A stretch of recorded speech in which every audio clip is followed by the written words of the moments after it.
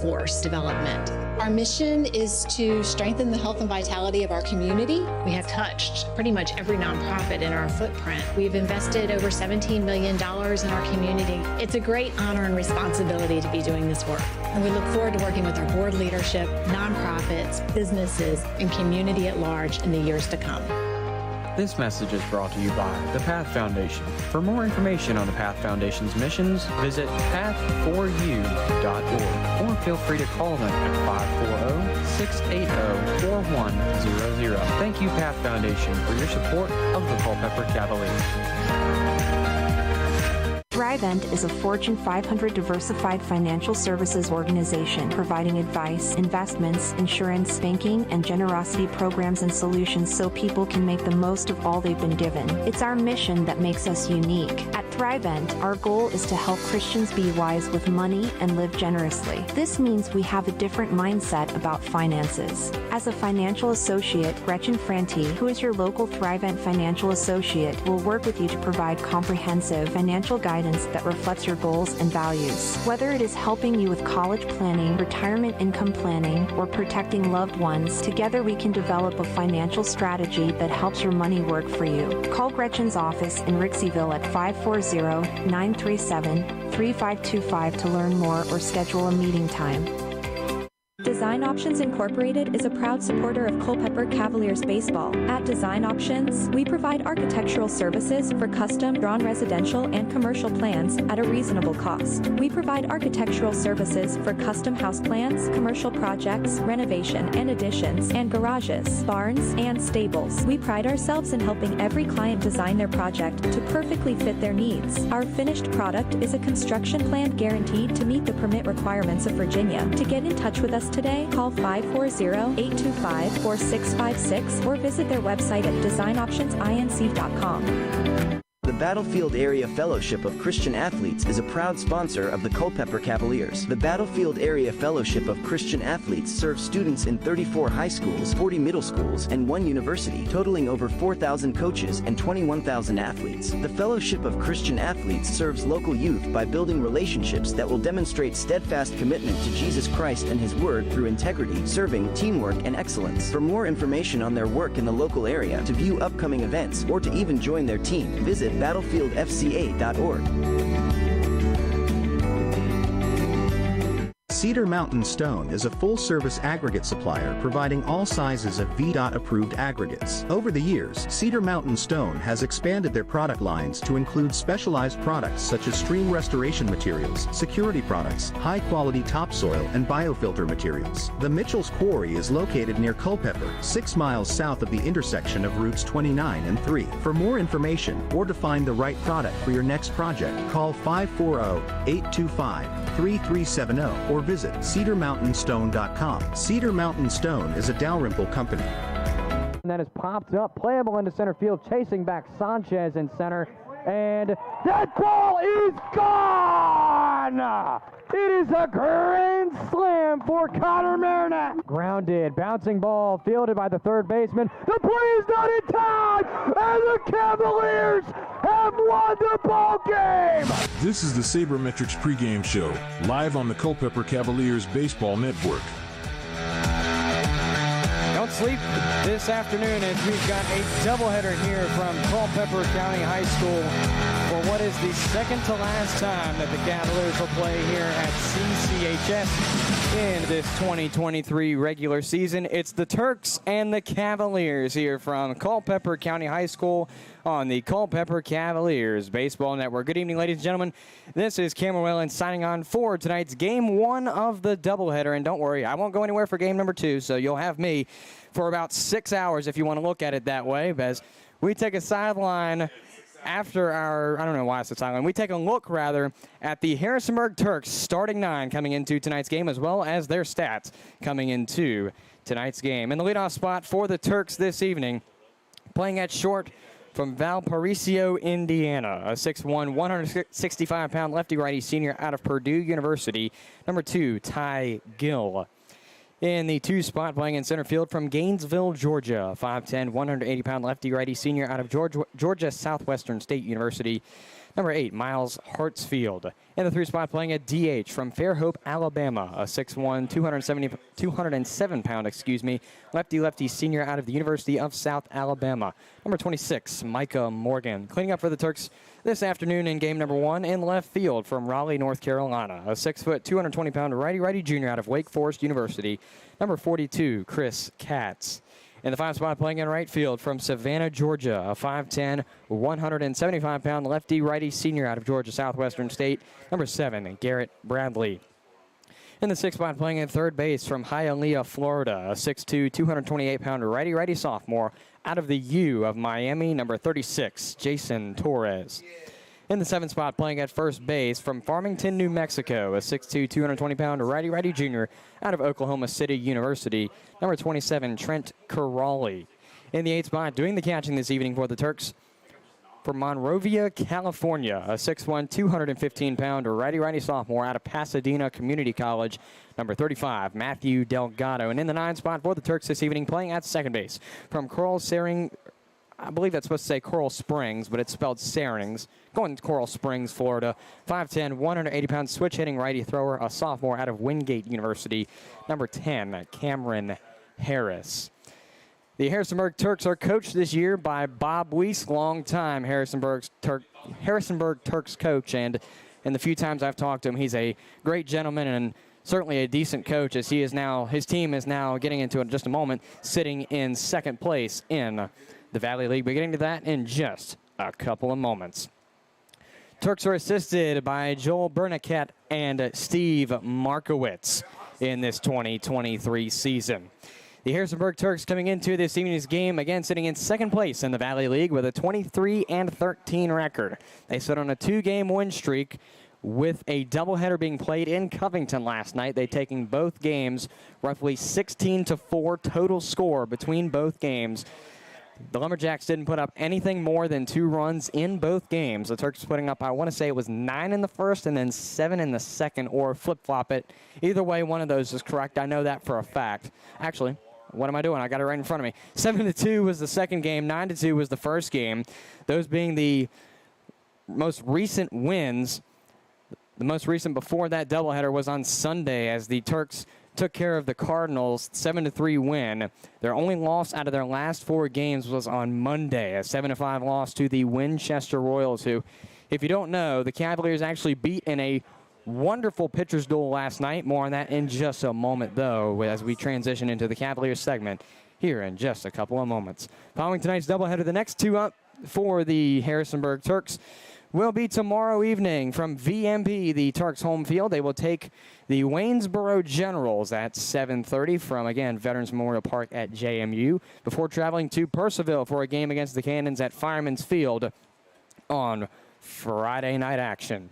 The Harrisonburg Turks batting leaders, there is one Harrisonburg Turk player, and in fact, I believe this is one of the first times I've ever called a name with a perfect 100 average, although can't see exactly how many hits the young fella has, but we'll exactly see. Casey Smith is the man leading the Turks with a 100 average. Again, this could be 1 for 1 or it could be 100 for 100. You don't know. You just know that that's the average. So Smith rolling with a perfect batting average coming into tonight's game. Coming in second with a 381 is Chris Katz. In third is Micah Morgan with a 351. And rounding out in fourth with a 338 batting average on the season, coming into tonight's doubleheader game number 1 is Miles Hartsfield. There are 2 Harrisonburg Turks with 3 home runs on the season. That'll be Garrett Bradley as one of the men with 3 and Chris Katz as the other. In second, or rather in third, in a 2-way at least tie for 2 will be Perez and Barnett.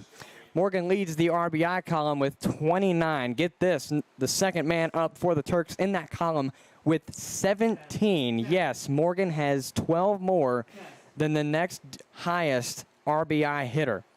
That being Perez, again, with 17. And a tie for third is Barnett and Harris with 13 ribbies coming into tonight's game on the season. There's one Harrisonburg Turk with 4 wins on the season, that being Benjamin Shinovsky. Again, he has 4 wins on the season. Coming in a 3-way tie at least for second with 2 wins on the season. will be Sean Culkin, Dominic Castellano, and Casey Smith. Strikeout leader for the Harrisonburg Turks with 36 on the season is Robert Kelly. Coming in second with a 32 is Garrick Conrad. In third with 29 strikeouts on the season, just saw him, there he is, Daniel Diaz. And rounding in fourth with 28 strikeouts on the season is Chad Hayner. There's one and only one Harrisonburg Turk pitcher with a 0 ERA coming into this evening's game, that being Benjamin Moyer. Again, he has a 0 ERA coming into tonight's doubleheader, at least this first game, depending on if he is played or not, but not quite sure just yet. In second with an 0.59 ERA on the season is Lane Pearson. In third with an 0.71 is Garfield Johns. And in fourth with an 0.77 is Dominic Castellano. So, in fact, there are no top four pitchers for the Turks that have anything over a 100 ERA on the season. The Harrisonburg Turks come into this game one of the doubleheader. My brain stopped there for a second, as I was about to say this game. With a 264 average, 36 games is the most games a player has appeared in. The least appears to be one. That looks like at least 3 Harrisonburg Turks that have only played, rather 4 now, that have only played in one game. Out of 1,213 at-bats, 205 runs have scored off of 320 hits, 63 doubles, 8 triples, 13 home runs, 169 RBIs, 166 walks, and 273 batters have come up to the dish and struck out in this season. Looking around at the last 7 days for the Harrisonburg Turks, they are batting .291 out of the last week with a .370 sluggers percentage and a .409 on base percentage. The starting pitcher for the Harrisonburg Turks in this game number one, out of Lidditz, Pennsylvania, a 6'5", 215-pound right-handed pitcher, a sophomore at Wake Forest, number 38, Benjamin Shinosky. He comes into the game with 3 starts, making his 4th tonight in this game number one. Out of 5 appearances, he has 17 innings under his belt, giving up 14 hits, 7 runs, 4 of those 7 being earned, 7 walks, 19 strikeouts, sits 4-0 on the season, so no losses yet, as he was the leader for the Turks in the win column. Comes into tonight's game with a 2.11 ERA. We take a sideline here on the Culpeper Cavaliers Baseball Network. When we return in just a few moments, we'll take a look at the Culpeper Cavaliers starting lineups and stats coming into this evening's game. We'll return to you with that in a moment on the Culpeper Cavaliers Baseball Network.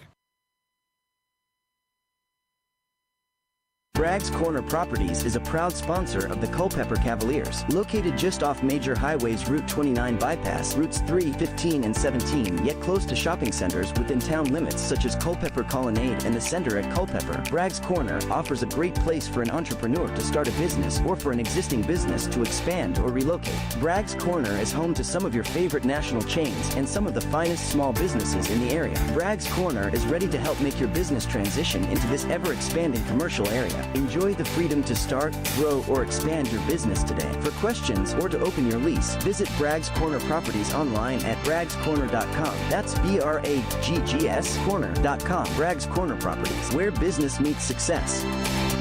With more than 50 years of providing Culpepper and the surrounding areas with top-quality building supplies, Cherry Street Building Supply is your trusted resource for all projects. Whether you're a contractor or a do-it-yourselfer, we give you the attention you simply don't get at the big box stores. Our helpful staff is very knowledgeable with more than 150 years of combined experience in the field.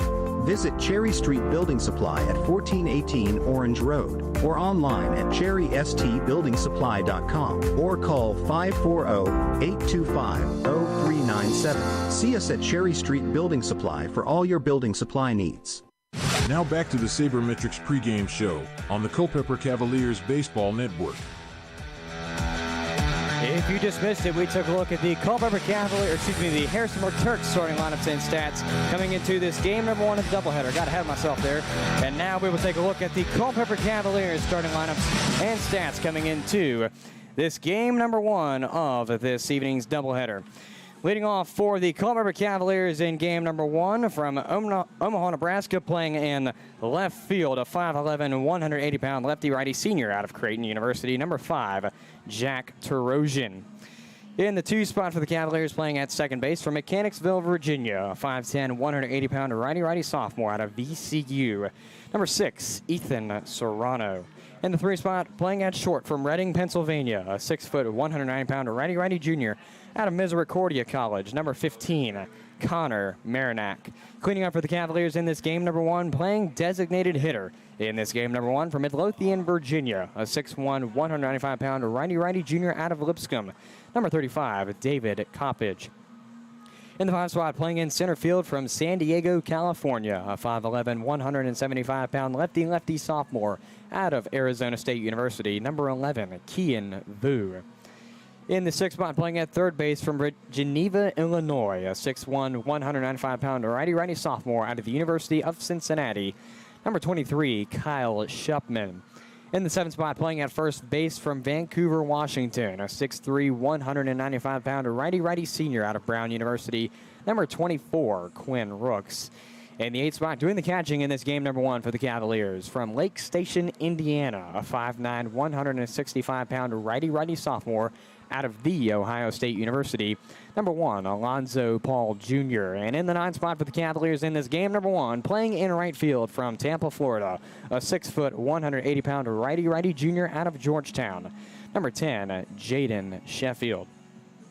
Cavaliers coming into this evening's game with a solidified 5th place as of last night, with the game ending for the Cavaliers, ending as 5th place recipients in the Valley Baseball League last night. A 3-0 win over the Royals last night here at CCHS, and then a 6-4 win on Sunday over the Woodstock River Bandits, again also here at CCHS. And might I add, now that I'm thinking about it, 3 of the last 4 games that the Cavaliers have played have been here at CCHS.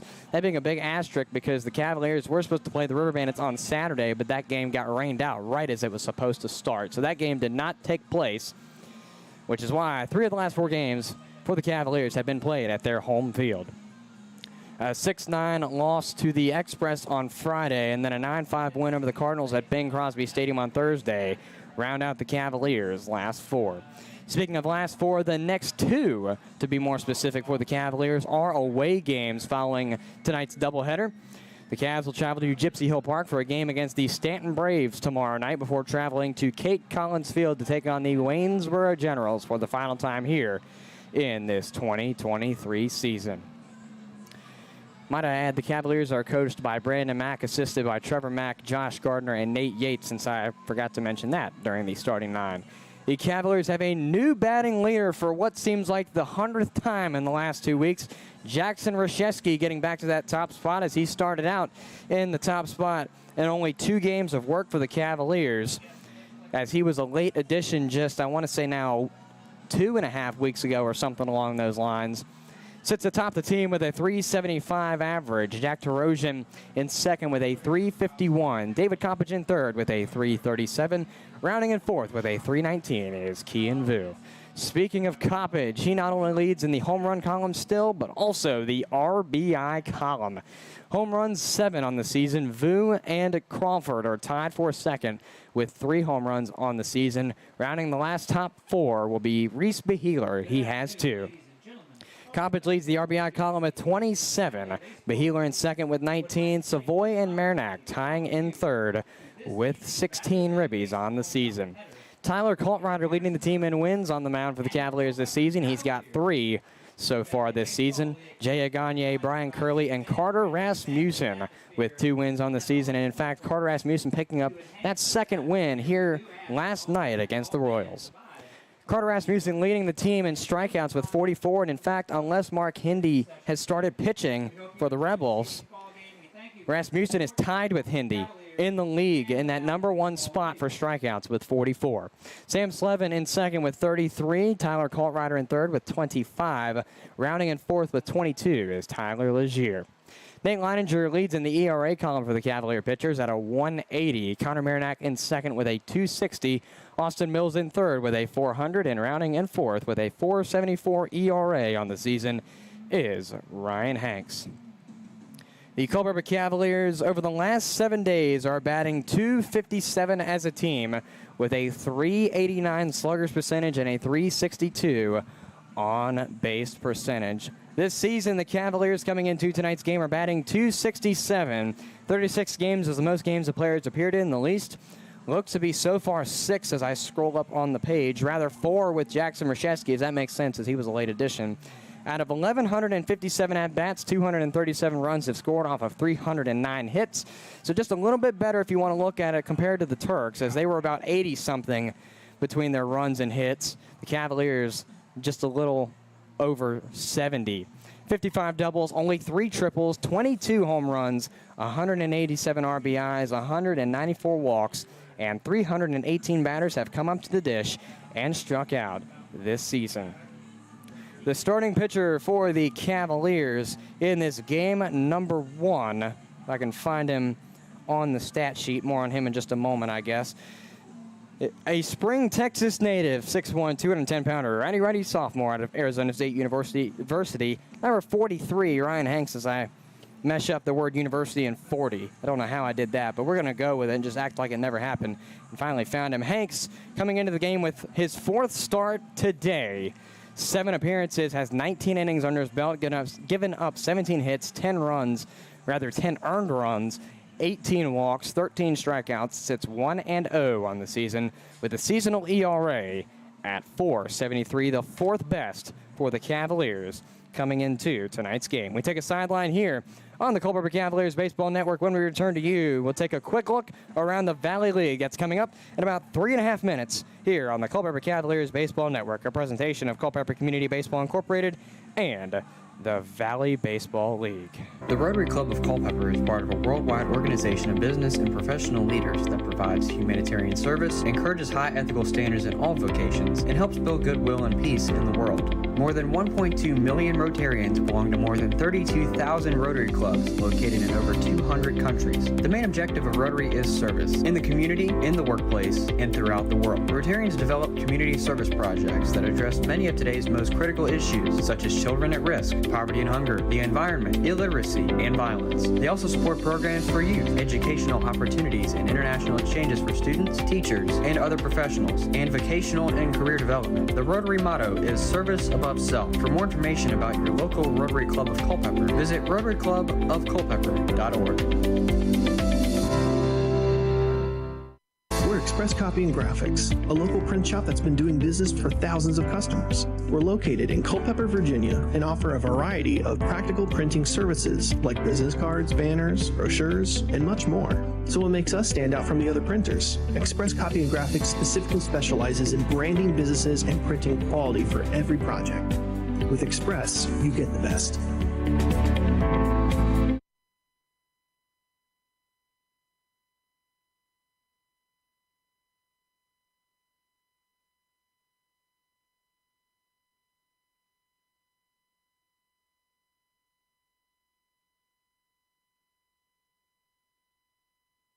Culpeper Wood Preservers, a proud supporter of Cavalier baseball, is the #1 choice for pressure-treated lumber. By using Culpeper wood, you can be confident that you are using the highest quality product backed by one of the largest producers in the industry. Our products, warranties, selection, and reputation make us the clear choice for today's homeowner. Culpeper Wood Preservers also provides project plans and education, care and maintenance tips, decking comparisons, and helpful hints for your current structure or next project. To contact Culpeper Wood Preservers, visit them at 15487 Bragg's Corner Road in Culpeper. Call them at 800-817-6215 or visit their website at culpepperwood.com. Culpeper Wood Preservers, the trusted brand in pressure-treated lumber for over 45 years.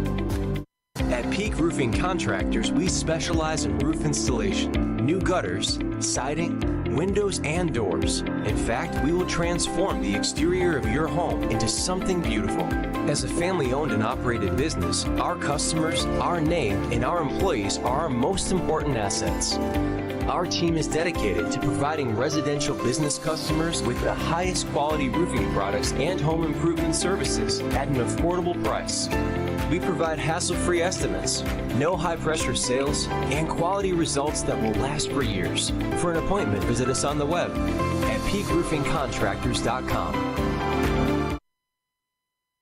Founded in in 1972, Jefferson Home Builders has built over 2,500 homes, everything from cozy additions to showplaces. We are proud that our trade partners have worked with us for many years and understand the quality and pride we expect in each and every home we build. This dedication to quality construction has made us part of the bedrock of this community. We center our work on quality, affordability, and reliability. Choose Jefferson Home Builders for your next project by visiting them online at jeffersonhomebuilders.com or by calling 540-812-9080. Jefferson Home Builders, build with certainty.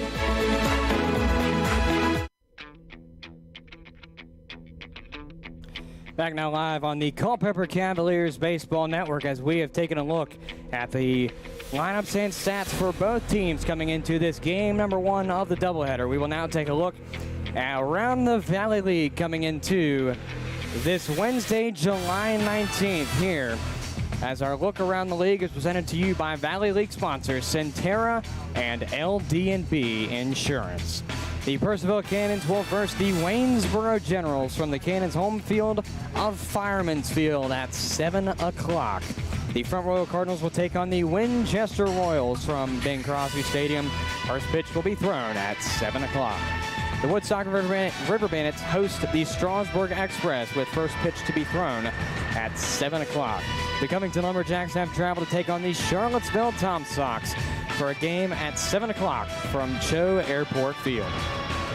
Rebel Park will see some action tonight. The Newmarket Rebels and the Stanton Braves squaring off at 7:30 here tonight.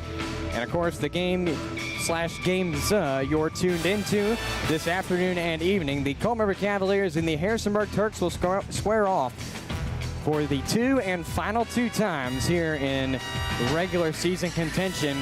Game number 1 coming up to you in just a couple of moments here on the Culpeper Cavaliers Baseball Network.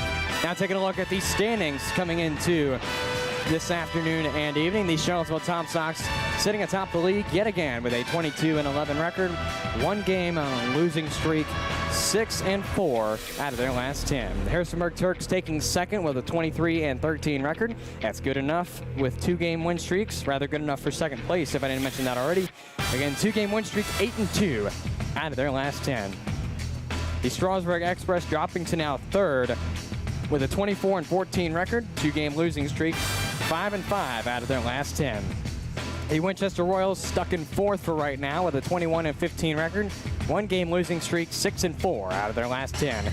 Your Culpeper Cavaliers bumped up to fifth after last night's game on a 19-17 record, 2-game win streak, 8-2 out of their last 10.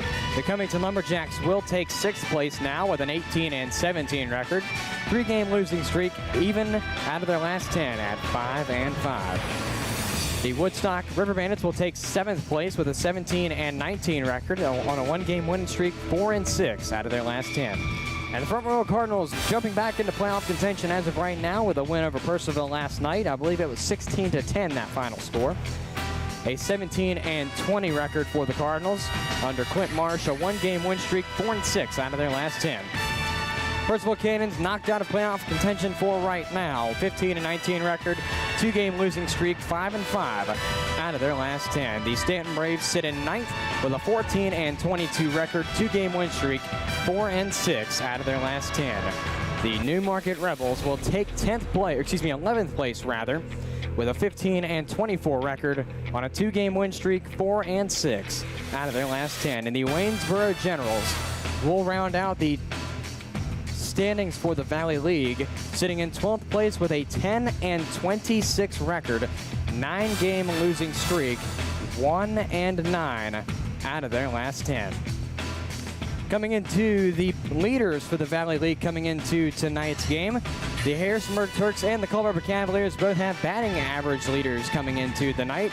Jack Tarosian looks to sit in 5th place with a 351, as does Micah Morgan. They are tied in 5th in the league with a batting average.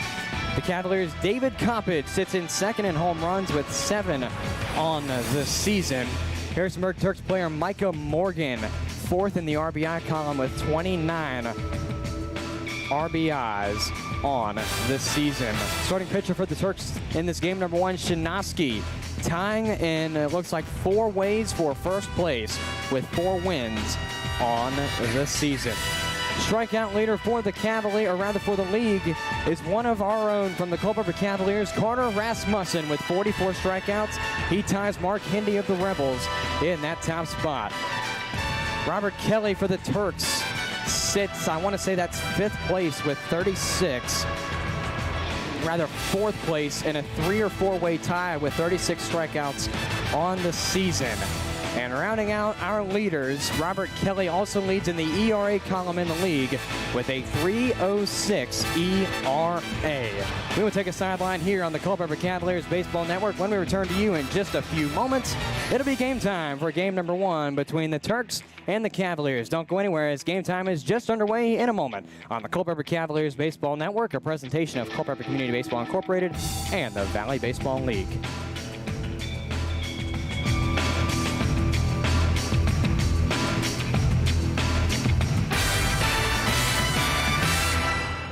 Located a mile west of downtown Culpeper, just off Route 29, Mountain Run Winery is set on 36 acres within a larger swath of farmland. With as many as 20 wines produced each year, you would be hard-pressed to find this many quality wines at a winery of our size. We specialize in small batch production of a range of varietals. We have multiple Best in Virginia award-winning wines. For more information, call 703-638-5559 or visit mountainrunwinery.com. Ready to try some of their farm-to-bottle award-winning wines on site? Visit them at 10753 Mountain Run, Lake Road in Culpeper. On-site consumption only offered every Friday through Sunday. Curbside pickup available daily. Call ahead to reserve a time. You must be 21 years or older to indulge. Drink responsibly.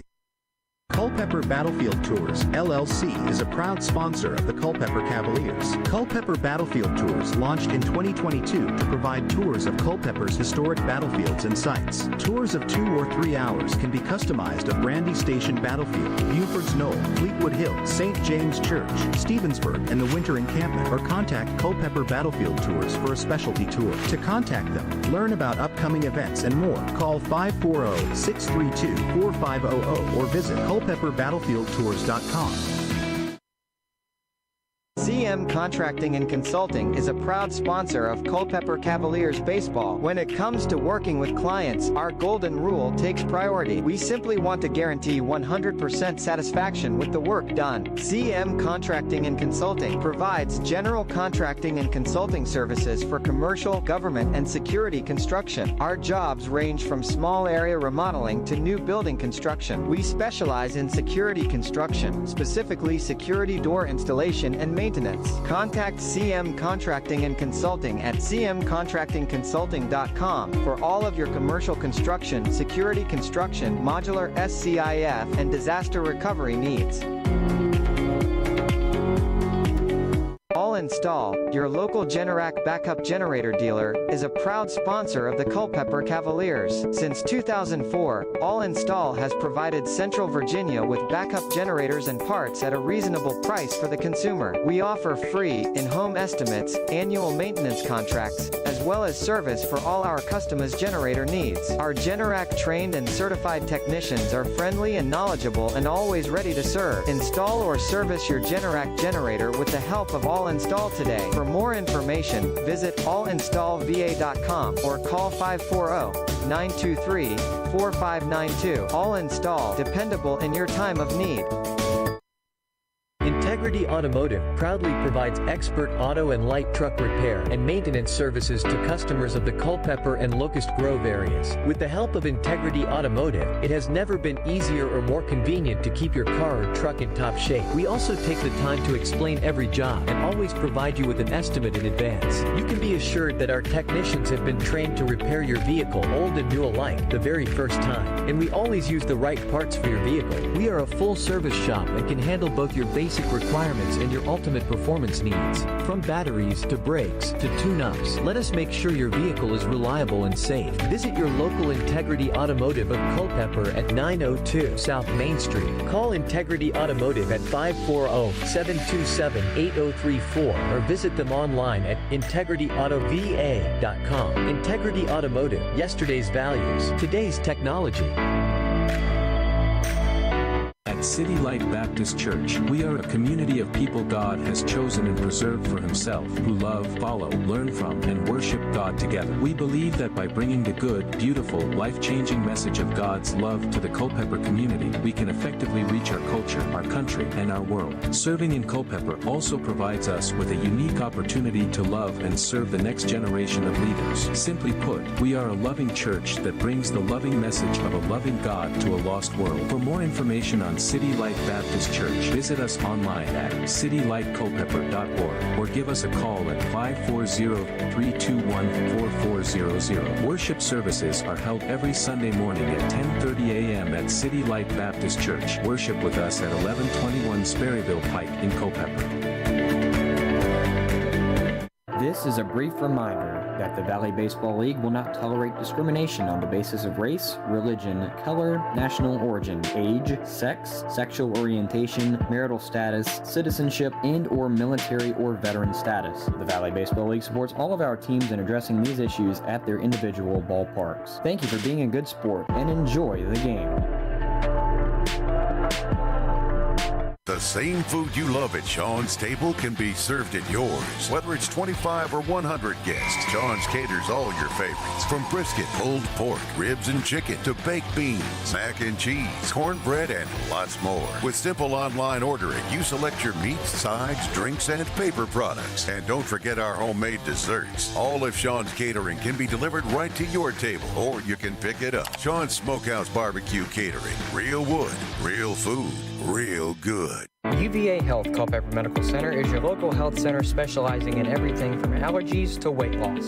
UVA Health Culpepper Medical Center cares for you and your medical needs from the time you walk in the door until the time you walk out. UVA Health Culpepper Medical Center strives to transform health and inspire hope for all Virginians and beyond. For more information on your local UVA Health Culpepper Medical Center, call 540-829-4100. Visit them at 501 Sunset Lane or visit uvahealth.com to find your nearest location. UVA Health, centering patients around all we do. The Law Office of Robert C. Hudson is a proud sponsor of the Culpeper Cavaliers. The Law Office of Robert C. Hudson, PLLC, can help serve clients with real estate, civil litigation, land use and zoning, creditor rights, business law, and estates and probate. For more information, visit freyhudson.com or call 540-825-0701. The Law Office of Robert C. Hudson, serving the legal needs of clients in the Piedmont of Virginia for over 40 years. Thank you to the Law Office of Robert C. Hudson for your support of Culpeper Cavaliers baseball. With over 30 years experience, Settle Excavating and Construction Incorporated offers Culpeper and surrounding counties top-notch services in modular construction, remodeling, additions, site work, and driveways. Pick one of our floor plans to customize or bring us your plan. We are authorized builders for nationwide homes. For more information, contact Settle Excavating and Construction by phone at 540-547-2898 or visit us online at settleconstruction.com.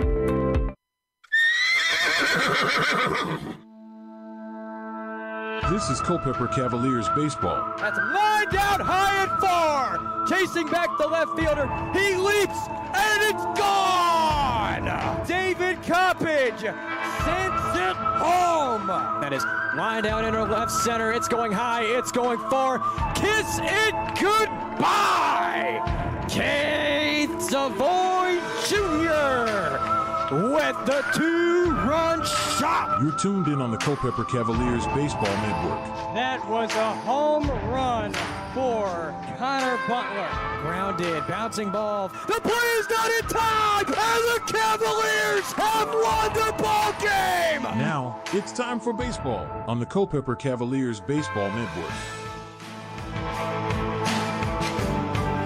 Wednesday afternoon baseball coming up in just a couple of seconds here on the Culpeper Cavaliers Baseball Network. It's the Turks and the Cavaliers squaring off for two of the last times here at CCHS. Game number one coming underway as the Harrisonburg Turks will start off with Ty Gill to lead things off here for the start of this game. The starting nine for the first game for the Turks, if you missed it, is Gill, Hartsfield, Morgan, Katz, Bradley, Torres, Corrali, Delgado, and Harris. And on the mound for the Cavaliers will be Ryan Hanks.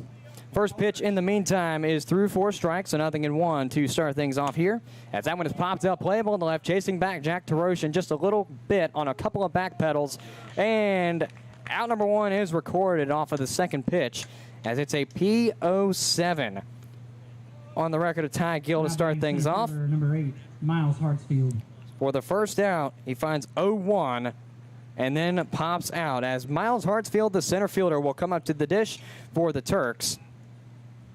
Gill was 22 for 71 coming into that first plate appearance. Also, to get it out of the way, Gill, a resident of Valparaiso, Indiana. Don't know if I said that right, and if I didn't, my apologies. 6'1", 165-pound lefty-righty senior out of Purdue was Gill, as the check swing is missed, ball 1. Batter number 2, Miles Hartsfield, is up at the dish now, a Gainesville, Georgia native, 5'10", 180-pound lefty-righty senior out of Georgia Southwestern State. Will foul that one on the 1-1, now goes 1-2.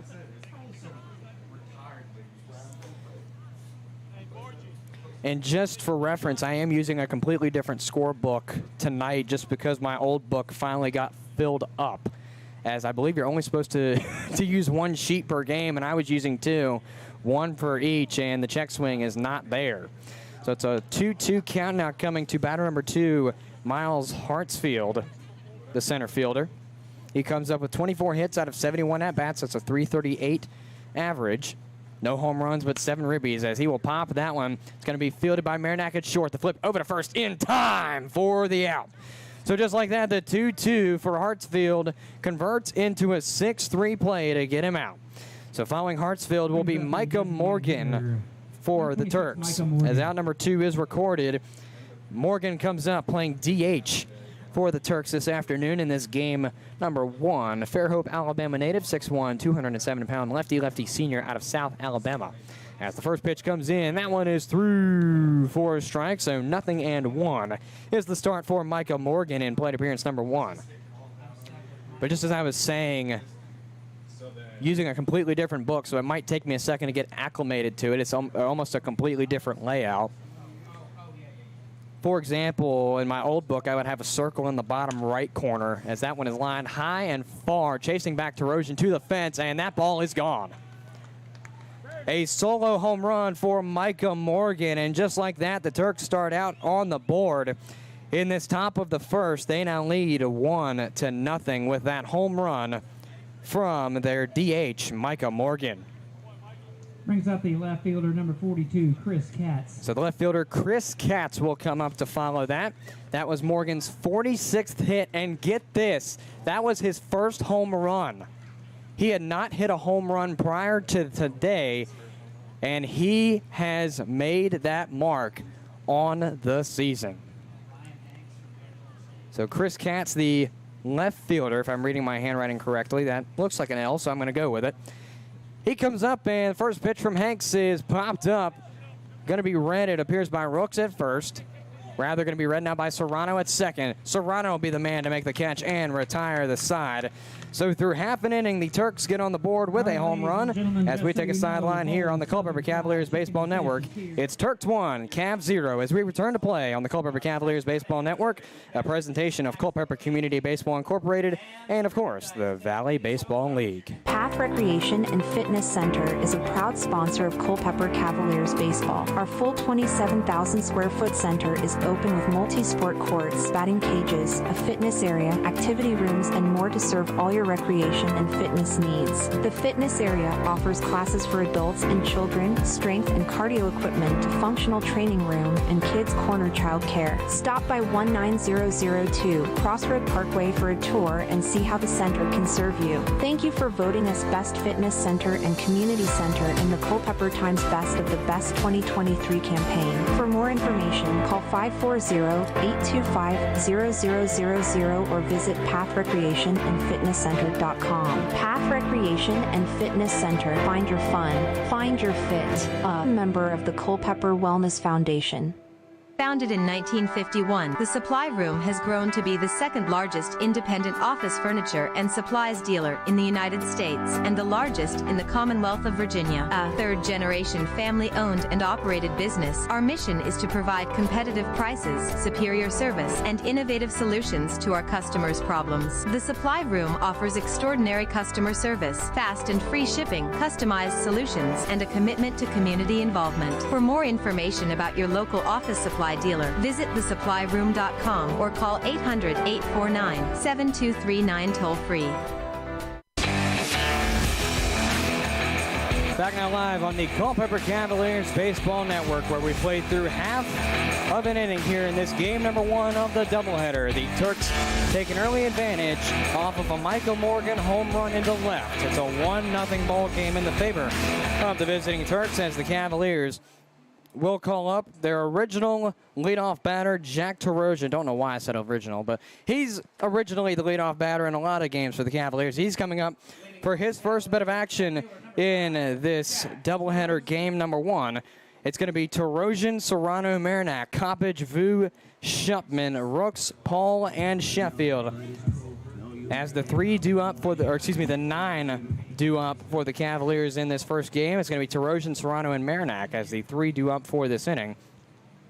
As Castellano deals, it's a grounder, bouncing ball, fielded by the first baseman, Corrali. Flip to first is just about in time. As, of course, I forget to reset my scoreboard. For the Turks fans in the room, I always forget to reset the scoreboard Now, actually, I take that back. It's not even up on the screen.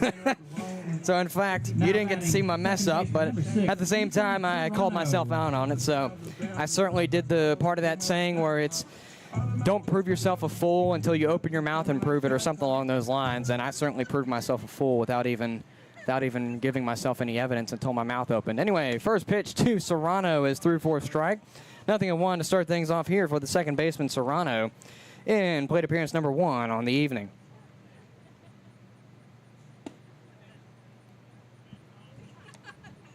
0-1 rather, converts to ball 1. It's a 1-1 count for the second baseman, Serrano. Following him will be Connor Marinac, the shortstop. As the 1-1 comes in, it's a grounder, going to be fair down the first base line, scooped by Corrali, and he will make the tag at the base for out number 2. So just like that, 2 up and 2 down so far for the Cavaliers. As it was a GO3 if you're scoring at home. As the shortstop, Connor Marinac, will come up to the dish for the Cavaliers in this first plate appearance for him. It's also worth noting that Serrano was 14 for 55. Not quite sure exactly what Jack Tarosian was, but get back to that when he comes back around soon. As Marinac steps into the right-hand batter's box, first pitch will just about miss for ball 1. 1-0 is the count to Connor Marinac in this first plate appearance on the afternoon. And here comes the 1-0 from Castellano, and that one is through 4 strikes, and now an even count at 1-1 for Marinac. Marinac has hit 25 times out of 101 at-bats. That's around the 250, a little bit lower, as he finds ball 2 to go by. Marinac has hit 2 home runs this season and 16 ribbies. He has done nothing this season against Castellano, as that one is fouled. And there's some more work for me tomorrow, I guess, as that's a running trend for the season so far. Ball's getting stuck in the fence. So for those of you that don't know, a couple of the times that the balls have gotten stuck up there, it's been me to get it, as that's a grounder to second. The flip from Harris to Corrali is in time. 4-3 play to get Marinac out, and just like that, it's a 1-2-3 inning for the Cavaliers. As we take a sideline here on the Culpeper Cavaliers Baseball Network, Turks lead 1-0 in this game 1 of the doubleheader. As we take a sideline here on the Culpeper Cavaliers Baseball Network, a presentation of Culpeper Community Baseball Incorporated and the Valley Baseball League. We may be in the barbecue business, but our joy and commitment is in serving people and the community. Sean's Barbecue is committed to impacting lives, from our ambassadors to the guests that visit our restaurants every day. We would like for all of our ambassadors to invest time and energy in making the businesses thrive by creating a positive atmosphere, engaging with one another, and connecting with our guests. Sean's Smokehouse Barbecue. Real wood, real food, real good. You can buy a car almost anywhere, in the city, in the country, even online. So how do you choose? At Battlefield Culpepper, we think our people make the difference. Many live right here in Culpepper. We're your neighbors. That's why our service techs get the job done right the first time, or why our sales team does the most repeat business in the area. And when you have a question, we're on it. That makes our managers very happy. You can buy a car anywhere, but you'll want to buy it from Battlefield Culpepper, because we are Culpepper.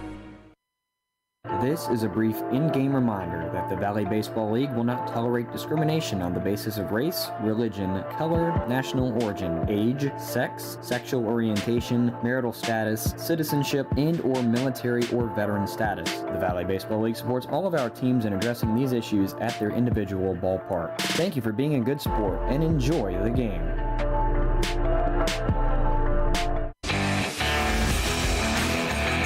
As we transition through one complete inning, the Cavs remain scoreless as the Turks take the early lead.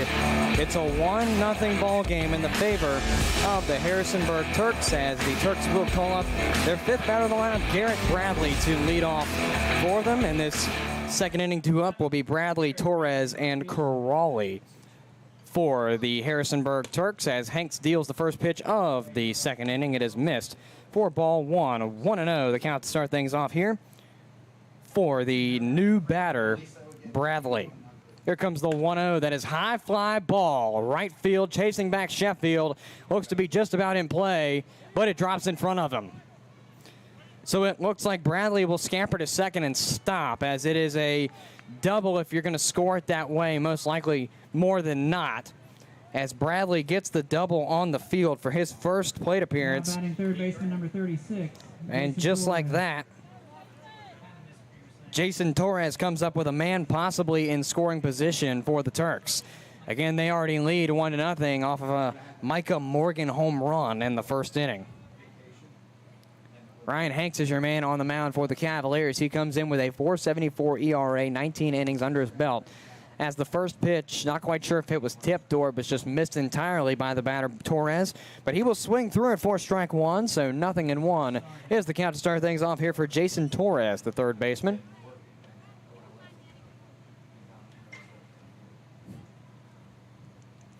Hanks sets, looks back to second, deals the 0-1. Grounder foul over the dugout as a ground ball. That was, in fact, a very funny bounce by that baseball. So 0-2 now for the third baseman, Torres, who comes in 14 for 74. That's a 189. 2 home runs and 9 ribbies in the process of those 14 hits, as that one is curved downstairs. Ball one the call, 1-2 is the count. Torres comes to the Turks from Hialeah, Florida, 6'2", 228-pounder righty-righty sophomore out of Miami. That is the Miami, or the U of Miami. That's a wave and a miss.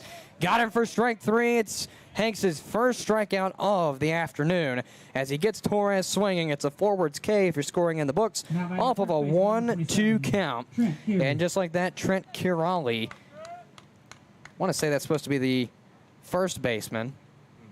In fact, that holds true because I was chicken scratching. Forgot to write the lineups down in my book right before the national anthem was going to go on, so I really had to scramble and finally got it in right before the first pitch was thrown out, as 0-1 as the count to start things off for Corrali. And that one comes in. It'll miss just about for ball one. And they're going to go with Kiri. My apologies for mispronouncing. I've heard it both ways, and I didn't know which way to go. We're going to go Kiri now. Here comes the 1-1.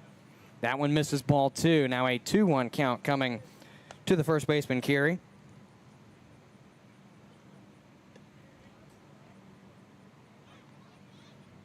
Two balls and a strike. Hanks looks back to second. He's got Serrano shifting towards the bag, but will deal the 2-1 pitch. Weaved and got him for strike two. Now a 2-2 count with one out down here in this top half of the second. The Turks lead 1-0 with Garrett Bradley standing on second following the double. That's a weave and miss. Got him for strike three. And just like that, Hanks has got two straight. Looking for one more to put the inning away, as it's another forwards K 2 outs down, top of the second. Turks have a man possibly in scoring position in the form of Garrett Bradley with Matthew Delgado coming up to the dish. Hanks looks back, deals the first pitch to Delgado. That one just misses slightly for ball 1. It's a 1-0 count to start things off for the catcher Delgado.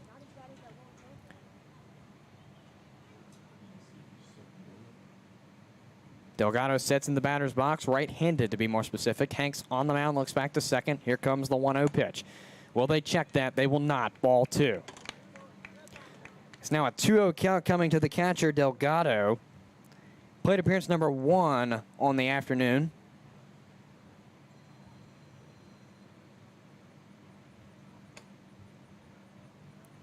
Turks have Garrett Bradley on first as the 2-0 comes in from Hanks. It's downstairs for ball 3. It's now a 3-0 count.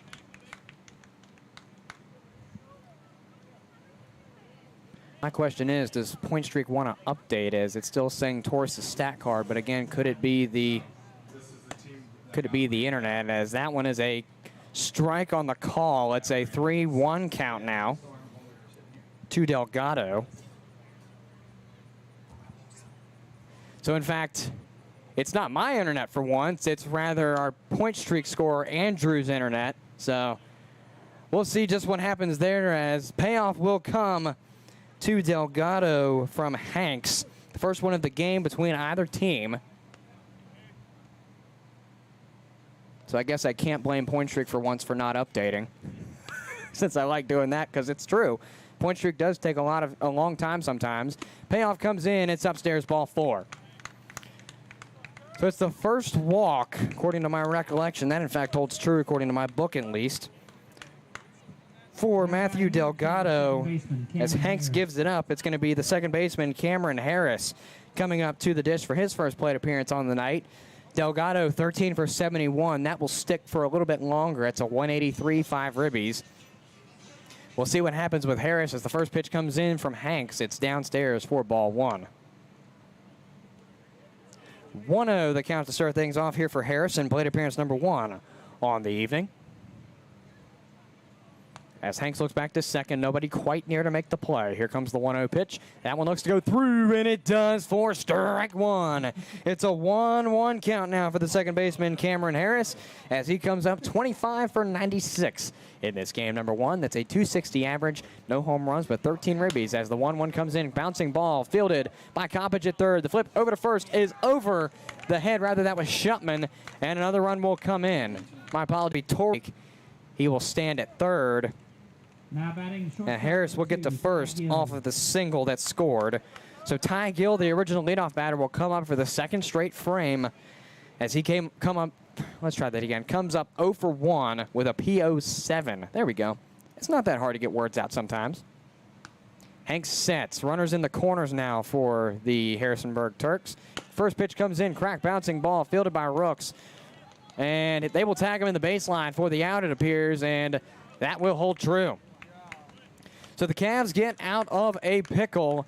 Although they give up a run, they get out of adding more to the score as we take a sideline here on the Culpeper Cavaliers Baseball Network. It's Turks 2, Cavs 1, as we take a sideline on the Culpeper Cavaliers Baseball Network, a presentation of Culpeper Community Baseball Incorporated and the Valley Baseball League. We may be in the barbecue business, but our joy and commitment is in serving people and the community. Sean's Barbecue is committed to impacting lives, from our ambassadors to the guests that visit our restaurants every day. We would like for all of our ambassadors to invest time and energy in making the businesses thrive by creating a positive atmosphere, engaging with one another, and connecting with our guests. Sean's Smokehouse Barbecue. Real wood, real food, real good. Founded in 1972, Jefferson Home Builders has built over 2,500 homes, everything from cozy additions to showplaces. We are proud that our trade partners have worked with us for many years and understand the quality and pride we expect in each and every home we build. This dedication to quality construction has made us part of the bedrock of this community. We center our work on quality, affordability, and reliability. Choose Jefferson Home Builders for your next project by visiting them online at jeffersonhomebuilders.com or by calling 540-812-9080. Jefferson Home Builders, build with certainty. As we return to play for this bottom half of the second, it's Turks 2, Cavs 1. We take a brief 10-second pause for a station identification. You're listening to Cavalier Baseball on the Culpeper Cavaliers Baseball Network. You're tuned into Culpepper Cavaliers Baseball on the Culpepper Cavaliers Baseball Network.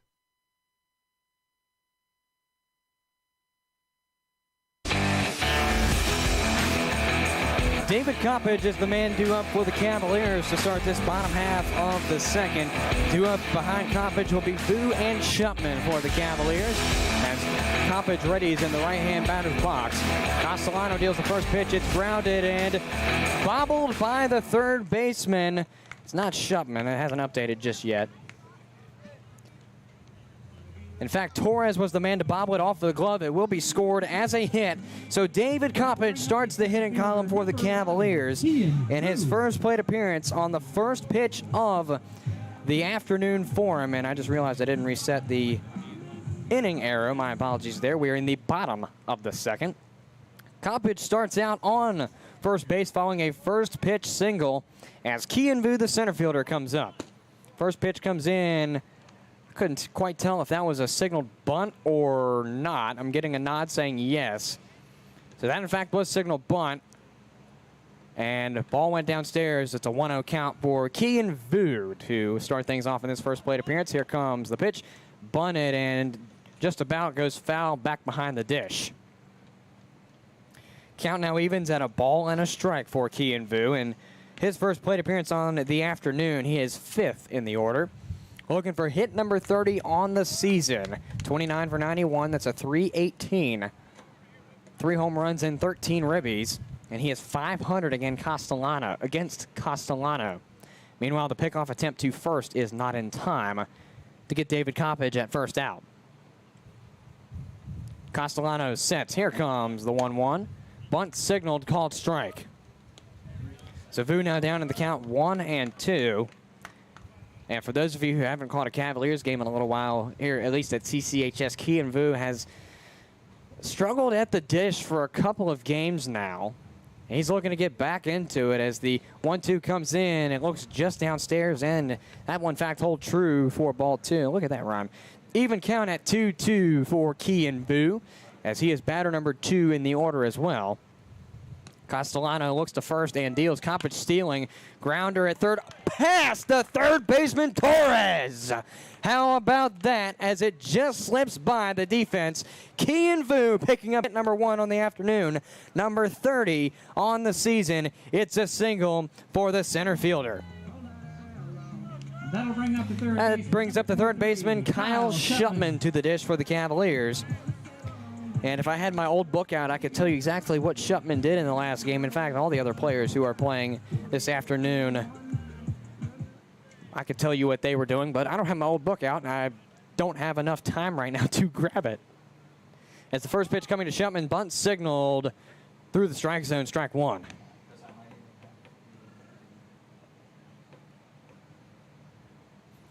So it's 0-1 to start things off here for Kyle Shupman in plate appearance number 1 for him. Castellano sets, got runners on first and second. Here comes the 0-1. That one will go through for strike 2 to Kyle Shupman. Now a 0-2 count for the third baseman this afternoon. Bottom half of the second. The Turks lead 2-0 over the Cavaliers here. Cavs have the insurance run at third in the form, or excuse me, at home rather, in the form of Kyle Shupman. He's thinking third base as he cuts through that one and misses for strike 3. So the first out does come off of Kyle Shupman as it's a forwards K form for the first out. Now batting the first. It's going to be the first baseman, Quinn Rooks, to follow that. Rooks. And point streak not updating again. I'm assuming it's still an internet issue. As Quinn Rooks will be the man due up for the Cavaliers now. As he steps in the right-hand batter's box, he's got David Coppage on second and Kian Vu in first in front of him. 1 out down, bottom of the second. Turks lead 2-0. First pitch to Rooks is through for a strike, so 0-1 to start things off for the first baseman out of Brown University.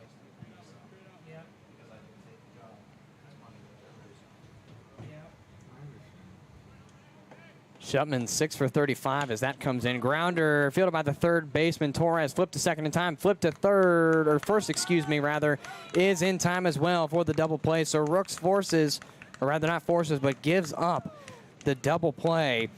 It's a 5 to, I want to say, 6 to 3. I could be completely wrong there in that middle.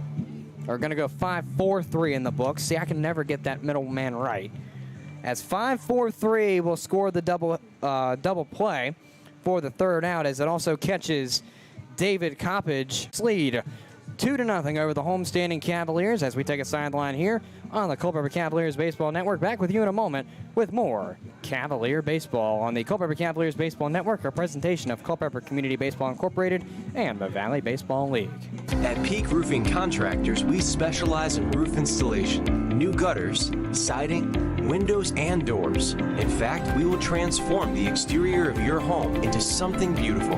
As a family-owned and operated business, our customers, our name, and our employees are our most important assets. Our team is dedicated to providing residential business customers with the highest quality roofing products and home improvement services at an affordable price. We provide hassle-free estimates, no high-pressure sales, and quality results that will last for years. For an appointment, visit us on the web at peakroofingcontractors.com. We're Express Copy and Graphics, a local print shop that's been doing business for thousands of customers. We're located in Culpepper, Virginia, and offer a variety of practical printing services like business cards, banners, brochures, and much more. So what makes us stand out from the other printers? Express Copy and Graphics specifically specializes in branding businesses and printing quality for every project. With Express, you get the best.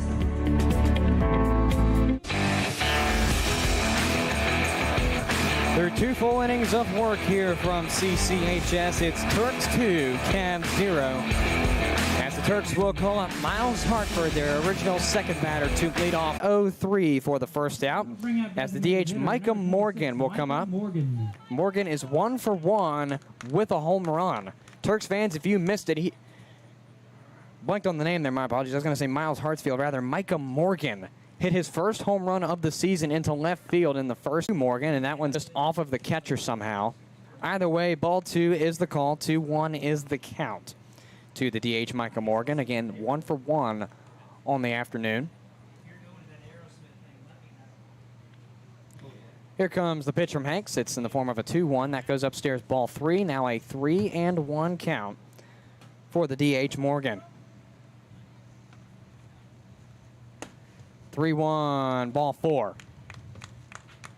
So just like that, the Turks will get a man on base as Hanks gives up another walk. It's his second on the afternoon, if my scoring serves me correct. Off of a 3-1, Morgan takes the 90-foot walk of fame with the left fielder, Chris Katz, coming up to the dish. Katz is 0 for 1 with a pop out to Ethan Serrano at second. He's got a man in front of him on first base. Hanks sets. Here comes the pitch. Looked like it curved and curved outside. At least in my eyes it did. Ball 1 the call. 1-0 the count to the left fielder, Chris Katz. As it comes in, high fly ball chasing back to Rosen in left. He jumps and makes the catch for out number 2. How about that play from the left fielder to Rosen? We might just have to take a look at that one here, as that was a beautiful catch by Jack Tarosian. We'll just have to look and see if I caught it. In fact, thankfully for my quick cat reflexes there, I did, as Tarosian made a beautiful jump to make that catch. So play will resume here for the Turks as they will call up Garrett Bradley. First pitch comes in, it will miss for ball 1. 1-0 as the count to start things off here for the right fielder Bradley, as the pickoff attempt at first is not in time to get the runner out at first. Ryan Hanks with a 4.74 ERA on the season. Ball 2 comes through, 2-0 is the count. And it's well outside.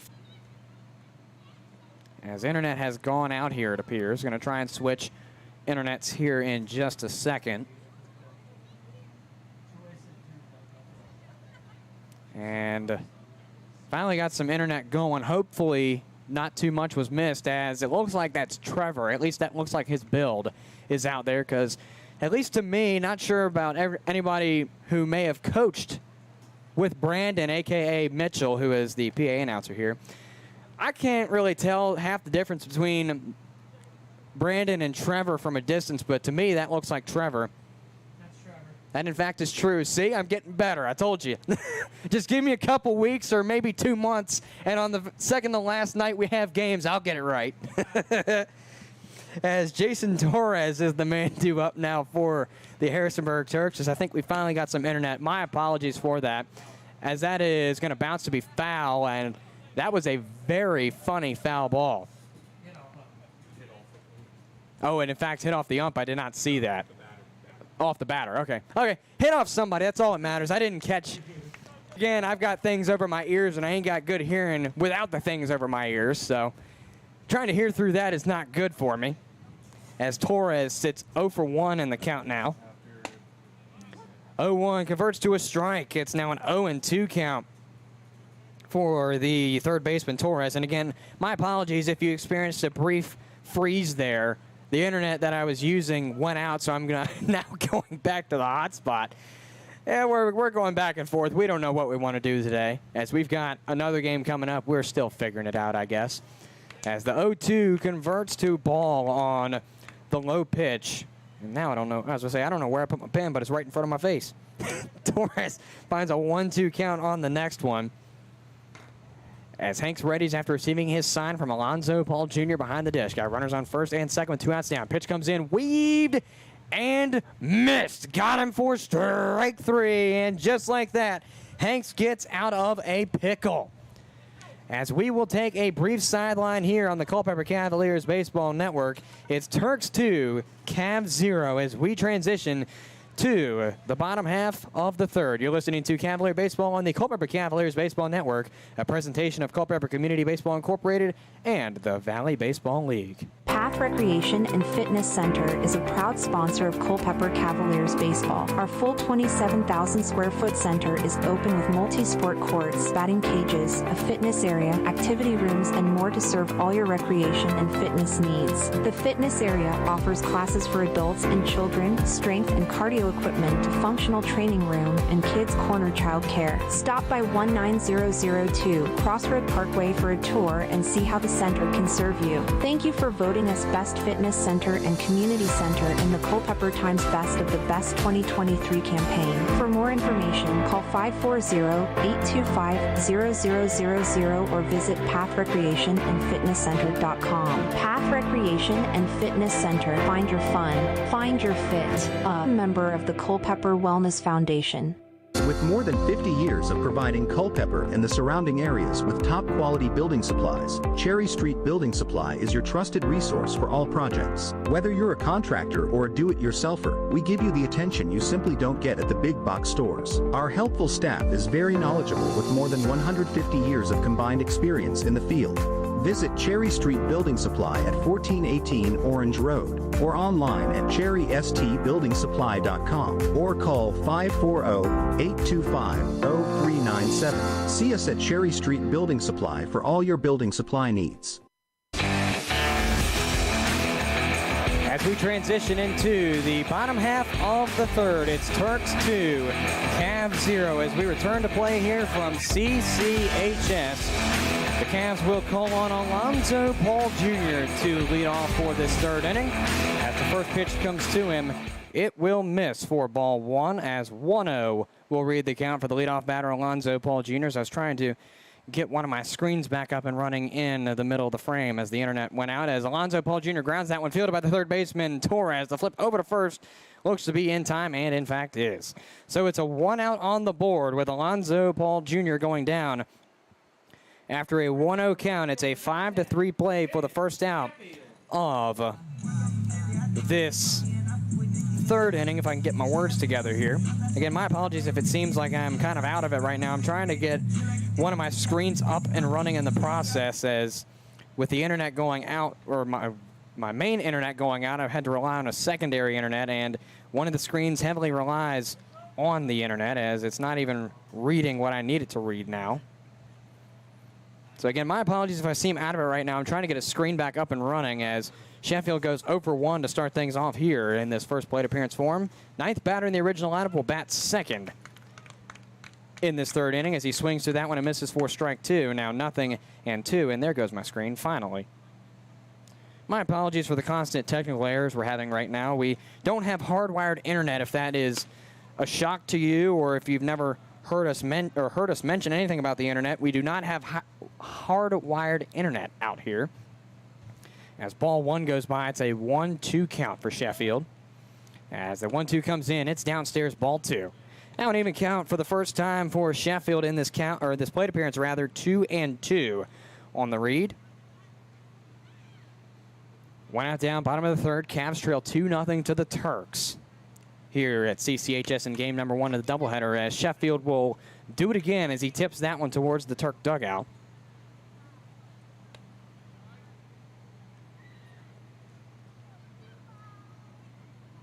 And it looks like our video feed is choppy again off of the secondary internet. So again, our apologies. Again, we do not have hardwired internet, so this is going to be a bit of an issue. I will try to describe everything as best as I can so I can try and paint the picture good enough.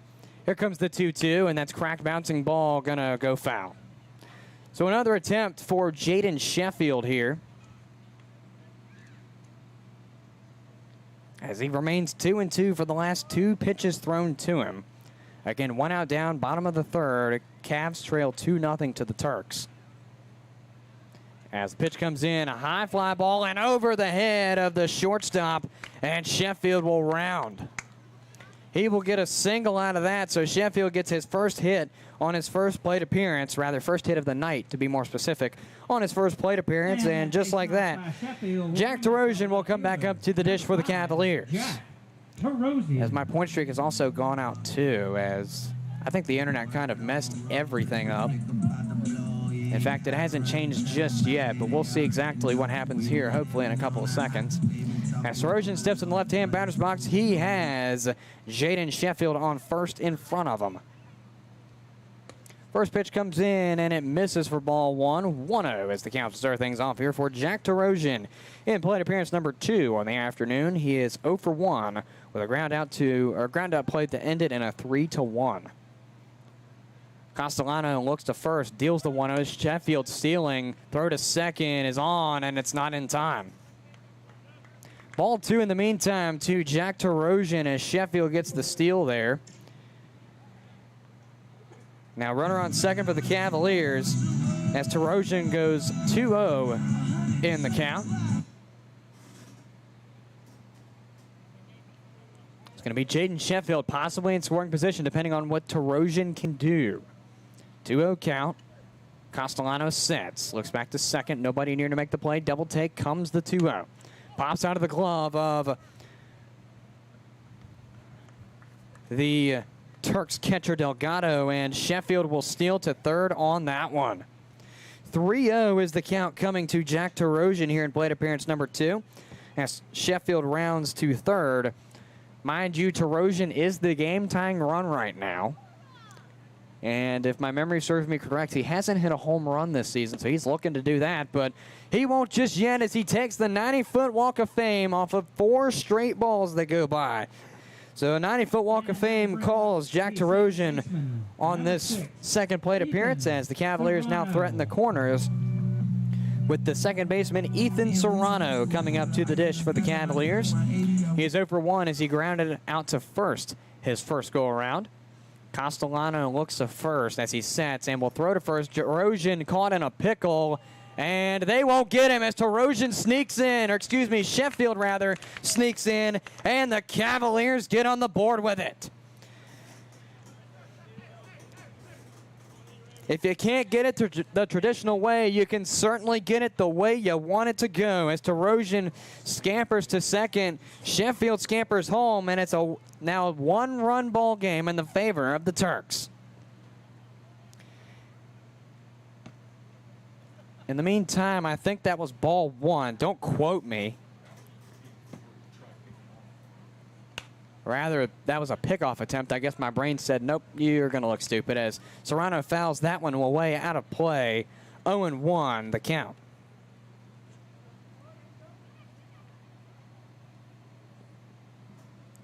Here comes the 0-1 to Serrano. He will wave and miss through that one. 4 strike 2. Now 0-2 to the second baseman Serrano from Castellano.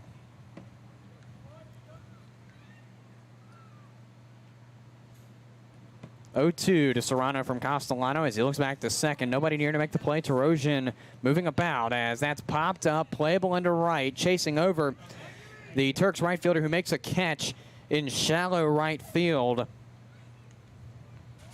It's going to be Bradley with the catch.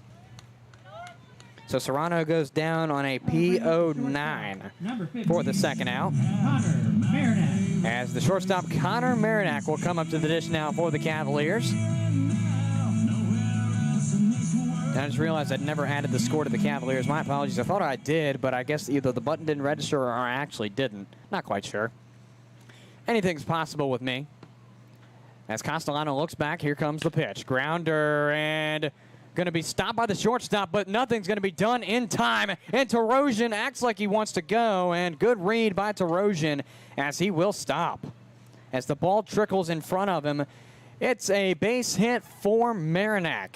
He gets on the board with the hit. He is now 1 for 2 on the afternoon. As David Coppage, the designated hitter, comes up to the dish for the Cavaliers.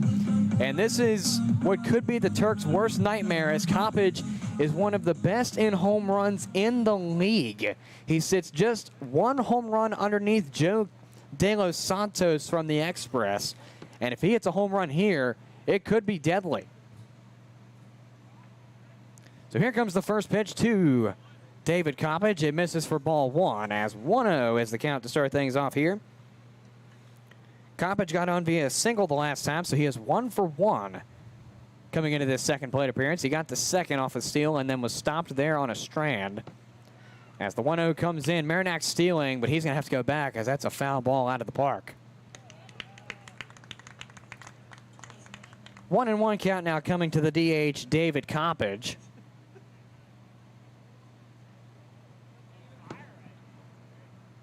As Kian Vu will be the man to follow him if necessary. We'll see just what happens as the pickoff attempt is not in time.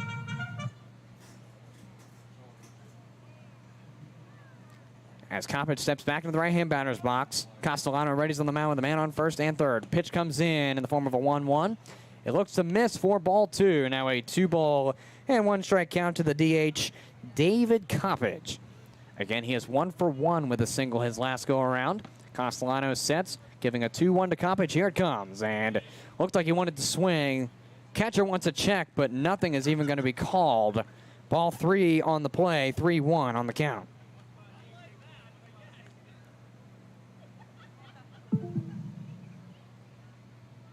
So here comes the 3-1 to Coppage. Grounder fielded by the Turks shortstop, and that'll do it.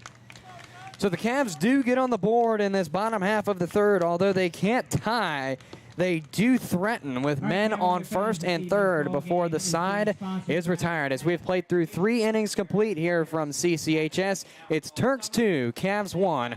As we take a sideline here on the Culpeper Cavaliers Baseball Network, we'll return to you with more Cavalier baseball after this break on the Culpeper Cavaliers Baseball Network, a presentation of Culpeper Community Baseball Incorporated and the Valley Baseball League. Located a mile west of downtown Culpeper, just off Route 29, Mountain Run Winery is set on 36 acres within a larger swath of farmland. With as many as 20 wines produced each year, you would be hard-pressed to find this many quality wines at a winery of our size. We specialize in small batch production of a range of varietals. We have multiple Best in Virginia award-winning wines. For more information, call 703-638-5559 or visit mountainrunwinery.com. Ready to try some of their farm-to-bottle award-winning wines on site? Visit them at 10753 Mountain Run, Lake Road in Culpeper. On-site consumption only offered every Friday through Sunday. Curbside pickup available daily. Call ahead to reserve a time. You must be 21 years or older to indulge. Drink responsibly. You can buy a car almost anywhere, in the city, in the country, even online. So how do you choose? At Battlefield Culpepper, we think our people make the difference. Many live right here in Culpeper. We're your neighbors. That's why our service techs get the job done right the first time, or why our sales team does the most repeat business in the area. And when you have a question, we're on it. That makes our managers very happy. You can buy a car anywhere, but you'll want to buy it from Battlefield Culpeper, because we are Culpeper.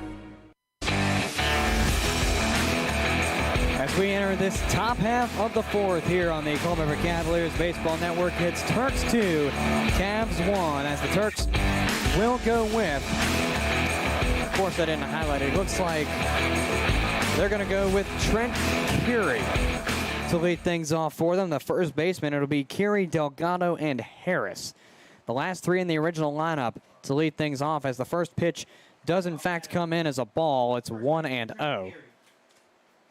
So in fact, let me highlight this so I can figure out exactly where I need to be for the next time. As the 1-0 comes in, it's going to be a grounder, bouncing ball fielded by Shupman, and rather it'll slip off of his glove. So in fact, Shupman will be the cause of the play not being made. I'm in fact going to score an error on him, as that could have been a playable play to make it, I guess, better wording.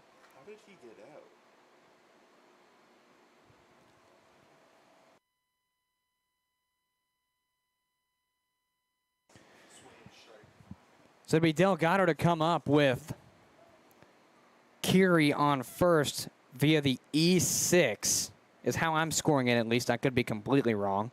As Delgado comes up, he's got an 0-1 to start things off here in this second plate appearance. He got walked the last time and got to third, but was stranded. As it's now an 0-2 to Delgado. Trent Curie standing on first via the E6. Here comes the 0-2, and that one's close. He signaled bunt and pulled back as the ball was close to pinging him. It's a 1-2 now to the catcher, Delgado.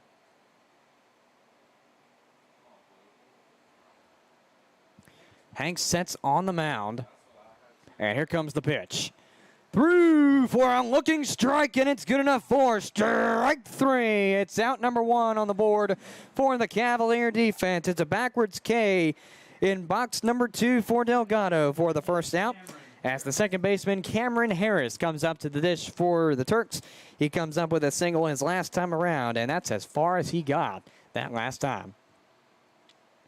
So 1 out down in this top half of the fourth. Turks lead 2-1 over the Cavaliers, as that's grounded. Fielded by Serrano. The flip to second is going to be in time, and the flip to first is in time for the double play.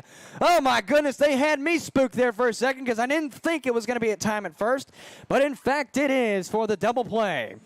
So it's a 4-6-3 to end the fourth. And just like that, if you want to look at it that way, it's a 1-2-3 inning, as the Cavaliers go back to offense following the great defense given up.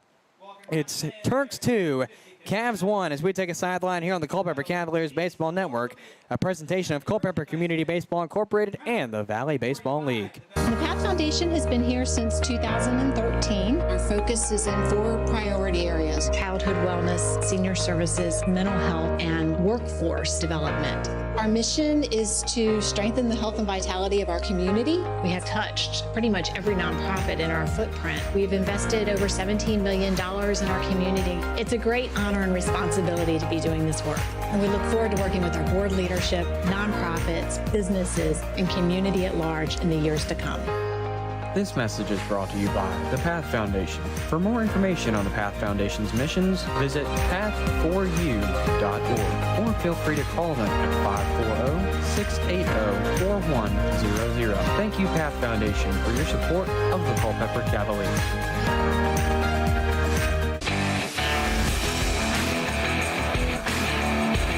As we go into the bottom half of the fourth, it's Turks 2, Cavs 1, as the Cavaliers let the original, or rather the leadoff batter, Curie on via an error at 6, but got him out on a double play that started with Serrano and ended with Rooks, as the Cavaliers will now take their offensive half of the inning, as the Cavaliers will lead off with Kean Vu, the center fielder. It's going to be Vu, Shupman, and Rooks, the 3 due up for the Cavaliers in this bottom half of the fourth. And just a reminder, this is game number 1 of a doubleheader, if you are unaware. This game will go to 7 innings, at least to my knowledge, because I know there's been talks of a 9-inning game as Vu bunts it, and The play at first is just about in time. My goodness, what a close call at first base. We'll in fact see that in replay mode and just see how close that bunt ended up being. My goodness, it was close. Kyle Shutman. So Kyle Shutman will come up with an out on the board as Vu got out via a 2-3 play on a bunt. So also worth noting that Vu got his 30th hit of the season. And head coach Brandon Mack is coming over to first. And someone got thrown out, I'm going to assume in the dugout.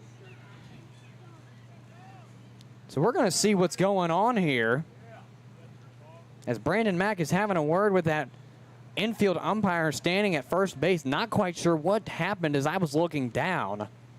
Not quite sure if it was a coach or a player in the dugout or just what was going on. We're going to assume player for right now, and we'll just see who comes out at the end of that dugout, because they have to leave the dugout if they get thrown out unless the rule is different.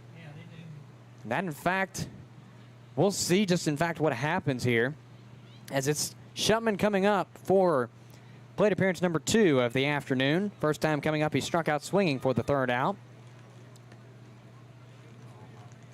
So we're going to see who exactly is leaving the dugout. So it appears, it looks like that's Josh Gardner at first. And I saw Trevor Mack in the dugout. It's going to be, so we're going to say, or rather it's Nate at the first base. First pitch comes through, and it's going to miss for ball 1. So we are going to assume player is thrown out, but not quite sure who. 1-0 to start things off for Kyle Shutman. Here comes the pitch, and that one goes through for a strike as Shutman looked like he wanted to swing at it. Didn't take, and it didn't go towards his favor. 1-1 the count now. 1 out down, bottom of the 4th. Cavs trail 2-1. Here comes the 1-1 pitch. That's close. Did it hit him? Not quite. That's my question with that body language, and answer is no. Either way, ball 2 comes in. It's a 2-1 count.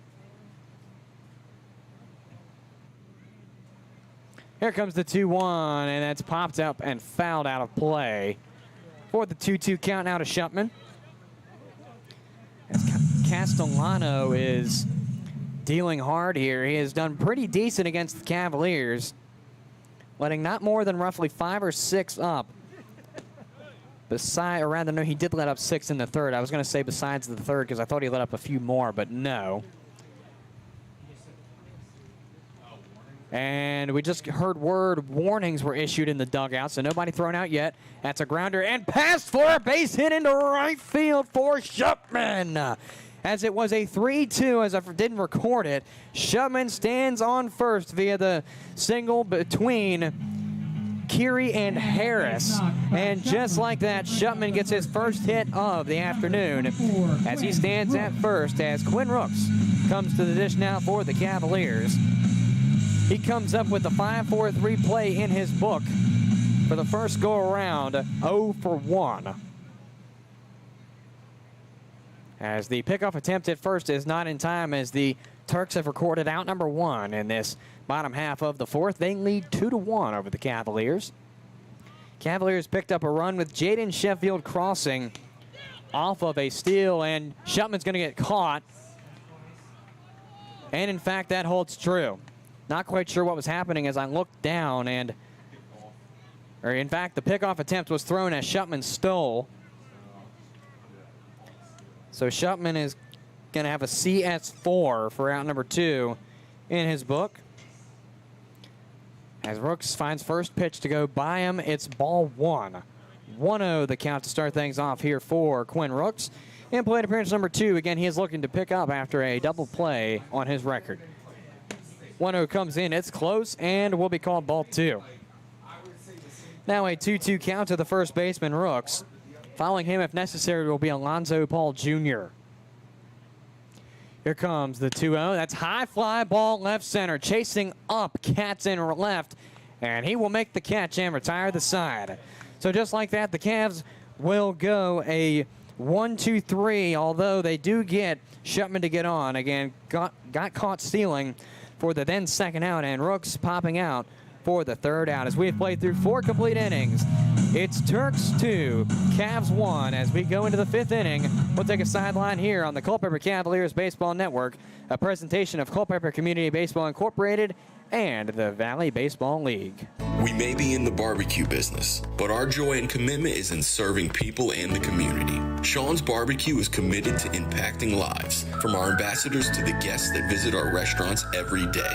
We would like for all of our ambassadors to invest time and energy in making the businesses thrive by creating a positive atmosphere, engaging with one another, and connecting with our guests. Sean's Smokehouse Barbecue. Real wood, real food, real good. UVA Health Culpepper Medical Center is your local health center specializing in everything from allergies to weight loss.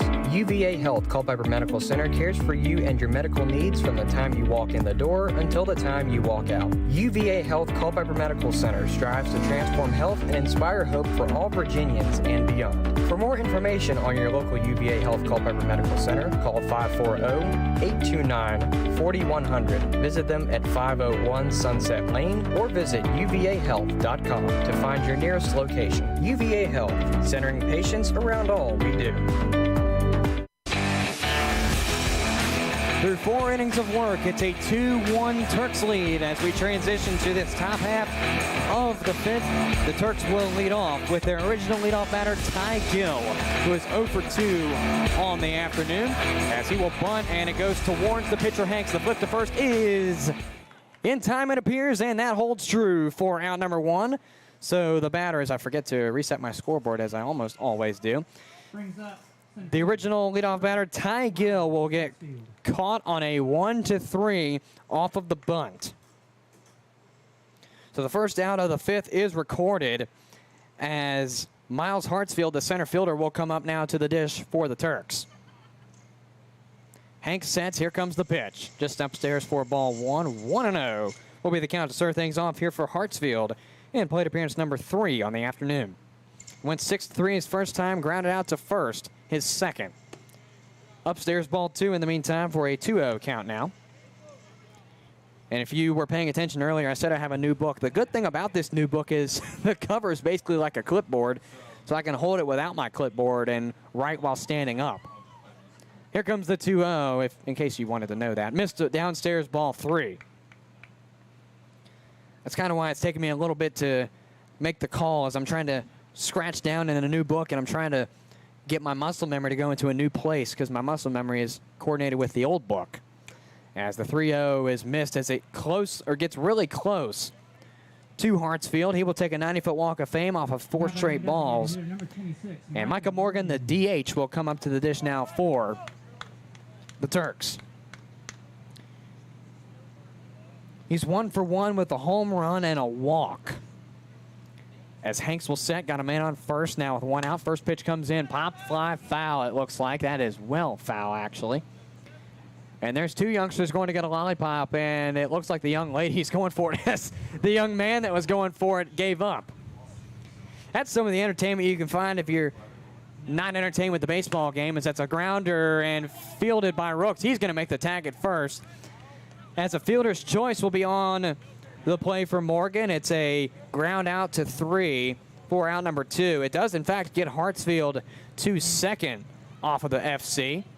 Bring out the left fielder, number 42. As the left fielder, number 42, Chris Katz, will come up to the dish. He is 0 for 2 with a pop out to second and a pop out to the left. So with 2 outs down now in this top half of the 5th, Turks lead 2-1. Hanks looks back to second. He's got Hartsfield there. Will deal the opening pitch, and that's high fly ball center field chasing up Vu, and there's the 3rd out. So although the Turks get 1 on, the Cavaliers keep them scoreless in this 5th inning. As we go to the bottom half of the 5th, it's Cavs 1, Turks 2.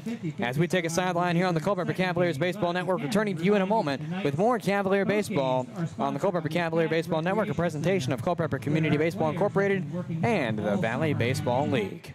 At Peak Roofing Contractors, we specialize in roof installation, new gutters, siding, windows, and doors. In fact, we will transform the exterior of your home into something beautiful. As a family-owned and operated business, our customers, our name, and our employees are our most important assets. Our team is dedicated to providing residential business customers with the highest quality roofing products and home improvement services at an affordable price. We provide hassle-free estimates, no high-pressure sales, and quality results that will last for years. For an appointment, visit us on the web at peakroofingcontractors.com. The Law Office of Robert C. Hudson is a proud sponsor of the Culpeper Cavaliers. The Law Office of Robert C. Hudson, PLLC, can help serve clients with real estate, civil litigation, land use and zoning, creditor rights, business law, and estates and probate. For more information, visit rayhudson.com or call 540-825-0701. The Law Office of Robert C. Hudson, serving the legal needs of clients in the Piedmont of Virginia for over 40 years. Thank you to the Law Office of Robert C. Hudson for your support of Culpeper Cavaliers baseball. As we transition to the bottom half of the fifth, it's Turks 2, Cavs 1, as we return to the Cavs side of the offensive, or the Cavs side of the fifth on offense. They will go with Alonzo Paul Jr. to lead things off. The 3-2 up will be Paul Sheffield and Jack Tarosian for this bottom half of the fifth inning. Cavs looking to get back on the board as they let up one run. I want to say it was the third. In fact, holds true. My goodness, my guesses are rather on point this afternoon. As the first pitch to Paul, signal bunt, missed downstairs, ball one. Paul will find a 1-0 count come by on the next one. And Castellano sets. Here comes the pitch. That's a bunt this time, but it will go foul.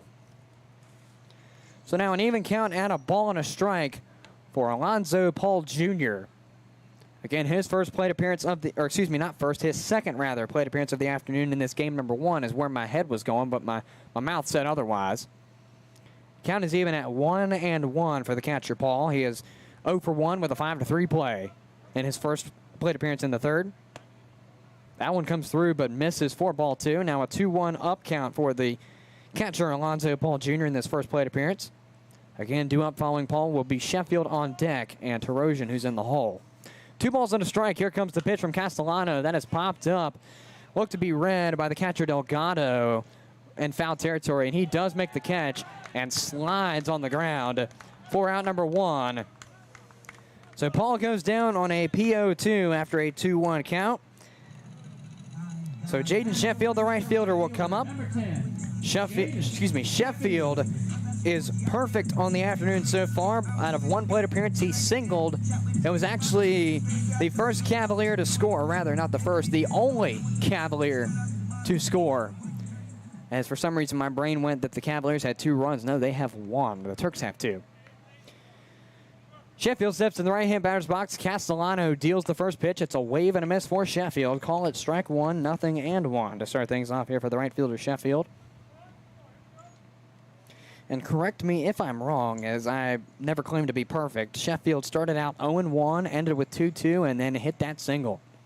As that one gets past the catcher, Delgado. Ball 1 the call, 1-1 the count to the right fielder, Sheffield. Again, following Sheffield will be Jack Tarosian for certain, but we'll see what happens between Sheffield and Tarosian. 1-1 count. Castellano sets. Here comes the pitch. Foul ball. Out of play for strike 2. Now a 1-2 count to the right fielder, Sheffield. 1 out down in this bottom half of the fifth. Turks lead 2-1. Cavs need to pick up the slack on offense here.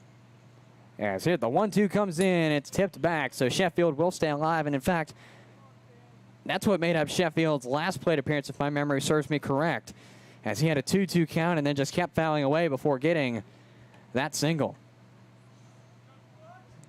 A ball and 2 strikes remains as Castellano readies and sets. Sheffield readies in the box. 1-2 is fouled away again.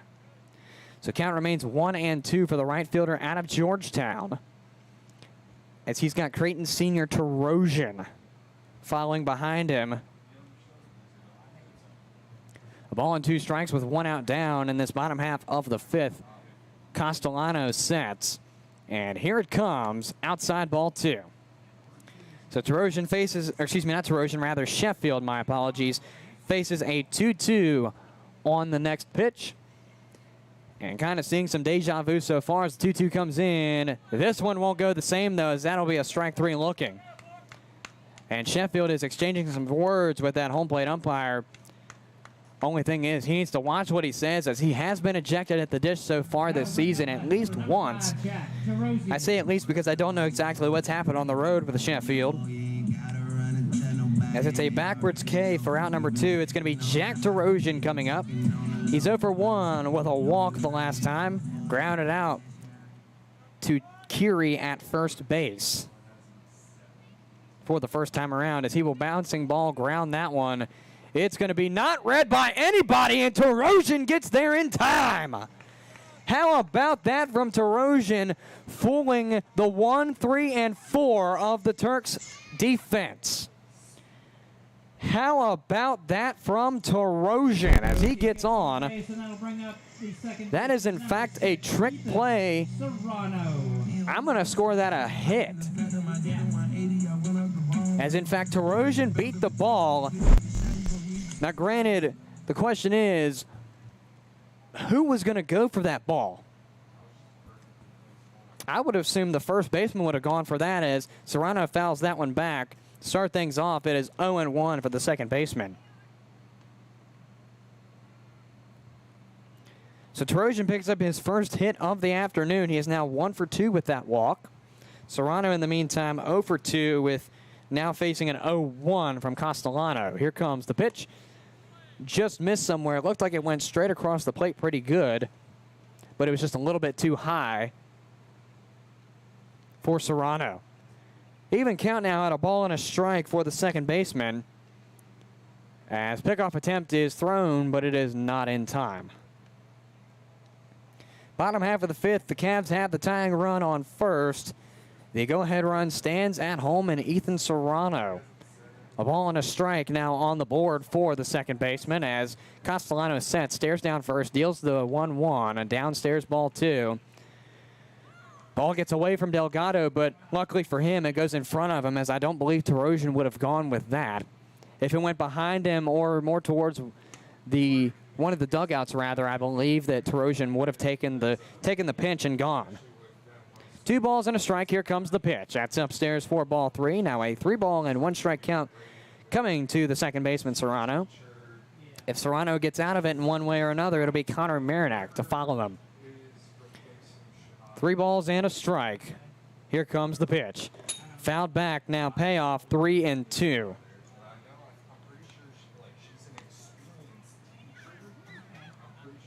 Serrano 0 for 2 on the afternoon, 14 for 55 on the season. That's a .254 average. No home runs yet, but 13 RBIs. Sits on a payoff, or rather, my apologies. He is sitting on a payoff. Here comes the pitch. Fouled away back behind him, as DeRosian wanted to take a fast lead off. And in fact, doesn't go his way, so we'll do it again with another payoff.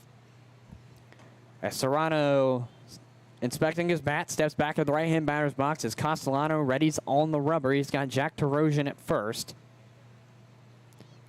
Here comes the payoff, part 2. Grounder going to be fielded by Torres at third. The bobble and flip, not in time. I'm going to say a base hit for sure, as it did go a little out of control in the possession of Torres. But if it wasn't for that bobble, he would have made that play. Or he could have made that play a little bit more easier, to clear my wording up a little bit more, as Connor Marinac is the man coming up for the Cavaliers, as Serrano gets his first hit on the night. My memory serves me correct. Never mind, his stat card's up, number 15 on the season. I was going to say 14. Well, 14 before the hit, at least. Here comes the first pitch, as DeRosian is advancing. It looks to get there just about in time. Hold on a second. No, in fact, he is safe. The way the home plate umpire, or excuse me, not the home plate umpire, the infield umpire, rather, the way his body language looked, I thought that was a strike call, or an out call, excuse me. But no, DeRosian does, in fact, get on third, and Serrano will tail him. Runners now in scoring position for the Cavs, 1, possibly 2. As Marinac comes through with a ball, it's a 1-0 count to start things off for the shortstop. Castellano sets. Here comes the pitch, rather Castellano grounder, and that looks to do it as Castellano flips to first, and that will be in time. So the Cavaliers get another 1 or 2 men in scoring position, this time 2. As we transition to the 6th inning, it's Cavs 1, excuse me, Turks 2, as we take a sideline here on the Culpeper Cavaliers Baseball Network. It's a 1-3 play to end this 5th inning. Again, Turks 2, Cavs 1, as we take a sideline here on the Culpeper Cavaliers Baseball Network, a presentation of Culpeper Community Baseball Incorporated and, of course, the Valley Baseball League. This is a brief in-game reminder that the Valley Baseball League will not tolerate discrimination on the basis of race, religion, color, national origin, age, sex, sexual orientation, marital status, citizenship, and/or military or veteran status. The Valley Baseball League supports all of our teams in addressing these issues at their individual ballpark. Thank you for being a good sport and enjoy the game.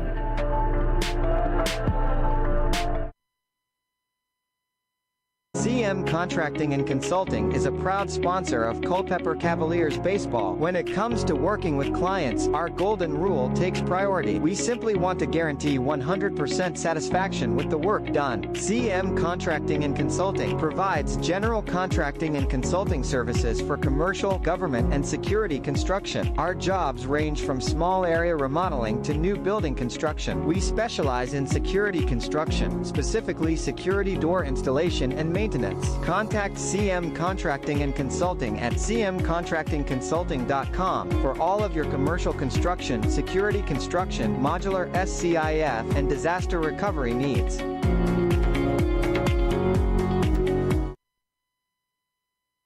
We're Express Copy and Graphics, a local print shop that's been doing business for thousands of customers. We're located in Culpeper, Virginia, and offer a variety of practical printing services like business cards, banners, brochures, and much more. So what makes us stand out from the other printers? Express Copy and Graphics specifically specializes in branding businesses and printing quality for every project. With Express, you get the best.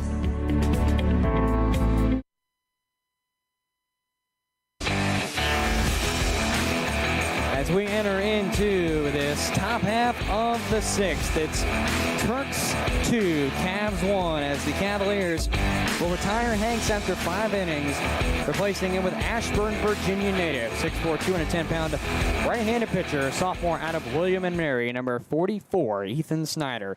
His first batter faced will be Garrett Bradley. To lead things off for this top half of the 6th for the Turks, it's Bradley, Torres, and Curie due up for the Turks as ball 1 comes in from Snyder. 1-0 is the count. Here comes the 1-0. It curves, but doesn't curve enough for the strike. It's now a 2-0 count. Coming to the right fielder, Garrett Bradley, in plate appearance number 3. He's 1 for 1 with a double and then scored.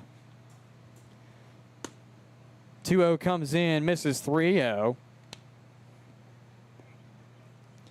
So now 3 balls, no strikes coming to Garrett Bradley, the right fielder, playing at leadoff, and I just realized the game feed is up. My apologies. Here comes the 3-0, and that one is through for a strike, it appears.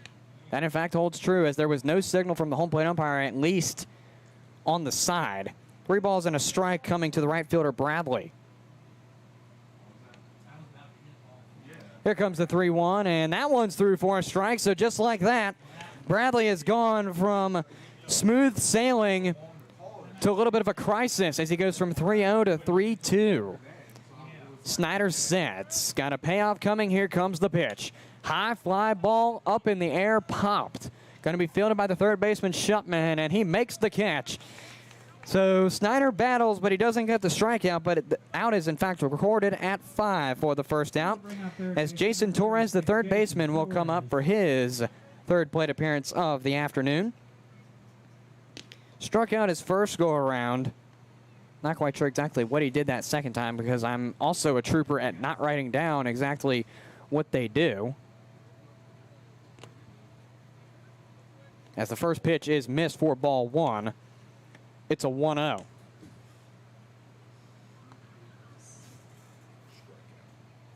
So he, in fact, has struck out twice. Thanks to Andrew for keeping me straight here, even though he's doing 2 jobs right now. As the 1-0 is set and dealt from Snyder. It is missed for ball 2. Now a 2-0 count. Coming to the batter, Torres, who is 0 for 2 on the afternoon. 2 balls and no strikes reach the count for Torres. Here comes the pitch from Snyder. Popped and going to go out of play on a foul. So now 2 balls and a strike on the resume of Torres for this third plate appearance. He's looking to get into something here as he is 0 for 2 as he faces Snyder for the first time this afternoon.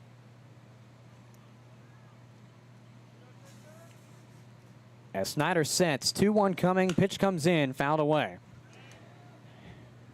Now a 2-2 count to Jason Torres here in plate appearance number 3 in this top half of the 6th inning.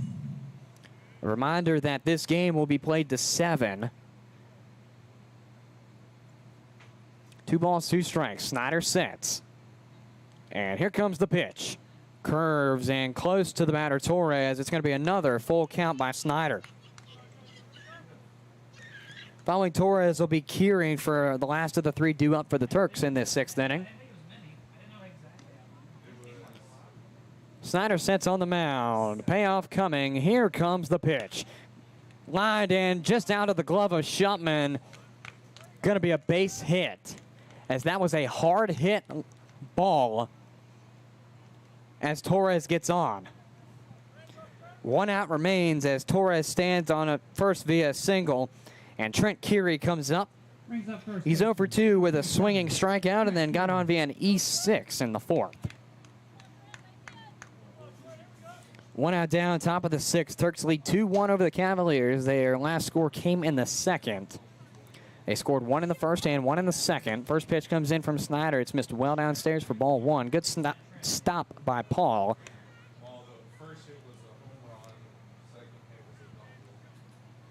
1-0 the count coming to Keary. Following Keary, if necessary, will be Delgado, depending on what the Cavalier defense can do. 1 out down. Here comes the 1-0 pitch. That one looks to go through, but rather just a little bit too high. So Keary finds ball 2 to go by. It's a 2-0 count on the next pitch from Snyder. Snyder sets, got a 2-0 coming with Torres on first. Here comes the pitch. Fouled back to the fence for the first strike of the plate appearance as a 2-1 count.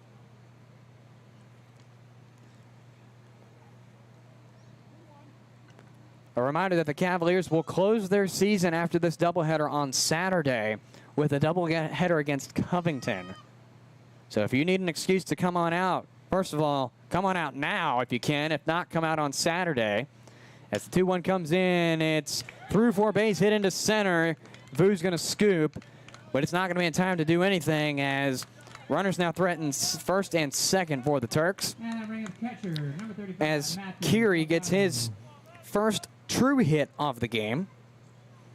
As again, he got on via an error at short with Connor Marinac. I was going to say Schupman because Schupman has played short so many times in the last couple of games here at CCHS that my brain just went straight to that. But it's Marinac at short in this game, number 1. 1 out on the board in this top half of the 6th. Snyder sets. Looks back to second. Nobody near to make the play. Deals the first pitch to the new batter, Delgado. Downstairs, good stop by Paul. Ball 1 in the process. 1-0, the count to the catcher, Delgado. So the Turks have now gone through their original 3 due up. 2 of the 3 stand on base now as the first one got out on a PO5. And that's where that first and only out so far has come from. 1 out on the board. Snyder dealing the 1-0 pitch, and that one is through for a strike. I thought that was going to be called ball as it looked to me like that was in the left-hand batter's box, but home plate umpire says otherwise. It's even count now at 1-1 for Delgado. Snyder sets, runners on first and second for the Turks. Going to deal the 1-1. Grounder looks to be fielded by Marinac. The scoop to first, second, now to first. Not in time. So it is a fielder's choice in the books by Marinac as he gets the 6-4 to get Keary out off the advancement on the 6-4 for the second out. as Delgado gets on via the fielder's choice, so nothing will go towards his stats on that one. As Torres stands on third now, it's going to be Cameron Harris due up now, the 9th batter in the original lineup. He's going to be the 5th one for this inning for the Turks.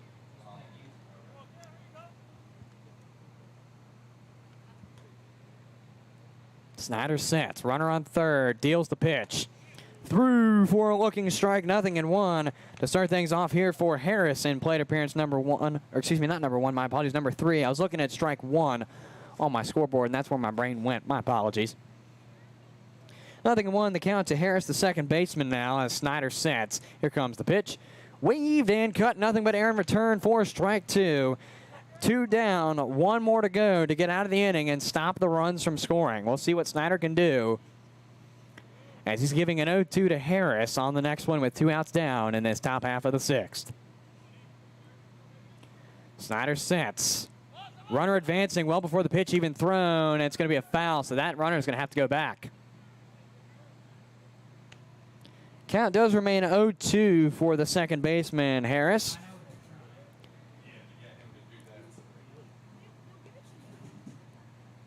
As it was Delgado stealing, or trying to attempt to steal at least, since it wasn't a technical steal since he had to go back. Snyder sets, 0-2 part 2. To Harris, here comes the pitch. Close, and now Delgado will get to second. So the first ball will go by for Harris in this third plate appearance of the afternoon. Now sits at a 2-1 count, and Snyder sits with runners on top of each other on the bags at second and third. Here comes the 1-2, that's fouled back. So we'll do the 1-2 again.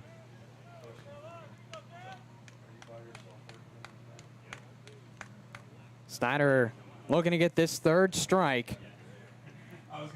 7 strikeouts coming into tonight's game. That, in fact, holds true, as he has not recorded a strikeout yet. So he's looking for his 8th on the season. As he sets, here comes the 1-2 part 2. That's going to be foul. 1-2 part 3 coming up in just a moment for the second baseman, Harris. Cavs trail 2-1 in this top half of the 6th.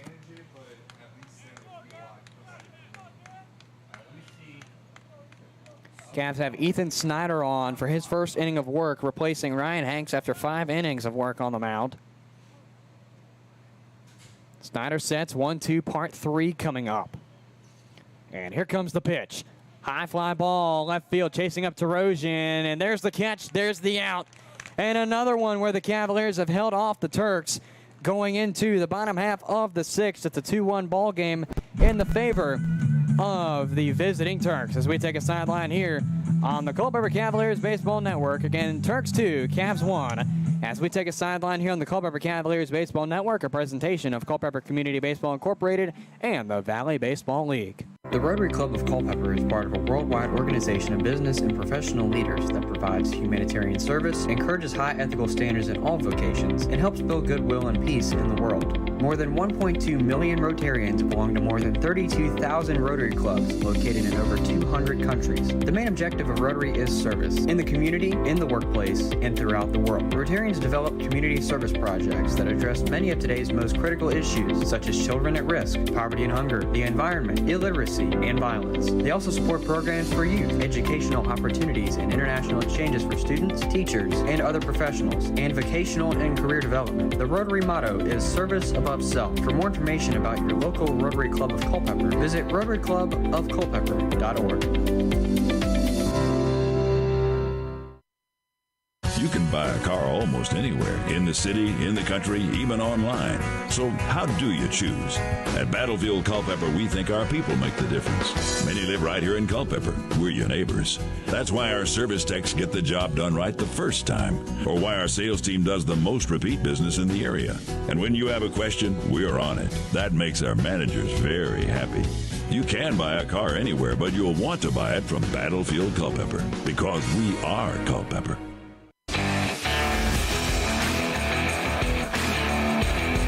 Back now live from Culpeper County High School, where we enter the bottom half of the 6th.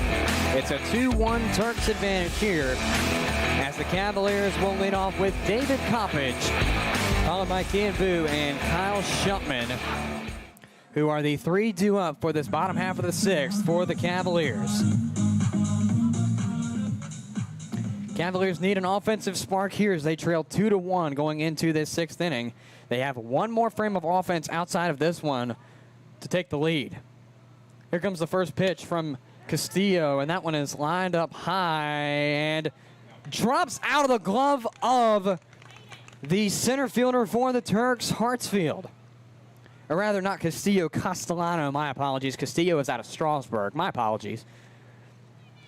So it's a first pitch hit for David Coppage as he gets up 2 for something, because I forgot to record what happened in his 2 for 3, as I'm assuming strikeout of some sort, or out of somewhat. Or rather, it was a fielder's choice. Thank you, Andrew. Again, Andrew is our point streak scorekeeper for those who haven't heard that name before. Bunt signal by Vu. He makes it. The flip to first is just about in time. So out number 1 is recorded, but it does get David Coppage to second. It's a fielder's choice if you want to look at it more that way than not, as it's a 2-3 play for the first out. Kyle Schupman. As the third baseman, Kyle Schupman, comes up to the dish now for the Cavaliers. He is 1 for 2, but got caught stealing in that time where he got a single in the last frame, or not last frame, rather, last plate appearance for the right word. Cavs have David Coppage on second.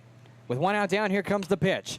Foul ball out of play, straight back behind the press box. It's going to be 0-1 to start things off for the third baseman, Schupman, here in plate appearance number 3 on the afternoon.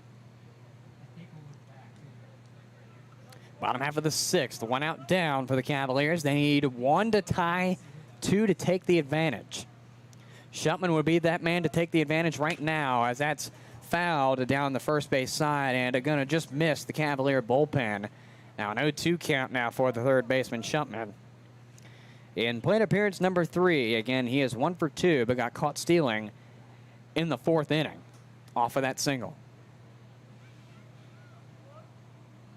Cavs have David Coppage on second base following a single and an advancement on a fielder's choice. Here comes the 0-2 to Schupman. That one goes outside for ball 1. So it's the first one that Schupman would like to go by for a 1-2 count now. Following Schupman if necessary, as he is the last of the 3 due up for the Cavaliers in this 6th. Following him will be Quinn Rooks if necessary. 1 ball, 2 strikes. Walks 1 out down, bottom of the 6th. Castellano deals it, and it's fouled. So we'll do it again with Kyle Schupman on a 1-2 count. As David Coppage is the tying run. He stands on second, and right now sitting possibly in scoring position, depending on what Schupman can do.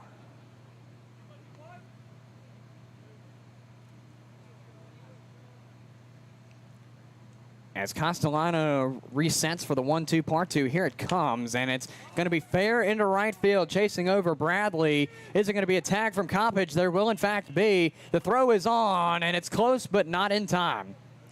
So David Coppage makes the advancement off of the tag as Schupman goes down off the PO9. He will now go 1 for 3 on the night as Quinn Rooks comes up to the dish for the Cavaliers.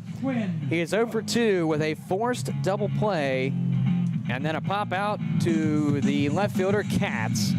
So he's looking for that first hit to bring Coppage home to tie this ball game. We'll see what he can do as he steps into the right-hand batter's box to start plate appearance number 3 on the night. Here comes the first pitch to him, and that one will just about miss for ball 1. I forgot to reset my count. My apologies. So 1-0 is the count to start things off for the first baseman, Quinn Rooks, in plate appearance number 3. He has not hit a home run yet, but he's hit 5 ribbies. 11 times he has hit out of 56 plate appearances. That's 196 average as the 1-0 is swung on and goes straight into the mid of Delgado for strike one. Now an even count at 1-1 for Rooks. 2 outs down, bottom of the 6th. Cavs trail 2-1 to the Turks in this game number 1. Here comes the 1-1 pitch to Rooks, and that one is through for a strike, as that one was very close. Cavs have David Coppage on third, and this has been the story of the game so far. They've gotten runners at least in second, or at least 2 second, but stranded them. 1 ball, 2 strikes to Rooks. Here comes the pitch. Waved and missed. Got him for strikes. It's a forwards K in the books for the first baseman, Rooks, and that will do it for this 6th inning. Cavs still trail 2-1 as we take a sideline here on the Culpeper Cavaliers Baseball Network.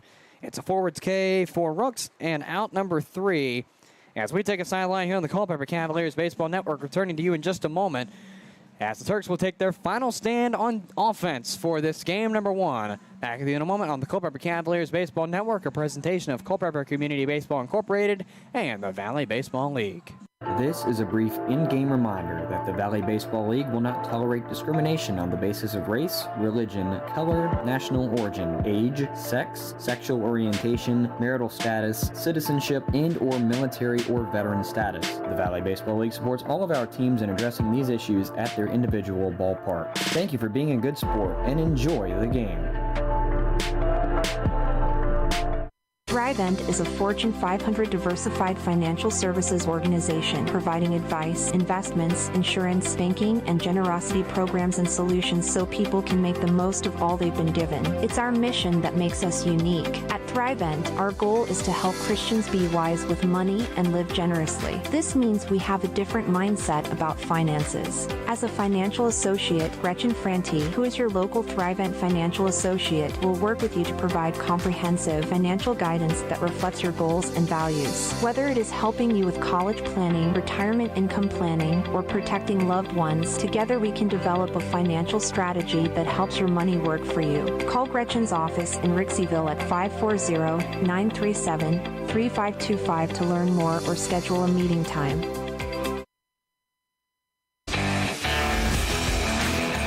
Back now live on the Culpeper Cavaliers Baseball Network as we transition to the 7th and last inning of this first game of the doubleheader.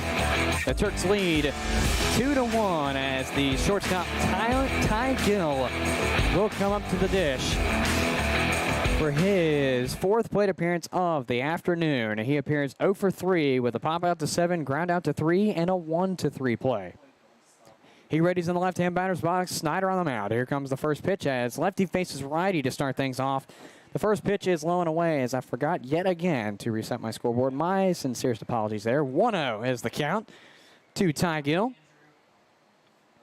As Snyder deals the 1-0. High fly ball going in the direction of right center. Both outfielders going. It's going to be Sheffield to Reed, or no, rather Vu to make the catch. My apologies. Looked like Sheffield, at least to me, was going to make the catch, but he didn't. In fact, Vu did for the first out. So it's a PO8 on Ty Gill's record. Most likely going to end the game with that, but we'll see exactly what the Cavaliers can do in the bottom half of the 7th as the center fielder Miles Hartsfield comes up to the dish now for the Turks. He comes up 0 for 2 with a walk. So the first pitch comes in, and it's through for a strike. 0-1 is the start for Hartsfield in plate appearance number 4. Again, he is 0 for 2 with a walk that got him to second and then stranded him. 0-1, Snyder sets and deals it, and that one's close to the batter Hartsfield. It's going to be ball 1. Now an even count at 1-1 goes to the center fielder Hartsfield. Following Hartsfield, will be Morgan for the last of the 3 due up for the Turks in this frame. Snyder deals the 1-1. That's grounded towards the Cavs dugout. Strike 2 on the board, 1-2 now on the count. Snyder needs another one to put this batter away to get back on offense. The Cavs trail and need to pick up at least 1 to keep the game alive and 2 to win. Snyder sets. Here comes the 1-2. Just a bit upstairs for ball 2. Now an even count again, this time at 2-2 for the center fielder Hartsfield.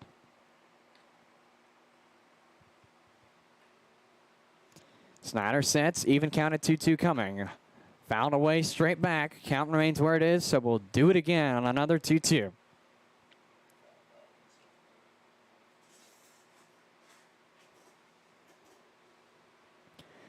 One out down in this top half of the 7th. Turks lead 2-1 over the Cavaliers. Hartsfield looking for a hit number 25 on the season.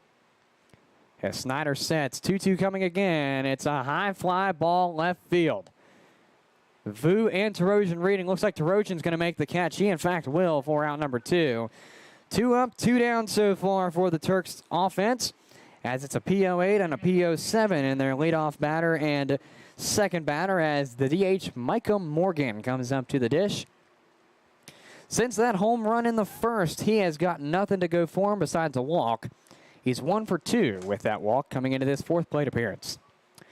Snyder sets. Here comes the first pitch to Morgan, and that is a pass ball on the record of Paul, as that just got off of the top of his glove. 1-0 will be the count to start things off here for Morgan in plate appearance number 4 on the afternoon. As Snyder sets, 1-0 coming, pitch comes in and it misses. 2-0 is the count now coming to the DH Morgan.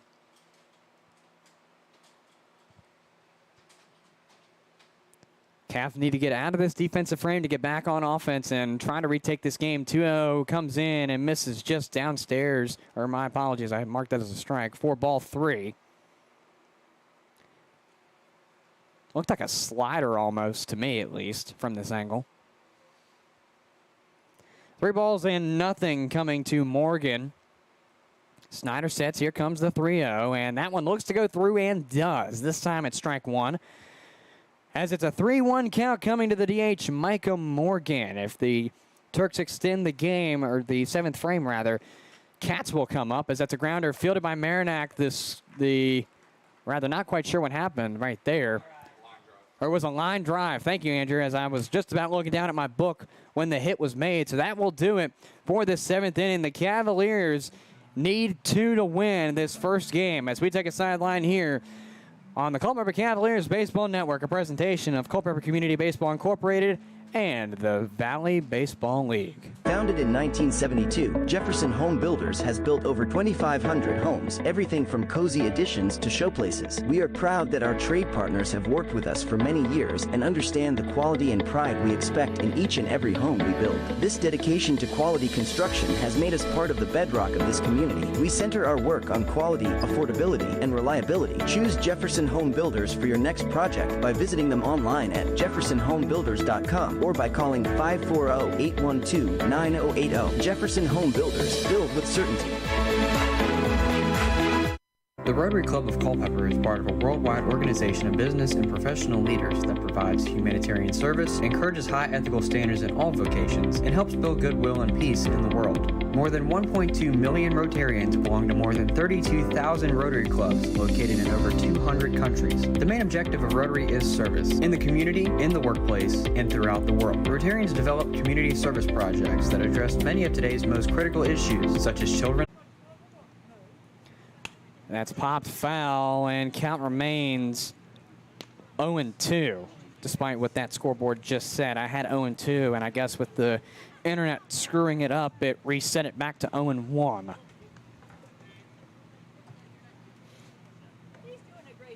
And that's high fly ball left field. Chasing up the left fielder, and that ball will be caught by, it's not Terosian, that's because of the internet. It's going to be the left fielder, Katz, to make the catch. So out number 1 by Sheffield is a PO7 for the first out. So Jack Terosian, the last originally due up for the Cavaliers, comes up. He is on a hit streak with a single that got him to 3rd. Another hit here would be decent for the Cavalier left fielder as they trail by 2-1. Alonzo Paul Jr., the tying run at first. He's now stealing, and that's going to be through for a base hit. Paul is going to stop halfway in the baseline. Will they catch him? No. It's Alonzo Paul Jr. getting on and scaring the Cavalier fans. As he goes to second, wants to round to third, and doesn't. It's a single again on behalf of Terosian as the second baseman, Ethan Serrano, comes up to the dish. despite the scoreboard messing up. It is 1 out on the board. Now 0-0 for Serrano as he fouls that one back. Now 0-1 is the count. And again, our sincerest apologies for the constant internet issues. Like I said earlier, if you missed it, we don't have hardwired internet out here, so we're basically relying on Wi-Fi, which is not great at all sometimes. And today has just been one of those days as it's going to be fouled out of play, it appears, as I, for some reason, decided to look directly into the sun to follow that ball. 0-2 now the count to the second baseman, Serrano. Following him, if necessary, will be Connor Marinac. Here comes the 0-2. Grounder fielded by the third baseman. No, it goes off of his glove, and bags are loaded for the Cavaliers. Talk about a golden opportunity. It's going to be an error, but talk about a golden opportunity for the Cavaliers. Serrano gets on via the E5. Tarosian goes to second. Paul goes to third. Connor Marinac has been in this situation before, not with as much weight, but he has had the bases loaded. And what did he do the last time at CCHS? He went yard. So we'll see if he can do it again here at CCHS to put the Cavs over the Turks in this game number 1. We'll see what happens with 1 out down. Here comes the first pitch. They won't check his swing as it wasn't quite far enough, and it was just upstairs to relieve Marinac of that possible strike call. It's ball 1. 1-0 the count to the shortstop. Following him, if necessary, will be Coppage. High fly ball. It appears to go just about in the outfield. 3 players reading, and it will be caught by the center fielder for the Turks. Again, my point streak's not loading. Alonzo Paul Jr. comes in, and the game is tied. How about the speed from the catcher, Paul? And just like that, we're in contention to go to overtime in this game number 1, depending on what happens with the next Cavalier batter, Coppage. So Paul ties the game, and that'll bring up. So I need to reload my point streak page as it has not changed simply because of the internet. Again, my sincerest apologies for our internet issues again as David Coppage comes up to the dish. I'm not exactly sure what happened. I'm just going to hold that off for right now because I wasn't exactly paying attention to the end of the play. As Coppage tips that one back, it's a foul ball, 0-1 to start things off. So the Cavaliers have now tied this ball game in the bottom of the 7th. They need Tarosian, who is standing on second, to cross. They're looking to Coppage to bring him home somehow. Here comes the pitch. It's through for a strike, 0-2. John's looking to put the inning away. Coppage looking to put it away as well for a Cavalier win. Tarosian standing on second. He needs to cross to take the win. John sets. Here comes the 0-2. Fouled away. So we'll redo the 0-2 with David Coppage.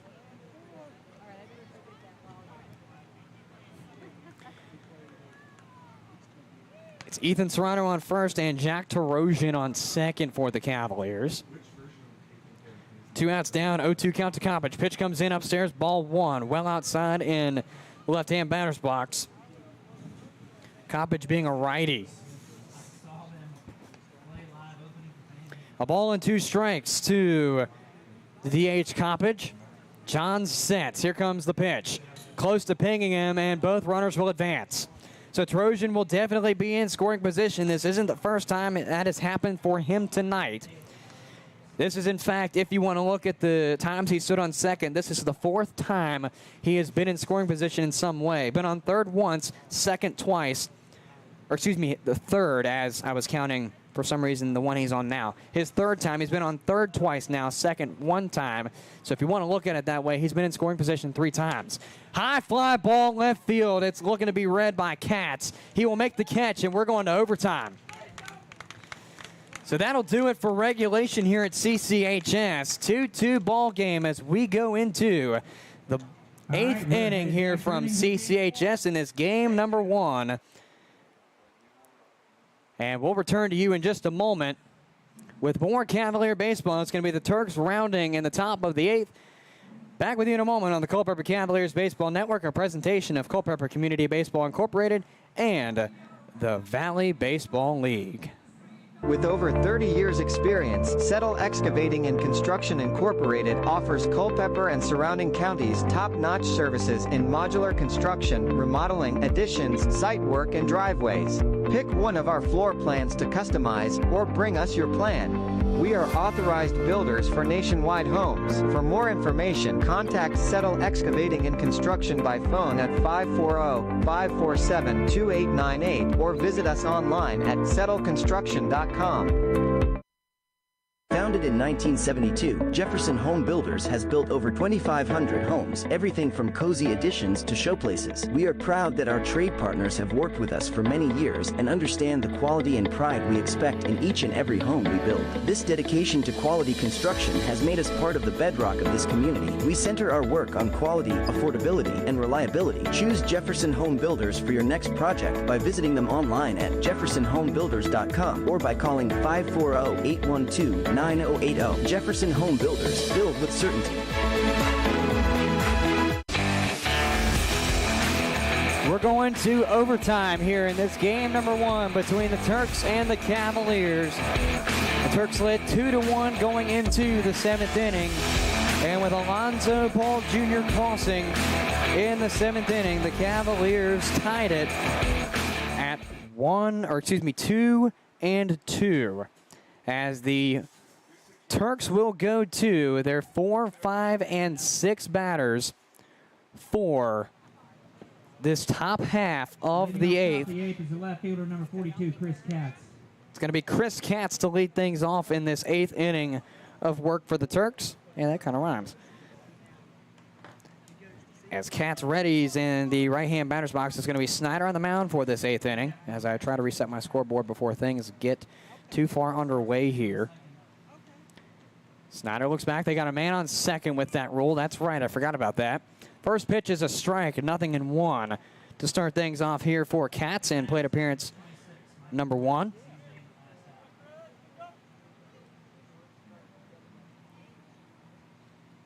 Nothing in 1 to start things off here. As that's a high fly ball right center, chasing over Jaden Sheffield. He's going back to the track and can only watch that one go out. Counted a 2-run shot for Katz, and just like that, the Turks are on the board. It's a 2-run shot, and just like that, the Turks have retaken the lead.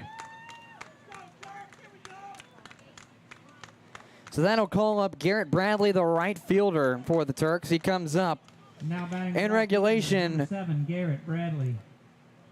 Got a single and scored, walked and popped out to the third baseman, so he's 1 for 2 with the walk. As Snyder sets, and here comes the pitch. Grounder fielded by Serrano, or rather goes off of his glove. And just like that, another runner will be on for the Turks.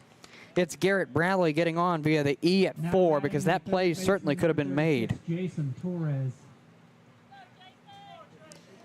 As the third baseman, Jason Torres, comes up. He is 1 for 3 with a single the last time around in the 6th.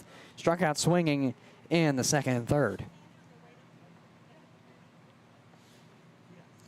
No outs down yet in this 8th inning of play for the Turks. Here comes the pitch. Bunt signaled. Bunt goes fair.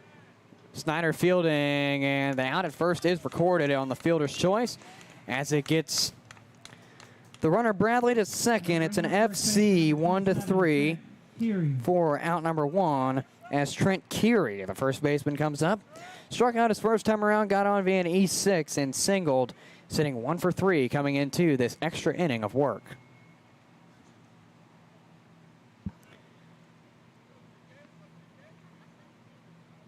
Snyder sits on the mound, looks back to second, nobody quite near to make the play. And will deal the pitch downstairs and away, ball 1. 1-0 the count to start things off here for Keary and plate appearance number 4, first one of this extra regulation. 1 out down, top of the 8th. Snyder sets, 1-0 coming. Here comes the pitch. Downstairs, good stop by Paul.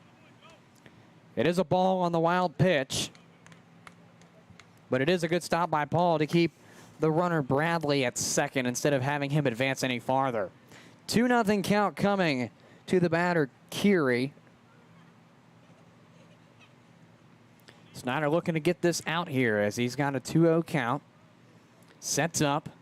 Looks back to second. Serrano nearing, but will back up. Here comes the 2-0. Waved on for strike one.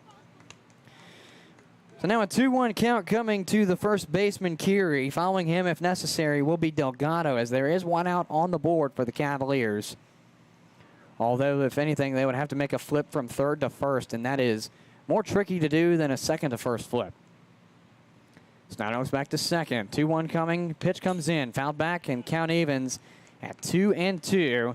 And it's the first even count of the at-bat for Curie. 2 balls and 2 strikes. 1 out down in this top half of the 8th. Turks now lead 4-2. Off of the technical 2-run home run from Chris Katz, as there was a man on second due to the VBL rule. Snyder sets. 2-2 coming, outside ball 3. Payoff coming on the next one to Curie. We'll see if he gets on or it goes down. Snyder hoping to go down. Curie looking to keep the Turks alive here.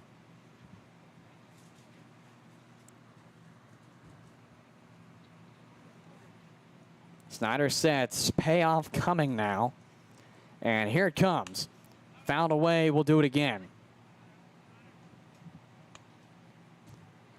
Curie's looking for hit number 21 in this 8th inning. Got his 20th earlier on. More specifically in the 6th. Snyder sets. Payoff number 2 coming as he looks back to second. Here it comes. Low and away, ball 4. So the pivotal plate appearance for the Cavaliers is in fact walked now. Catcher number 35, Matthew Delgado. As Curie takes the 90-foot walk of fame off of the payoff. It's the first time he's been walked as the catcher. Matthew Delgado will come out, and Snyder is done. So Snyder will be retired in the middle of this frame as we take a sideline here on the Culpeper Cavaliers Baseball Network. Turks lead 4-2, and we'll reveal the identity of the new pitcher in just a moment on the Culpeper Cavaliers Baseball Network. Back with you in a moment with your home for the Culpeper Cavaliers all season long. Presentation of Culpeper Community Baseball Incorporated and the Valley Baseball League. UVA Health Culpepper Medical Center is your local health center specializing in everything from allergies to weight loss. UVA Health Culpepper Medical Center cares for you and your medical needs from the time you walk in the door until the time you walk out. UVA Health Culpepper Medical Center strives to transform health and inspire hope for all Virginians and beyond. For more information on your local UVA Health Culpepper Medical Center, call 540-829-4100. Visit them at 501 Sunset Lane or visit uvahealth.com to find your nearest location. UVA Health, centering patients around all we do. We may be in the barbecue business, but our joy and commitment is in serving people and the community. Sean's Barbecue is committed to impacting lives, from our ambassadors to the guests that visit our restaurants every day. We would like for all of our ambassadors to invest time and energy in making the businesses thrive by creating a positive atmosphere, engaging with one another, and connecting with our guests. Sean's Smokehouse Barbecue. Real wood, real food, real good. Design Options Incorporated is a proud supporter of Culpeper Cavaliers baseball. At Design Options, we provide architectural services.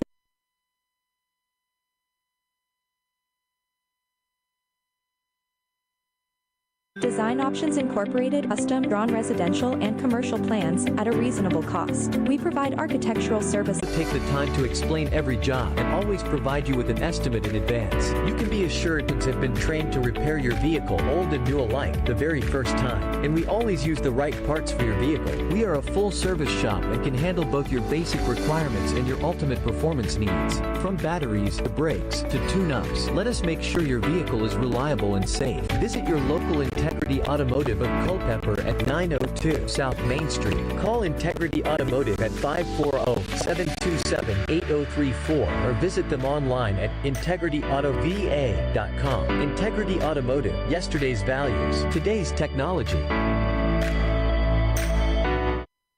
Located a mile west of downtown Culpepper, just off Route 29, Mountain Run Winery is set on 36 acres within a larger swath of farmland. With as many as 20 wines produced each year, you would be hard-pressed to find this many quality wines at a winery of our size. We specialize in small batch production of a range of varietals. We have multiple Best in Virginia award-winning wines. For more information, call 703-638-5559 or visit mountainrunwinery.com. Ready to try some of their farm-to-bottle award-winning wines on site? Visit them at 10753 Mountain Run, Lake Road in Culpepper. On-site consumption only offered every Friday through Sunday. Curbside pickup available daily. Call ahead to reserve a time. You must be 21 years or older to indulge. Drink responsibly. UVA Health Culpepper Medical Center is your local health center specializing in everything from allergies to weight loss.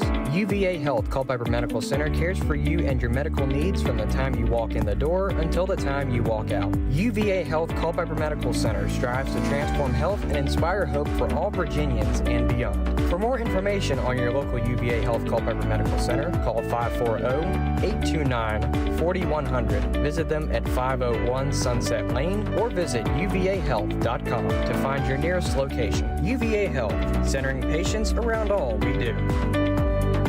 At Peak Roofing Contractors, we specialize in roof installation, new gutters, siding, windows, and doors. In fact, we will transform the exterior of your home into something beautiful. As a family-owned and operated business, our customers, our name, and our employees are our most important assets. Our team is dedicated to providing residential business customers with the highest quality roofing products and home improvement services at an affordable price. We provide hassle-free estimates, no high-pressure sales, and quality results that will last for years. For an appointment, visit us on the web at peakroofingcontractors.com. Culpeper Wood Preservers, a proud supporter of Cavalier baseball, is the #1 choice for pressure-treated lumber. By using Culpeper wood, you can be confident that you are using the highest quality product backed by one of the largest producers in the industry. Our products, warranties, selection, and reputation make us the clear choice for today's homeowner. Culpeper Wood Preservers also provides project plans and education, care and maintenance tips, decking comparisons, and helpful hints for your current structure or next project. To contact Culpeper Wood Preservers, visit them at 15487 Bragg's Corner Road in Culpepper. Call them at 800-817-6215 or visit their website at culpepperwood.com. Culpeper Wood Preservers, the trusted brand in pressure-treated lumber for over 45 years. Battlefield Automotive is the official Chevrolet, Ford, and Toyota dealer of the Bragg's Corner Properties is a proud sponsor of the Culpeper Cavaliers. Located just off major highways Route 29 bypass, routes 3, 15, and 17, yet close to shopping centers within town limits such as Culpeper Colonnade and the Center at Culpeper, Bragg's Corner offers a great place for an entrepreneur to start a business or for an existing business to expand or relocate. Bragg's Corner is home to some of your favorite national chains and some of the finest small businesses in the area. Bragg's Corner is ready to help make your business transition into this ever-expanding commercial area. Enjoy the freedom to start, grow, or expand your business today. For questions or to open your lease, visit Bragg's Corner Properties online at braggscorner.com. That's BRAGGS corner.com. Bragg's Corner Properties, where business meets success. The same food you love at Sean's Table can be served at yours. Whether it's 25 or 100 guests, Sean's caters all your favorites. From brisket, pulled pork, ribs and chicken, to baked beans, mac and cheese, cornbread, and lots more. With simple online ordering, you select your meats, sides, drinks, and paper products. And don't forget our homemade desserts. All of Sean's catering can be delivered right to your table, or you can pick it up. Sean's Smokehouse Barbecue Catering. Real wood, real food, real good. Thrivent is a Fortune 500 diversified financial services organization providing advice, investments, insurance, banking, and generosity programs and solutions so people can make the most of all they've been given. It's our mission that makes us unique. At Thrivent, our goal is to help Christians be wise with money and live generously. This means we have a different mindset about finances. As a financial associate, Gretchen Franti, who is your local Thrivent financial associate, will work with you to provide comprehensive financial guidance that reflects your goals and values. Whether it is helping you with college planning, retirement income planning, or protecting loved ones, together we can develop a financial strategy that helps your money work for you. Call Gretchen's office in Rixieville at 540-937-3525 to learn more or schedule a meeting time. Recreation and Fitness Center is a proud sponsor of Culpeper Cavaliers baseball. Our full 27,000 square foot center is open with multi-sport courts, batting cages, a fitness area, activity rooms, and more to serve all your recreation and fitness needs. The fitness area offers classes for adults and children, strength and cardio equipment, functional training room, and kids corner child care. Stop by 19002 Crossroad Parkway for a tour and see how the center can serve you. Thank you for voting us Best Fitness Center and Community Center in the Culpeper Times Best of the Best 2023 campaign. For more information, call 540-825-0000 or visit pathrecreationandfitnesscenter.com. Path Recreation and Fitness Center. Find your fun. Find your fit. A member of the Culpeper Wellness Foundation. Design Options Incorporated is a proud supporter of Culpeper Cavaliers baseball. At Design Options, we provide architectural services for custom drawn residential and commercial plans at a reasonable cost. We provide architectural services for custom house plans, commercial projects, renovation and additions, and garages, barns, and stables. We pride ourselves in helping every client design their project to perfectly fit their needs. Our finished product is a construction plan guaranteed to meet the permit requirements of Virginia. To get in touch with us today, call 540-825-4656 or visit their website at designoptionsinc.com.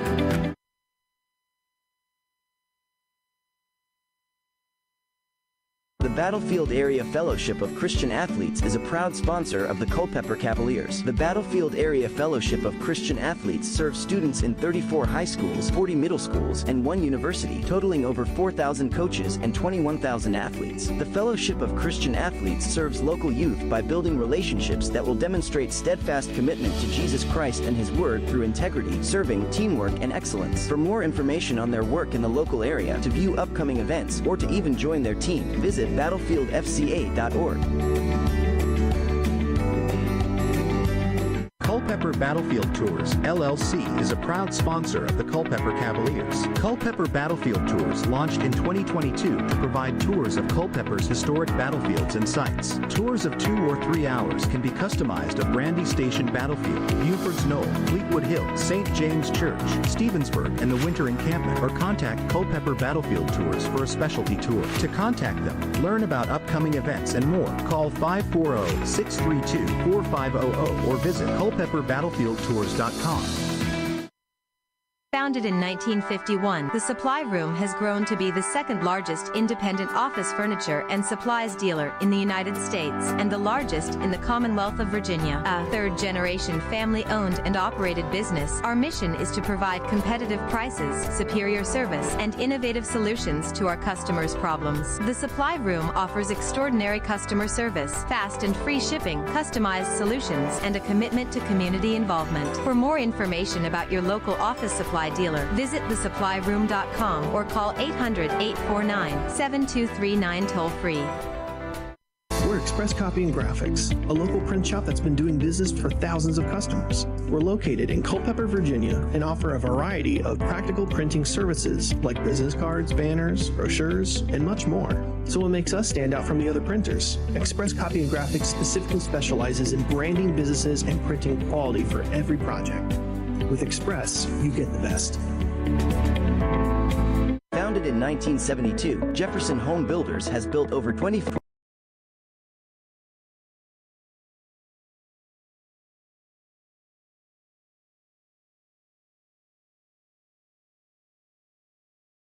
quality construction has made us part of the bedrock of this community. We center our work on quality, affordability, and reliability. Choose Jefferson Home Builders for your next project by visiting them online at jeffersonhomebuilders.com or by calling 540-812-9080. Jefferson Home Builders, build with certainty.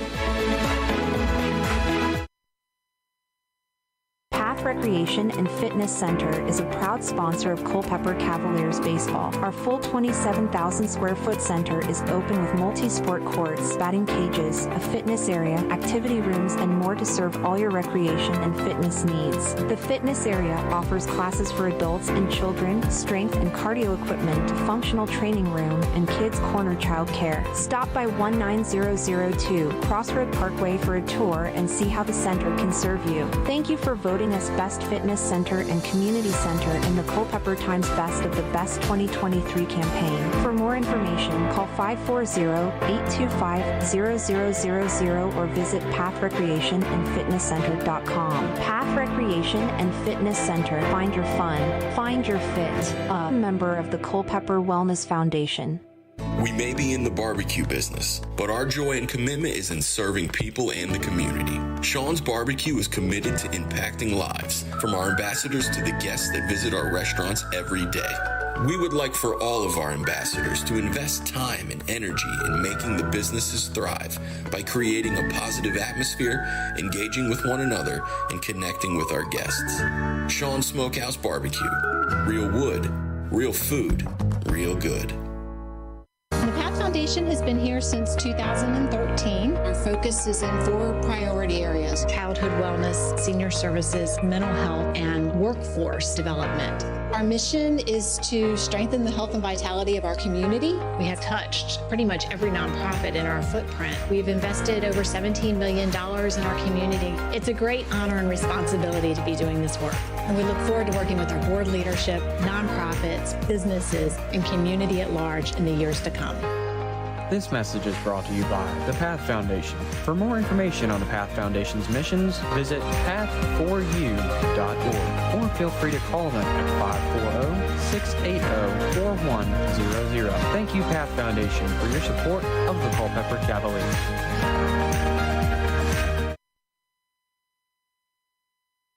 The Rotary Club of Culpepper is part of a worldwide organization of business and professional leaders that provides humanitarian service, encourages high ethical standards in all vocations, and helps build goodwill and peace in the world. More than 1.2 million Rotarians belong to more than 32,000 Rotary clubs located in over 200 countries. The main objective of Rotary is service, in the community, in the workplace, and throughout the world. Rotarians develop community service projects that address many of today's most critical issues, such as children at risk, poverty and hunger, the environment, illiteracy, and violence. They also support programs for youth, educational opportunities, and international exchanges for students, teachers, and other professionals, and vocational and career development. The Rotary motto is service above self. For more information about your local Rotary Club of Culpeper, visit rotaryclubofculpeper.org.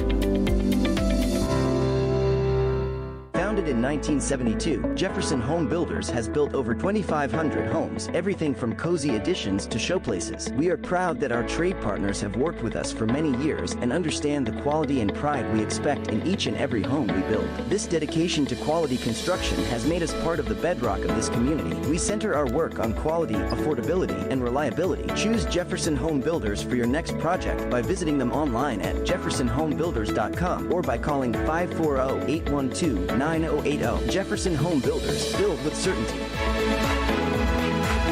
At City Light Baptist Church, we are a community of people God has chosen and preserved for Himself, who love, follow, learn from, and worship God together. We believe that by bringing the good, beautiful, life-changing message of God's love to the Culpepper community, we can effectively reach our culture, our country, and our world. Serving in Culpepper also provides us with a unique opportunity to love and serve the next generation of leaders. Simply put, we are a loving church that brings the loving message of a loving God to a lost world. For more information on City Light Baptist Church, visit us online at citylightculpepper.org or give us a call at 540-321-4400. Worship services are held every Sunday morning at 10:30 a.m. at City Light Baptist Church. Worship with us at 1121 Sperryville Pike in Culpeper.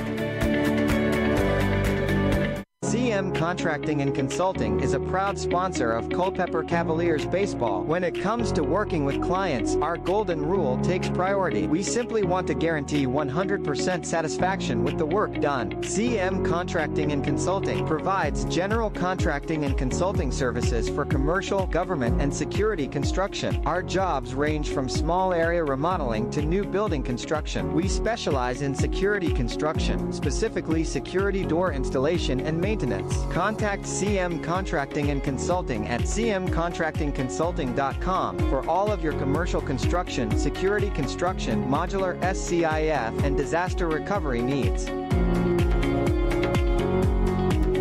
With With over 30 years experience, Settle Excavating and Construction Incorporated offers Culpepper and surrounding counties top-notch services in modular construction, remodeling, additions, site work, and driveways. Pick one of our floor plans to customize or bring us your plan. We are authorized builders for nationwide homes. For more information, contact Settle Excavating and Construction by phone at 540-547-2898 or visit us online at settleconstruction.com. Integrity Automotive proudly provides expert auto and light truck repair and maintenance services to customers of the Culpepper and Locust Grove areas. With the help of Integrity Automotive, it has never been easier or more convenient to keep your car or truck in top shape. We also take the time to explain every job and always provide you with an estimate in advance. You can be assured that our technicians have been trained to repair your vehicle, old and new alike, the very first time. And we always use the right parts for your vehicle. We are a full-service shop and can handle both your basic requirements and your ultimate performance needs. From batteries to brakes to tune-ups, let us make sure your vehicle is reliable and safe. Visit your local Integrity Automotive of Culpepper at 902 South Main Street. Call Integrity Automotive at 540-727-8034 or visit them online at integrityautovA.com. Integrity Automotive, yesterday's values, today's technology. Wade Schicks Chrysler of Culpepper is the official Chrysler, Dodge, Jeep, and Ram dealer of the Culpepper Cavaliers. It's easy to jump to the conclusion that shopping for a new Pacifica, Ram 1500, Jeep Cherokee, or any other model can be strenuous, but it doesn't have to be. At Chrysler of Culpepper, our friendly professionals are available to ensure that all your questions are answered while giving you the opportunity to peruse the Chrysler, Dodge, Jeep, or Ram at your liberty. When a vehicle's caught your eye, simply catch our attention. We're happy to schedule a test drive at your convenience. At Wade Schicks Chrysler of Culpepper, we have devoted ourselves to helping and serving our customers to the best of our ability. We believe the cars we offer are the highest quality and ideal for your life needs. Visit the dealership at 11,030 James Monroe Highway on Route 29 North in Culpepper. Can't make it to the dealership? Visit our website at chryslerofculpepper.net.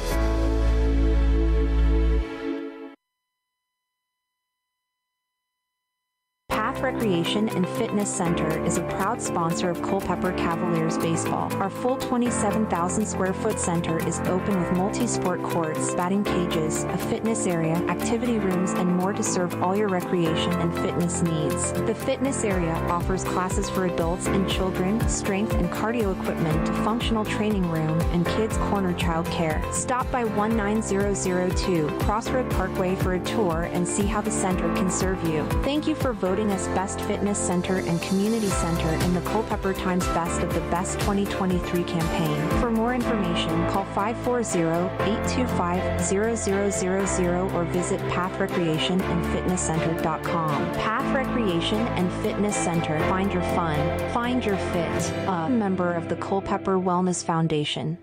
The PATH Foundation has been here since 2013. Our focus is in 4 priority areas: childhood wellness, senior services, mental health, and workforce development. Our mission is to strengthen the health and vitality of our community. We have touched pretty much every nonprofit in our footprint. We've invested over $17 million in our community. It's a great honor and responsibility to be doing this work. And we look forward to working with our board leadership, nonprofits, businesses, and community at large in the years to come. This message is brought to you by the PATH Foundation. For more information on the PATH Foundation's missions, visit path4u.org or feel free to call them at 540-680-4100. Thank you, PATH Foundation, for your support of the Culpeper Cavaliers.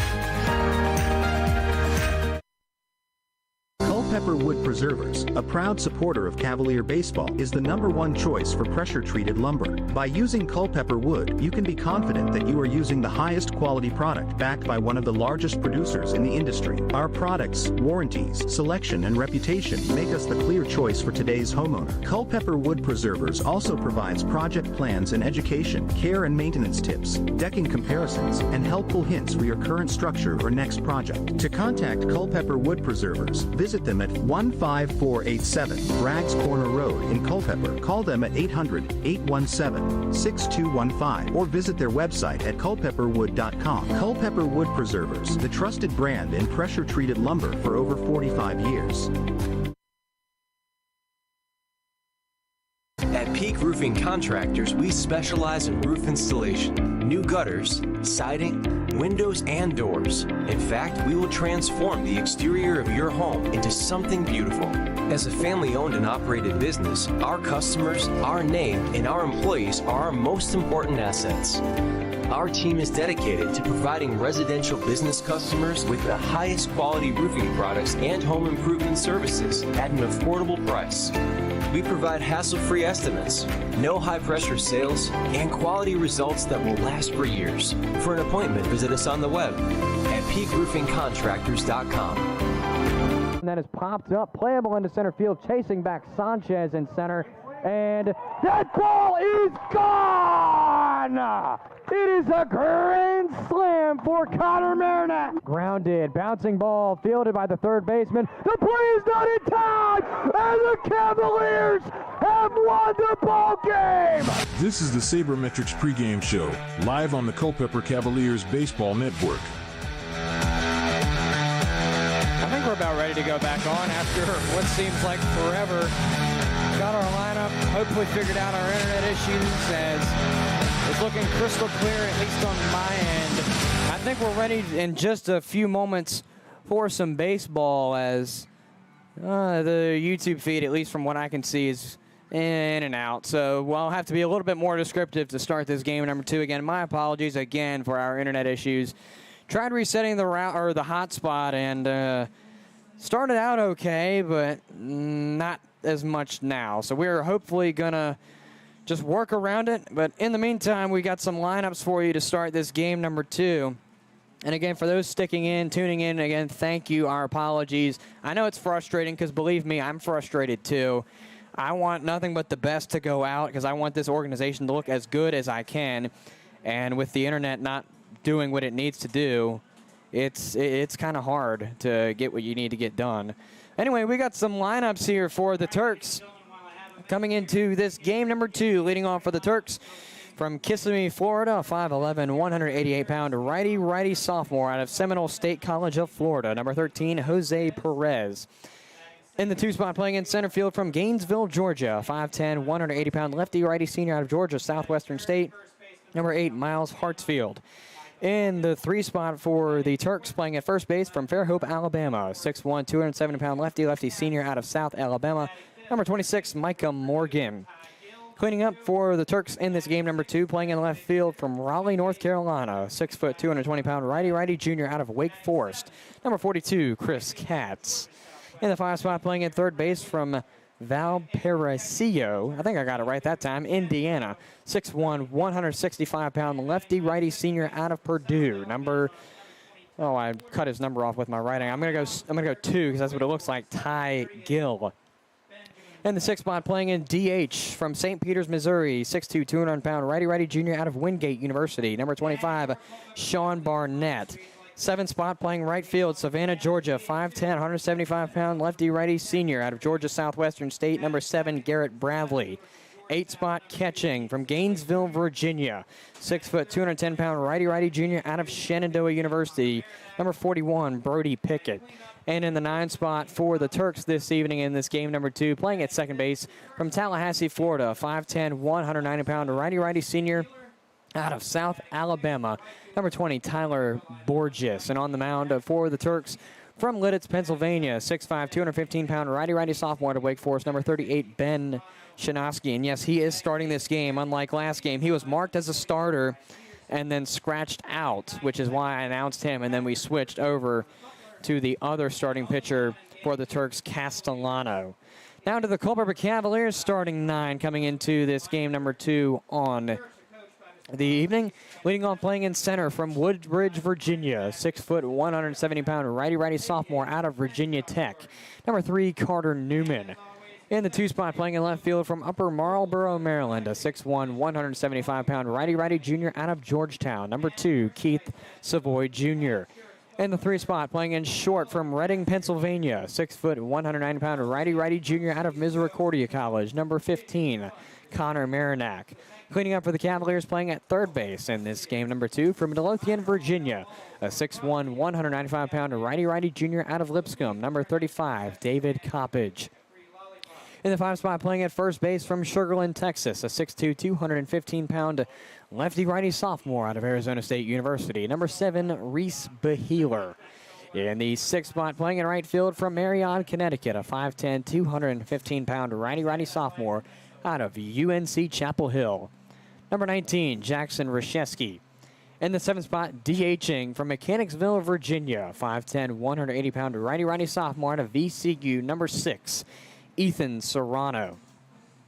In the 8th spot for the Cavaliers, doing the catching from Virginia Beach, Virginia, a 6'1", 200-pound lefty-righty junior out of VMI, number 48, Ryan Peterson. And batting ninth for the Cavaliers in this game, number 2, playing second base from Chesapeake, Virginia, 5'10", 180-pound righty-righty senior out of Radford University, a transfer into the Highlanders program, number 8, Connor Butler. And on the mound to start things off for the Cavaliers this evening's game number 2 from Powell, Ohio, a 6'6", 215-pound right-handed pitcher, a sophomore out of the University of Toledo, number 45, Nate Leininger.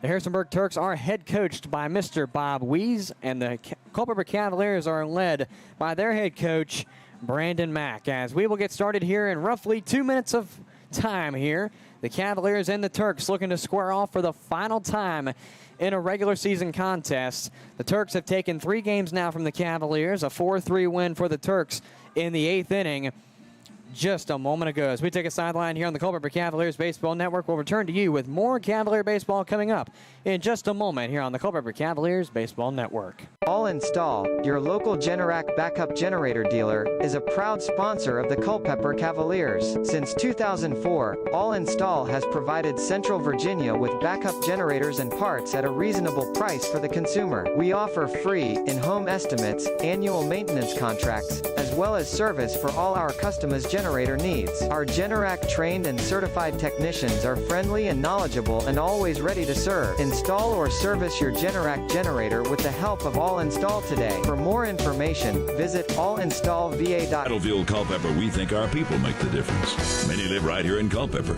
We're your neighbors. That's why our service techs get the job done right the first time, or why our sales team does the most repeat business in the area. And when you have a question, we're on it. That makes our managers very happy. You can buy a car anywhere, but you'll want to buy it from Battlefield Culpepper, because we are Culpepper.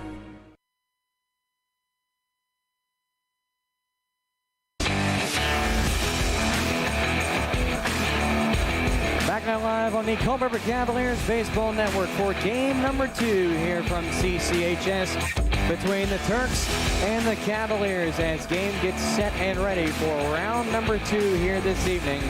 One final reminder just to please bear with us on the video stream. I'm going to be try and be as descriptive as I can with the plays as we are still experiencing back and forth video as Leininger deals to the leadoff batter, Jose Perez. He will watch that one go by close for ball 1. 1-0 is the count to start things off. And you know it's going to be a good start when my mouse on my other screen doesn't even want to respond here as it finally comes in. There we go. 1-0 is the count to Perez in this second game for the leadoff batter. And I think I'm just going to limit my amount of switching that I'm going to do in between. Okay, I put it as away, and it says the home. So that's kind of odd. I'm going to have to switch that back over. Count is now 1-2 as I'm trying to refigure out my scoreboard here.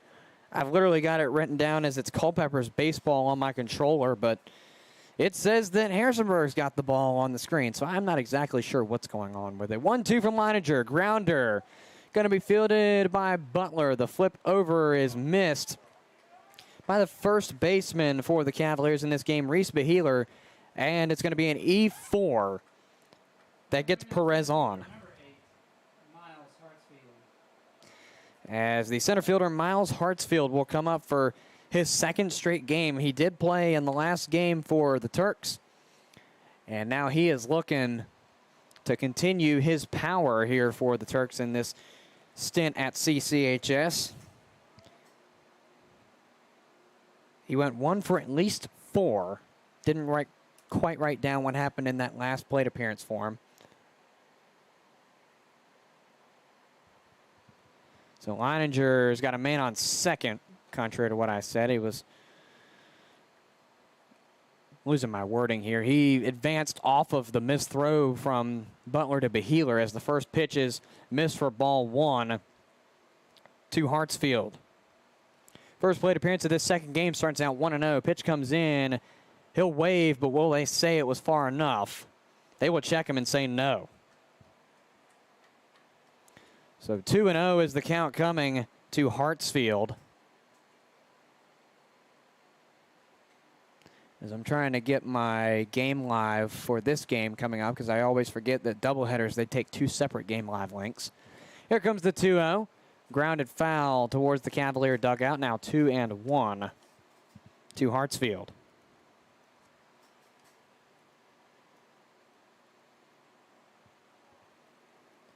Turks have Perez on first as he got on via an E4, which rounded him to second. And now the scoreboard, okay, I don't understand what's going on. The scoreboard says both first and second are occupied, but my controller says that only second is occupied, and I don't know. We're just going to let it do its own thing. I might just turn it off here in a minute if it's not going to cooperate. 2-1 the count as Leininger receives his sign, sets, and deals it. High fly ball in the direction of left, chasing Savoy to his left. He makes the catch for out number 1. So 1 out is down off of batter number 2.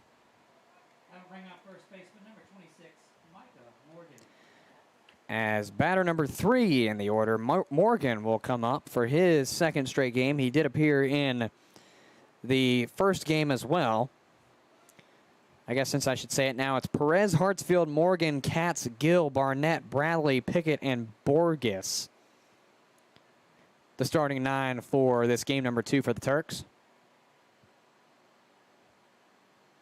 Leininger looks back to second. Nobody near to make the play. Opening pitch comes in. It's downstairs and through on a wild pitch. Peterson will go and get it. Ball 1 as Perez rounds to third. Yeah, I really don't understand. I just marked the first base button as off and it's turning it on. I don't know. Either I reload it or I turn it off. I'm not sure. We'll keep rolling with it for right now, and I'll figure it out in the middle of the inning. 1-0 is the count to Micah Morgan. As the pitch comes in, it is missed for ball 2. Now a 2-0 count. Coming to the first baseman for this game, number 2, Micah Morgan. He had a home run the last game, his very first plate appearance, as he waves through that one and gets nothing but air in return for strike 1. So now a 2-1 count to the first baseman with 1 out down in this top half of the first. Turks have a man in scoring position. It is Jose Perez. Here comes the 2-1. That one is missed low and away close to the batter for ball 3. A 3-1 count now coming to Micah Morgan. Following Morgan will be Chris Katz for the Turks.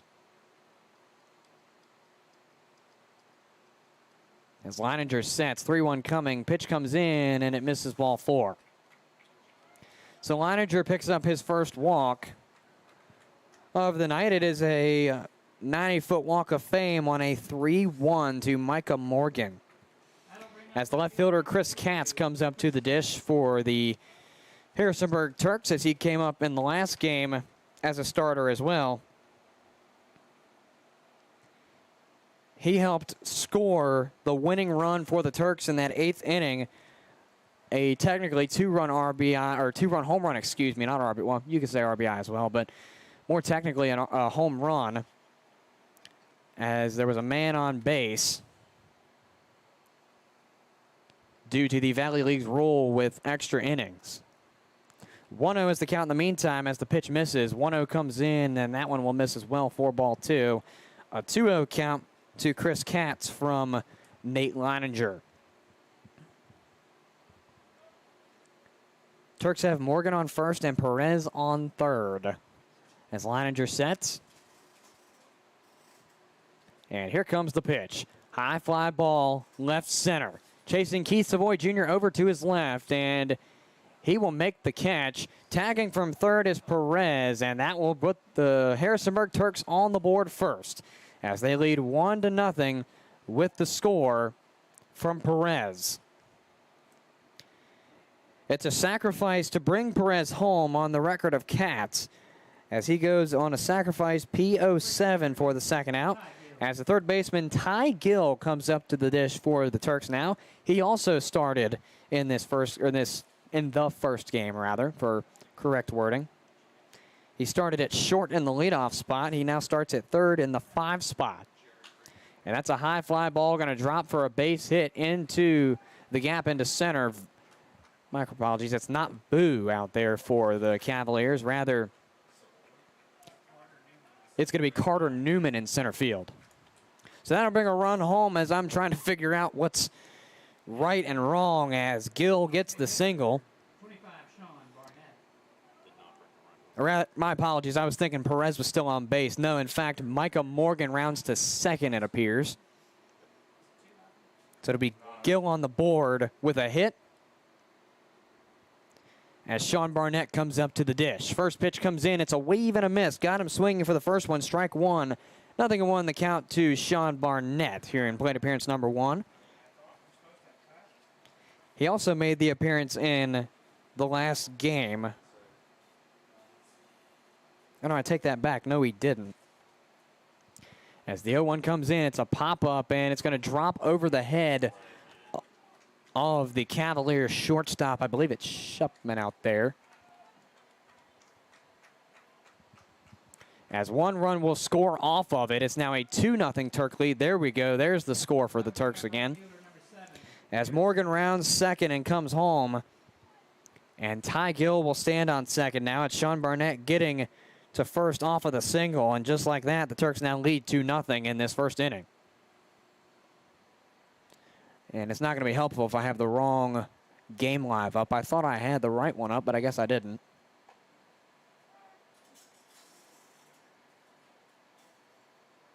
Nope, it's pulling up the wrong one. That's why. First pitch comes through. In the meantime, it's through for a strike. 0-1 to start things off here for Garrett Bradley in his first plate appearance. He for sure did play in the first game. 0-1 comes from Leininger, and it's a catch by Beheeler to end the inning. What a catch by Reese over there in foul territory at first base, and just like that, the Cavaliers get out of an inning. Although they allow 2 runs to score, it's a 2-0 Turk lead going into the bottom half of the first. You're listening to Culpeper Cavaliers Baseball on the Culpeper Cavaliers Baseball Network, a presentation of Culpeper Community Baseball Incorporated and the Valley Baseball League. The Law Office of Robert C. Hudson is a proud sponsor of the Culpepper Cavaliers. The Law Office of Robert C. Hudson, PLLC, can help serve clients with real estate, civil litigation, land use and zoning, creditor rights, business law, and estates and probate. For more information, visit frayhudson.com or call 540-825-0701. The Law Office of Robert C. Hudson, serving the legal needs of clients in the Piedmont of Virginia for over 40 years. Thank you to the Law Office of Robert C. Hudson for your support of Culpeper Cavaliers Baseball.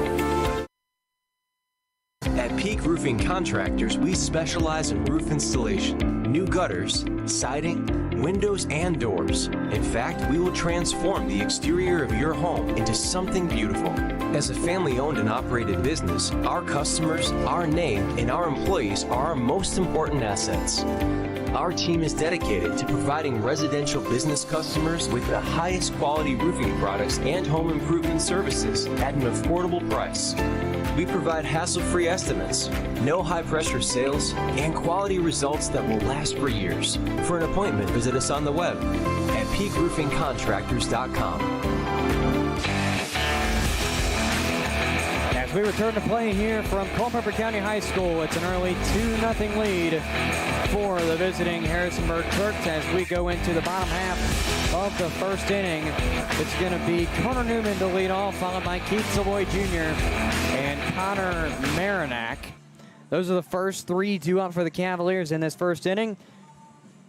Following those 3 will be Coppage, Beheeler, Rashevsky, Serrano, Peterson, and Butler to round out the 9 starting in this second game. Newman comes into the game playing in center field this evening for the Cavaliers in this game number 2.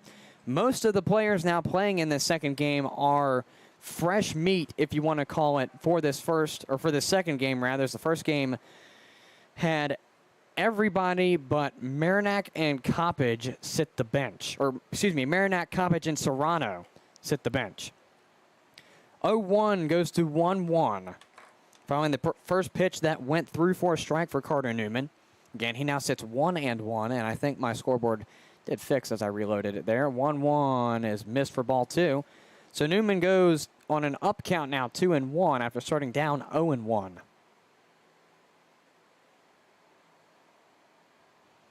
Here comes the 2-1 grounder, fielded by the Turks shortstop. And not quite sure exactly what happened. I wasn't quite paying attention because I was trying to find the name of the shortstop, but I'm assuming out from a 6-3 for the first out as Keith Savoy Jr., the left fielder, comes up to the dish for the Cavaliers. He's one of those Cavaliers that's made his first bit of action here in this game number 2. As the pitch comes in from the pitcher, Shinosky. It's a ball, 1-0. 1-0 comes, and it's a cut and a miss. It's trying to reset the strike count as it, or my apologies, not a cut and a miss, rather ball 2. So, in fact, it was, strike 1, 1-1 count. Shinosky sets on the mound. Here comes the 1-1 pitch, and that's a line drive and drops for a base hit. Keith Savoy Jr. getting the hit to go. His first bit of action from the dish starts out on a positive note, and just like that, the Cavs have their left fielder on base. As Connor Marinac, the shortstop, comes up, he's playing shortstop for the second time tonight as he played in the first game at shortstop. Coppage was moved from DH to third, and Serrano was moved from second to DH. As Coppage finds ball 1, it appears to go by. 1-0 count. All right, if I said Coppage, I meant Marinac, excuse me, my apologies. He gets that one through. It's going to be the third baseman, David Coppage, coming up to the dish for the Cavaliers. He didn't get a whole lot to go for him the last time. He got on via two singles rather, in the second and sixth inning of that first game. Savoy now playing with the mind of Shinosky. First pitch comes in, it's tipped and fouled. 0-1 is the count.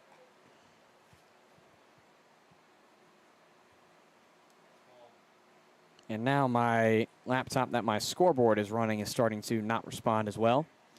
So my apologies. I may just have to end up turning the scoreboard off because I feel like something's going to break either way. As that one comes through for a strike, 0-2 now on Coppage. His first plate appearance of this game number 2. He starts out 0-2 with runners on first and second in the form of Marinac and Keith Savoy Jr.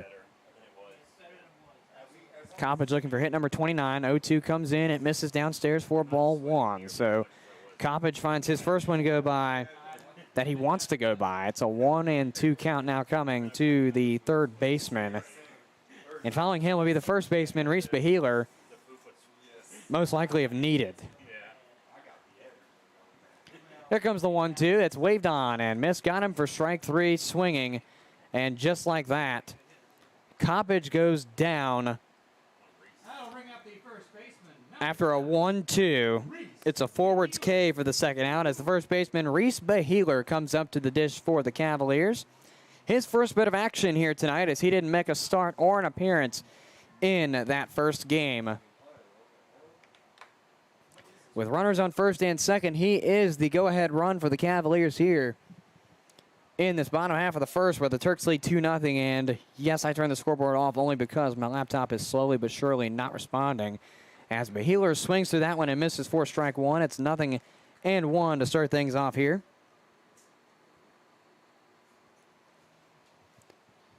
Beheeler's got Marinac and Savoy, respectively, on first and second. And here comes the 0-1 pitch from Shinosky. It's through on a looking strike. Now 0-2 is the count to Reese Beheeler.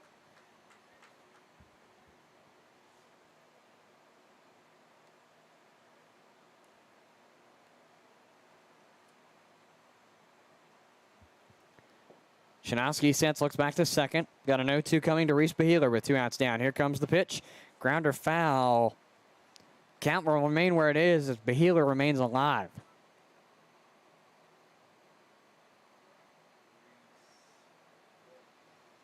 Count remains 0-2 for the first baseman, Reese Beheeler. In his first plate appearance, he's looking to bring somebody home.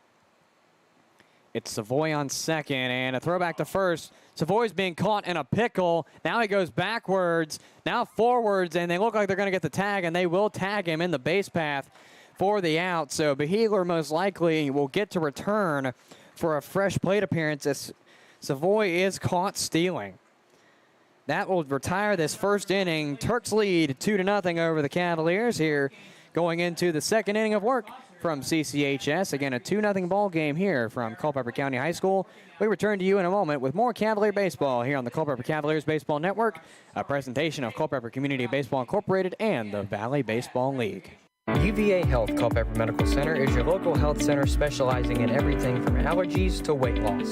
UVA Health Culpeper Medical Center cares for you and your medical needs from the time you walk in the door until the time you walk out. UVA Health Culpeper Medical Center strives to transform health and inspire hope for all Virginians and beyond. For more information on your local UVA Health Culpeper Medical Center, call 540-829-4100. Visit them at 501 Sunset Lane or visit uvahealth.com to find your nearest location. UVA Health, centering patients around all we do. Founded in 1951, the Supply Room has grown to be the second largest independent office furniture and supplies dealer in the United States and the largest in the Commonwealth of Virginia. A third-generation family-owned and operated business, our mission is to provide competitive prices, superior service, and innovative solutions to our customers' problems. The Supply Room offers extraordinary customer service, fast and free shipping, customized solutions, and a commitment to community involvement. For more information about your local office supply dealer, visit thesupplyroom.com or call 800-849-7239 toll-free. As we return to play here from Culpeper County High School, the Harrisonburg Turks lead over the homestanding Cavaliers 2-0. It's going to be Pickett, Borges, and Perez due up for the Turks. It's now Pickett who faces a 1-0 from Leininger as the 1-0 comes in. That was close to hitting him if it didn't. So 1-0 converts to a 2-0, and it looks like Pickett's going to stay alive here as somewhere that ball missed him.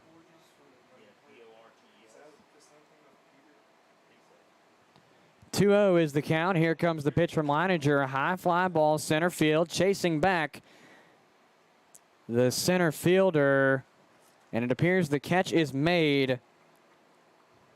It's by Newman. Out number one recorded off of a 2-0 pop out to the center fielder Newman for the first out.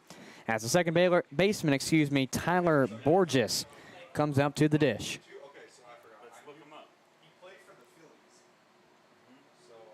So here comes the first pitch. That's popped up and looks to drop in the gap, and it will. So that is a single on the behalf, at least for Borges. He's going to stop about a third of the way in the base path. So it's a single on his record on the first pitch as Jose Perez comes up to the dish.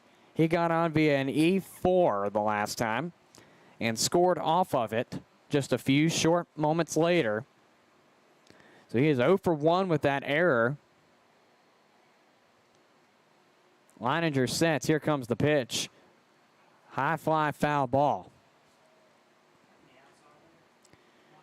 0-1 to start things off for Perez here. Following him will be Hartsfield if necessary, as there is one out and the Cavaliers can potentially get a double play. Leininger sets on the field and throw back to second. They're going to get him in a pickle now, and they got him on a tag. They caught Borges stealing as he went back and forth, and just like that, the CS4 will determine the second out of this second inning. So now from a man on, the Turks could potentially go 1-2-3 on offense here if the Cavaliers capitalize.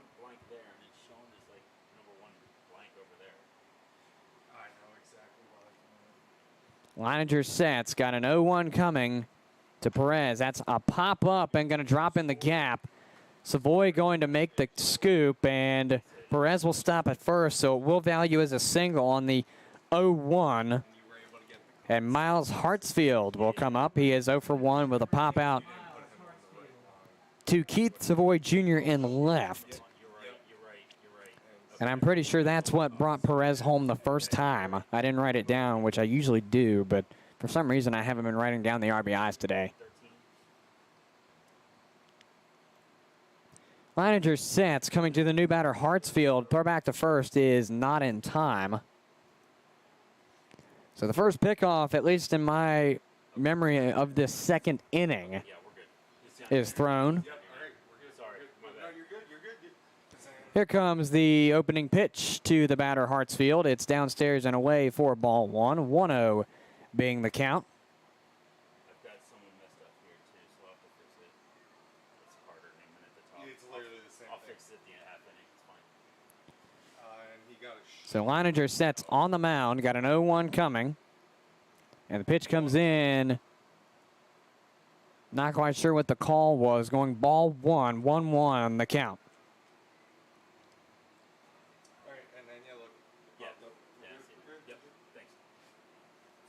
Hartsfield sitting 1-1 in the count as Leininger sets.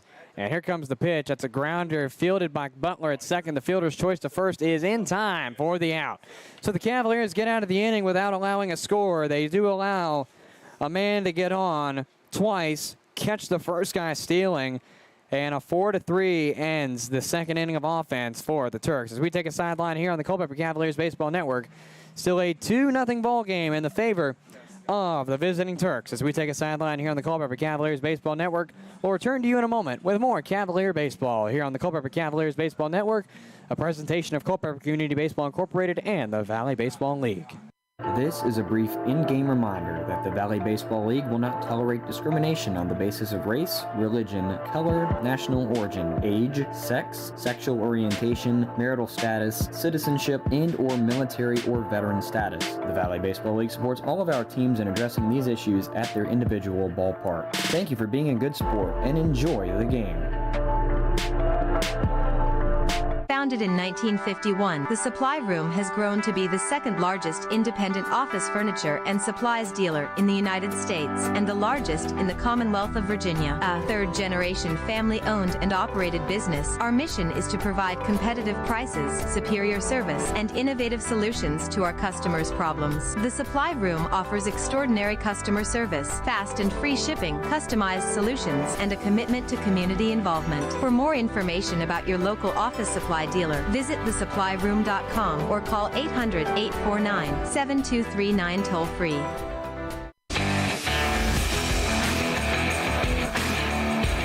As we return to play for this bottom half of the second, it's Turks up 2-0 as Reese Beheeler comes back to the dish to resume where he left off with a fresh count.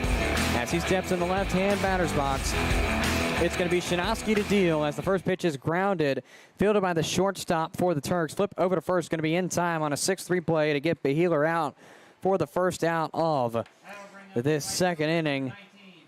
It's a Perez to Morgan play as Jackson Rashesky comes up for his first plate appearance of the evening. As he was not one of the Cavalier players to make the cut in that first game. Again, that was Marinac, Coppage, and Serrano who are in this lineup. First pitch comes in, and it's through for a strike. 0-1 to start things off for Rashesky. In plate appearance number 1, starts down 0-1. 0-1 comes in. It's upstairs or out of the strike zone somewhere for 1-1. Rashesky, the right fielder, looking for hit number 7 on the season. Pitch comes in, 1-1. High fly ball left field. That ball is out of the reach of Katz, and it's going to value as a double for Rashesky. How about the arm from Rashesky, and how about that arm from Katz, too, to limit him on any extra bags? As the DH, Ethan Serrano, comes up to the dish. Again, he was one of the 3 Cavaliers in this second game to start last game. He singled once, went 1 for 4 with a ground out to first, pop out to right, and an error by the third baseman, which got him on. First pitch comes into him, and it is through for a strike. So 0-1 to start things off here for the DH, Ethan Serrano, and plate appearance number 1 of this second game. He starts down 0-1. And here comes the 0-1. It's downstairs. Looked like it went off the edge of the catcher Pickett's mitt. Or at least that's what it looked like to me. 1-1 is the count.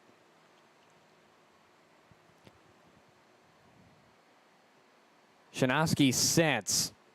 He's got Rashetsky behind him on second, as that one is missed for ball 2. 2-1 is the count coming to Serrano. Following Serrano, if necessary, will be Ryan Peterson.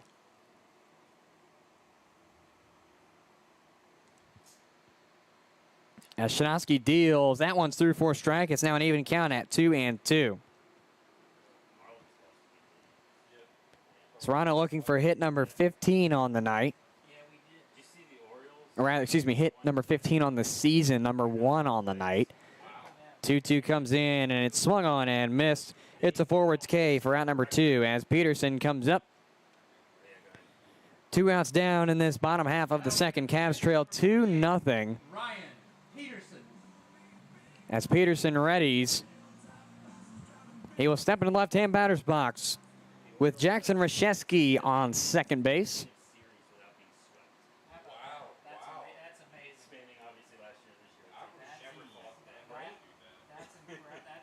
Here comes the first pitch from Shinosky. It's popped up. Looks to be read by the shortstop Perez, and he will make the catch for the third out.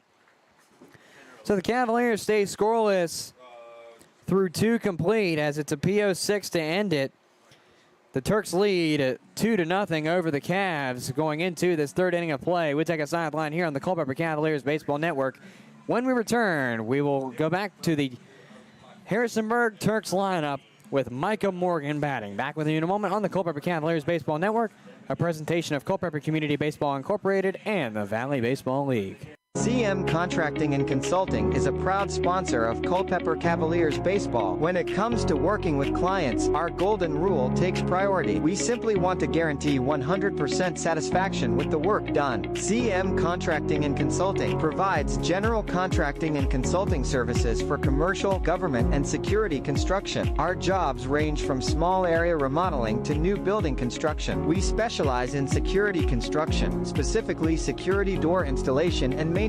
Contact CM Contracting and Consulting at cmcontractingconsulting.com for all of your commercial construction, security construction, modular SCIF, and disaster recovery needs.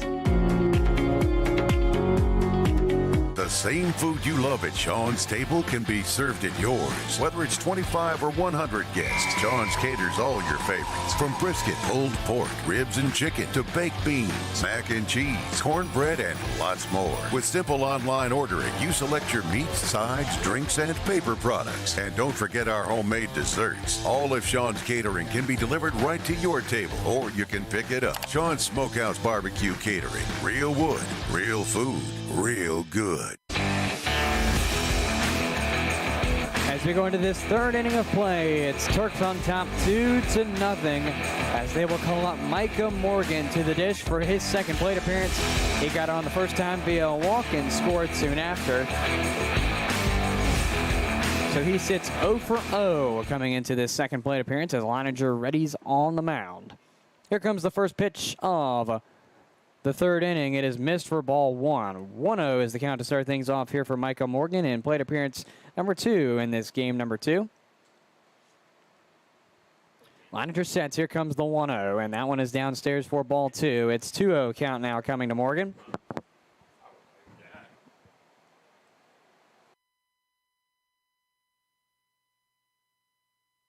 Sorry about that. My pen hit the microphone. I didn't mean to knock my pen in there as a 2-0 converts to 3-0 on the play. Missed pitch by Leininger again, and Micah Morgan is one step closer to taking that 90-foot walk of fame. 3-0, here comes the pitch from Leininger, and that one is through for a strike. It's now a 3-1 count coming to Morgan.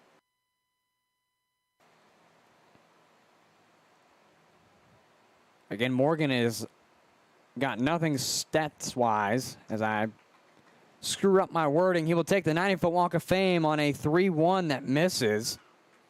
And just like that, we'll transition from Morgan to Katz, the left fielder.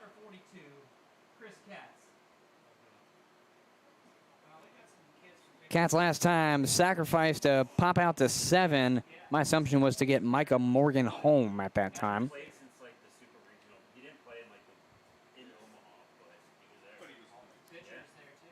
So Leininger sets. Here comes the pitch. High fly ball left center. Chasing back Keith Savoy Jr. And that ball looks gone, and it is. A 2-run shot for Chris Katz, and he picks up right where he left off in that first game, picking up the winning run in the form of a home run. It's a 2-run shot for Chris Katz, and the Turks now lead 4-0. So Ty Gill, the third baseman, will come up for his second plate appearance. He is 1 for 1 with a single. Now batting third baseman number 2, Ty Gill. As Gill readies in the left-hand batter's box now, Leininger on the mound. Leininger's ERA sits at a 900 with the registration of Katz's home run as the first pitch comes through for a strike, 0-1 to start things off here for Ty Gill in plate appearance number 2. Leininger sets. Here comes the 1. Foul ball, 0-2.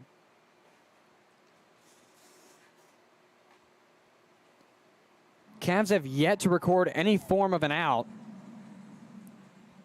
as the first 2 batters are now back in the dugout in Harrisonburg's advantage. It's a 4-0 ball game now in the favor of the Turks. Here comes the 0-2, and that's a wave and a miss. Got him for strike 3, and just like that, Gill goes down. His hit streak goes down with him as Sean Barnett, the designated hitter, will come up. Barnett singled earlier on in the game, so he sits 1 for 1 as he steps into the right-hand batter's box. Leininger on the mound. Righty faces righty for the 4th batter faced of this 3rd inning. Here comes the pitch from Leininger. Waved on and missed for strike 1. 0-1 to start things off here for Sean Barnett in plate appearance number 2. Again, he is 1 for 1 with that single.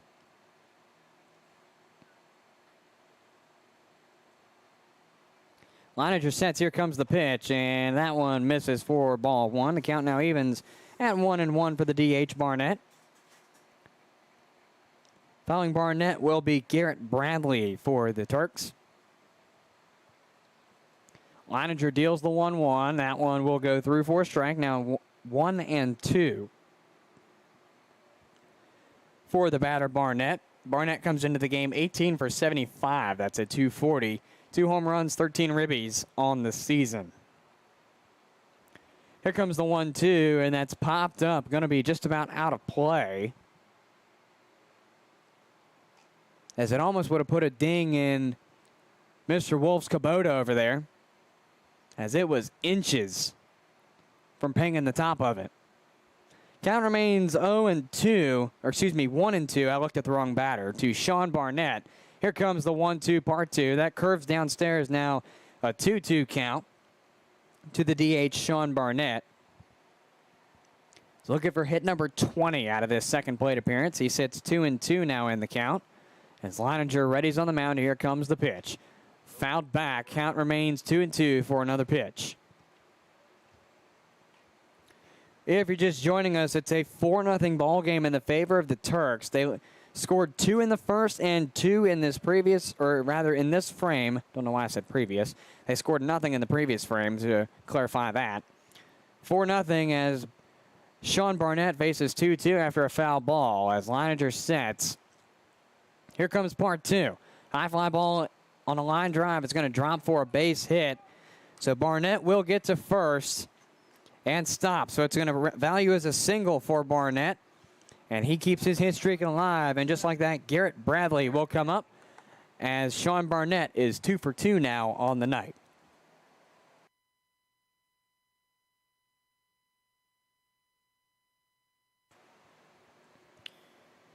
Bradley is 0 for 1 with a pop out, if you want to call it that, to Beheeler at first.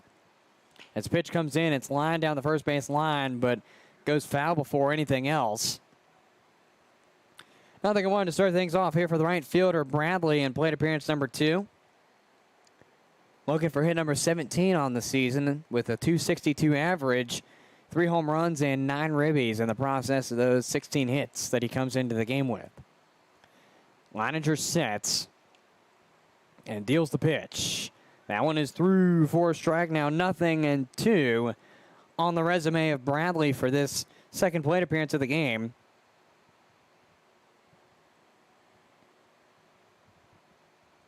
Leininger ready. He's receiving his sign from Peterson. Now he sets on the mound. Got an 0-2 coming with Barnett on first. Leininger deals 0-2, and umpire scoots out of the way. Flip to second, flip to first. In time for the double play. So the Cavaliers get out of the inning, and although they allow 2, it's a flashy way to end it on a 4-6-3 as we take a sideline here on the Culpeper Cavaliers Baseball Network.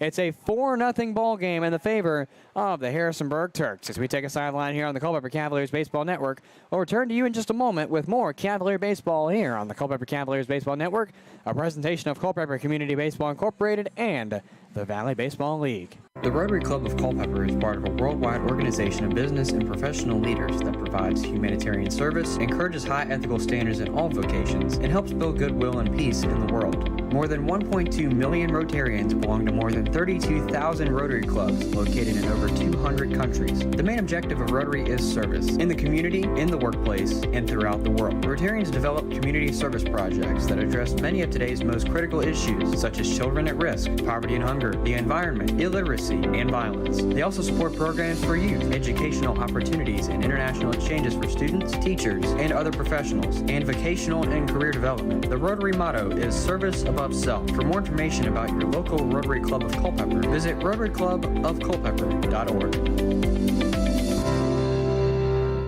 Culpeper Battlefield Tours, LLC is a proud sponsor of the Culpeper Cavaliers. Culpeper Battlefield Tours launched in 2022 to provide tours of Culpeper's historic battlefields and sites. Tours of 2 or 3 hours can be customized of Brandy Station Battlefield, Buford's Knoll, Fleetwood Hill, St. James Church, Stevensburg, and the Winter Encampment, or contact Culpeper Battlefield Tours for a specialty tour. To contact them, learn about upcoming events and more, call 540-632-4500 or visit culpepperbattlefieldtours.com. We return to play here for this bottom half of the third, where the Cavs trail the Turks now 4-0, as the Cavs will go with Butler, Newman, and Savoy, as Butler swings through the first one to him for strike 1. It's 0-1 to start things off here, but the second baseman, Connor Butler, in this first plate appearance for him on the night, as he did not appear in the first game. 0-1 is tipped back to the fence, now 0-2 to Butler.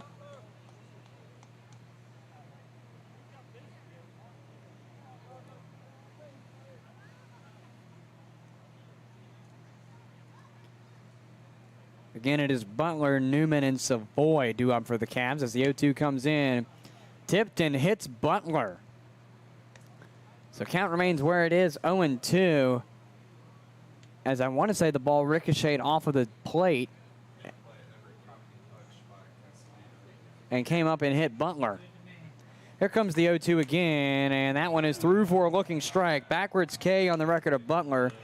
Out number 1 comes up as Carter Newman, the center fielder, will make his way to the dish. He is 0 for 1 on the night with a 6-3 play on a 2-1 count. Carter Newman. So Newman, the righty, will step into the batter's box. Butler is 18 for 88 coming into the game, if that is necessary to say at this time, as Newman fouls that one well out of here. 0-1 to start for the center fielder. Again, 0 for 1 on the night.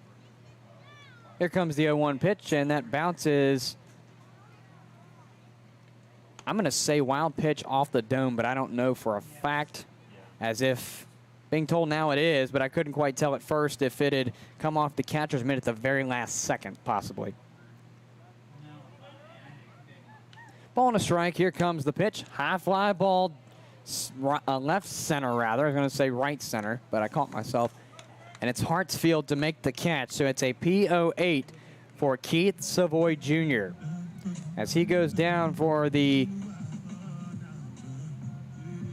or my apologies, for Carter Newman. I just screwed that up. Carter Newman was the man. See, I had to figure that out, so I just screwed it up. I wrote Keith Savoy Jr. popped out to 8, but he is now in the batter's box.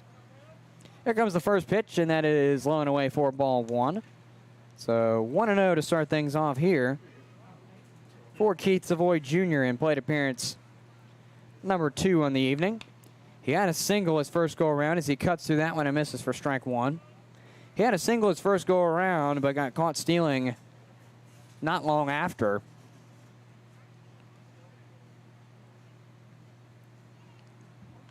Shinosky sets, pitch comes in, foul ball. Now 1-2 to Keith Savoy Jr. A reminder, all foul balls are property of the Culpeper Cavaliers, so please return those to the concession stand. You do get a free lollipop. As the 1-ball, 2-strike count is set from Shinosky. Pitch comes in, low and away, ball 2.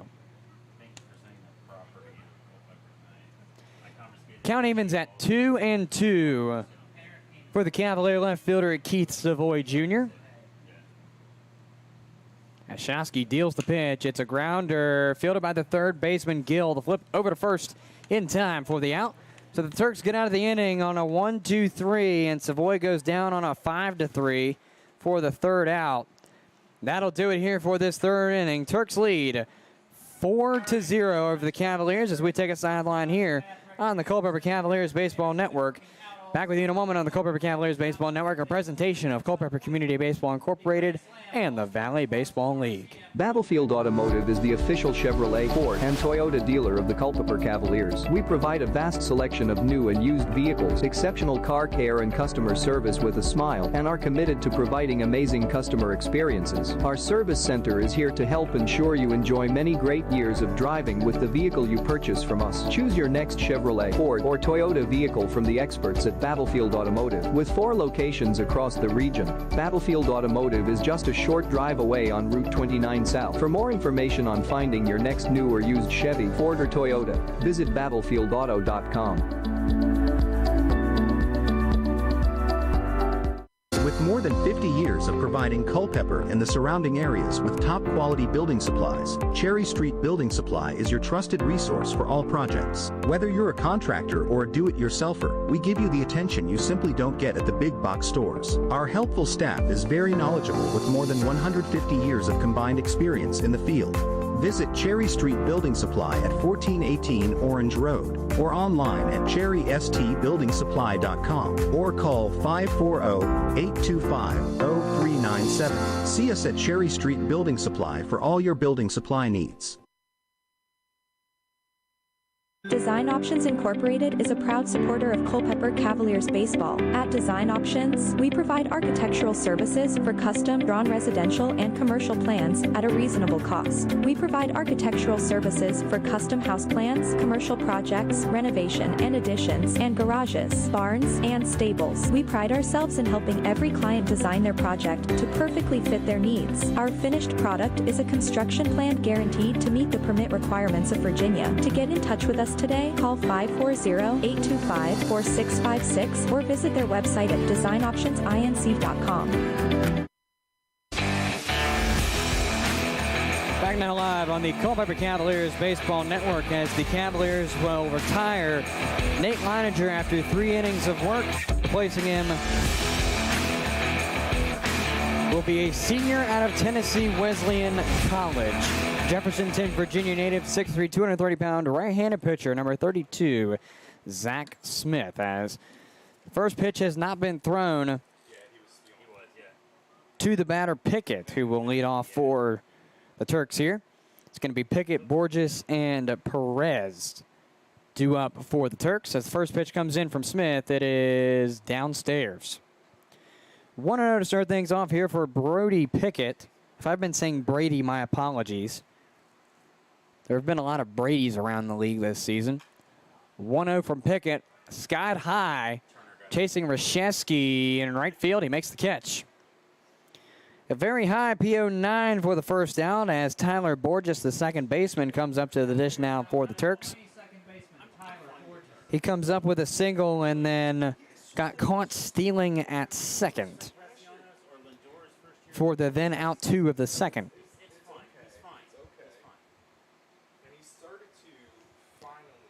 Smith sets. Here comes the first pitch, and it's upstairs, ball 1.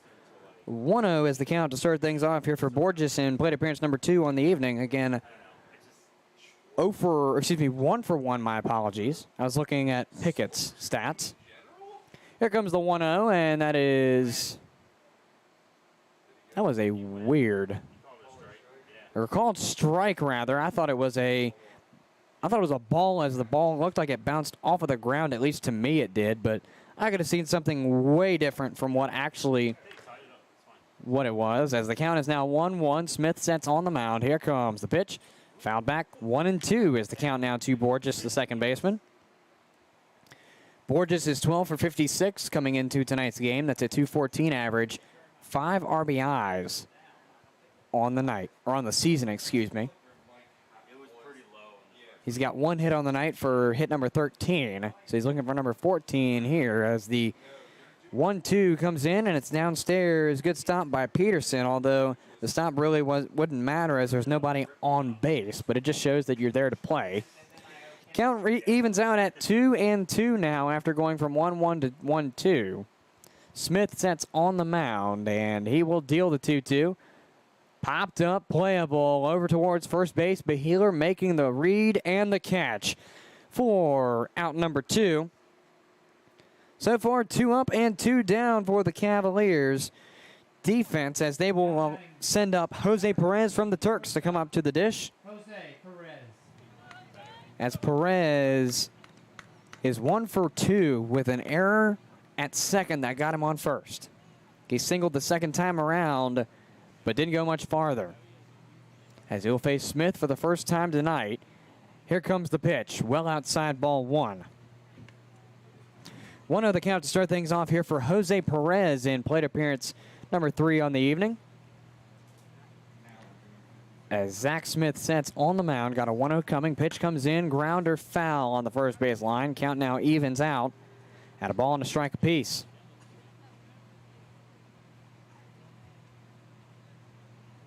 We're in the 4th inning of play here in this game number 2 between the Cavs and the Turks. Turks lead 4-0. As Smith sets on the mound, here comes the pitch. Grounder fouled at the dish, now 1-2. Again, it's a 4-0 lead for the Turks over the Cavaliers. They scored 2 in the first and 2 in the third.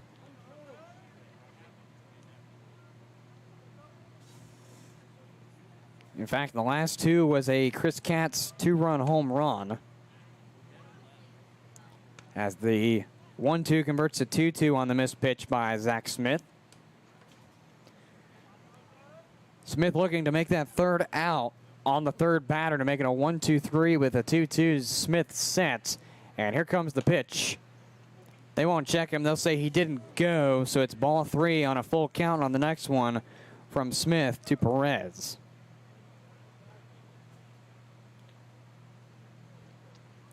Smith sets. Batter number 3 finds payoff, and we'll do it again off the tip and foul at the dish.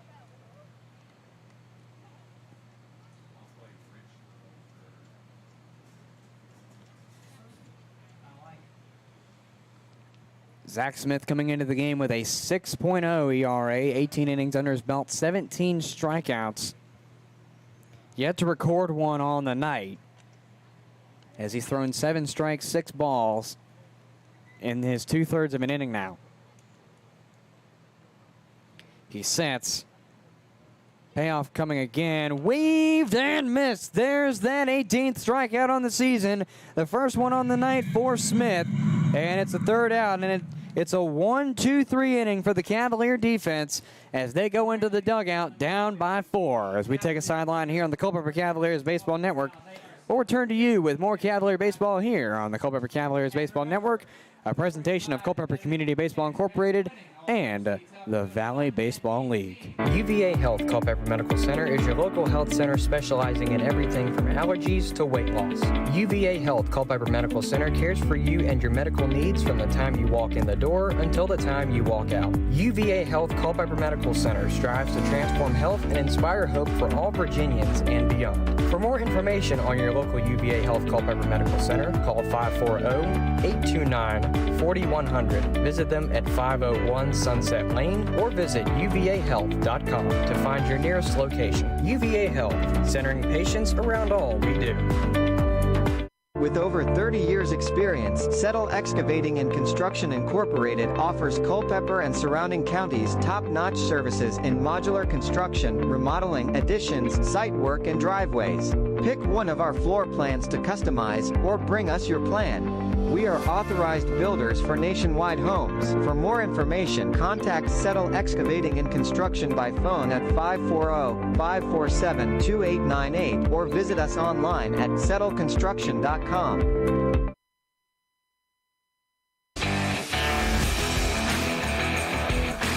Back now live on the Culpeper Cavaliers Baseball Network, where it's a 4-0 lead for the Turks. The Cavaliers in this bottom of the fourth will lead off with Connor Marinac, and following him will be Coppage and Beheeler for this bottom half of the fourth, where the Cavs need any and everything they can to cross the dish.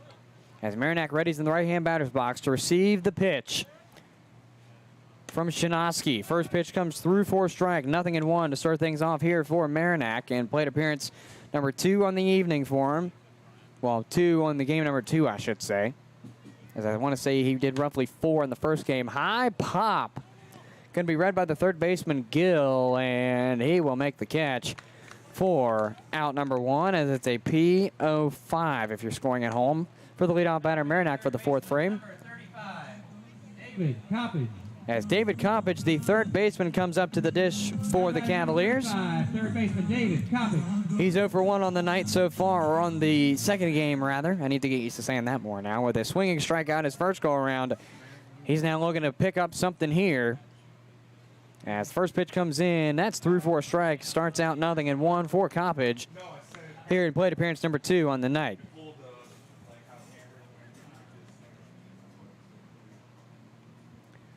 0-1 to Coppage. Here comes the pitch. Grounder fielded by Gill at third. The flip over to first in time, and what a fast throw from Gill. The 5-3 will retire Coppage as Reese Beheeler comes up to the dish now for the Cavs. That'll bring out first baseman, number 7. Beheeler playing at first. He is 0 for 1 with a 6-3 play. As he started out 0-2 in the first, and I believe it was when Keith Savoy Jr. got caught stealing at second is when Beheeler went down and got to retry in that second inning to lead off. First pitch comes in to him. It's a strike looking, 0-1. But Beheeler went 6-3 on the first pitch of the second inning. 0-1 count, 2 outs down, as that's a pop-up bouncing ball fielded by the first baseman, Morgan, and that will do it. So the Turks return the favor on the 1-2-3, as it's a ground out, rather, contrary to what I said with a pop-out. Ground out to first base to retire the side. Cavs remain scoreless through 4, as it's turning to the 5th inning. It's the Turks on top, 4-0 on the Culpeper Cavaliers Baseball Network, a presentation of Culpeper Community Baseball Incorporated and the Valley Baseball League. This is a brief in-game reminder that the Valley Baseball League will not tolerate discrimination on the basis of race, religion, color, national origin, age, sex, sexual orientation, marital status, citizenship, and/or military or veteran status. The Valley Baseball League supports all of our teams in addressing these issues at their individual ballpark. Thank you for being a good sport and enjoy the game. CM Contracting and Consulting is a proud sponsor of Culpeper Cavaliers baseball. When it comes to working with clients, our golden rule takes priority. We simply want to guarantee 100% satisfaction with the work done. CM Contracting and Consulting provides general contracting and consulting services for commercial, government, and security construction. Our jobs range from small area remodeling to new building construction. We specialize in security construction, specifically security door installation and maintenance. Contact CM Contracting and Consulting at cmcontractingconsulting.com for all of your commercial construction, security construction, modular SCIF, and disaster recovery needs.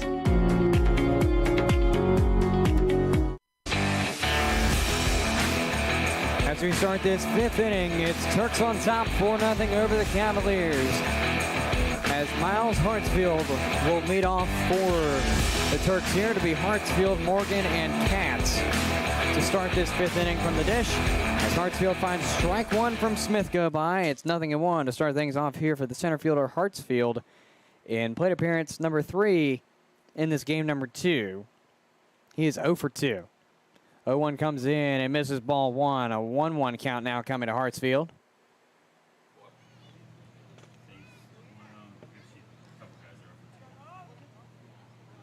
Hartsfield looking for hit number 25 of the season, and that one fouled away. Now 1-2. 24 for 71 sits Hartsfield on the season. That's a .338 average. 7 ribbies on the season. Doesn't have anything recorded statistically against Smith this season. As Smith sets 1-2 coming. Pitch comes in. Pop up. Going to the direction of third in foul territory. It's going to be the third baseman, Coppage, to make the out on a pop-out 5 for the first down. If you're scoring at home, it's going to be Micah Morgan, the first baseman, coming up. Bring up the first baseman, number 26, Micah According Morgan. to my scorebook, he has walked twice and scored twice. So he is looking to keep that scoring streak at least. As he steps into the left-hand batter's box, Smith readies on the mound. It'll be righty facing lefty between pitcher and batter. Grounder fielded by the second baseman Butler. Flip over to first in time for out number 2. So Morgan doesn't get a chance this time as he goes down 4-3. Goes 0 for 1 now on the night as Chris Katz comes up to the dish for the Turks. Got a 2-run home run in the 3rd inning, and then sacrificed on a PO7. I want to guess to bring Morgan home in that 1st inning.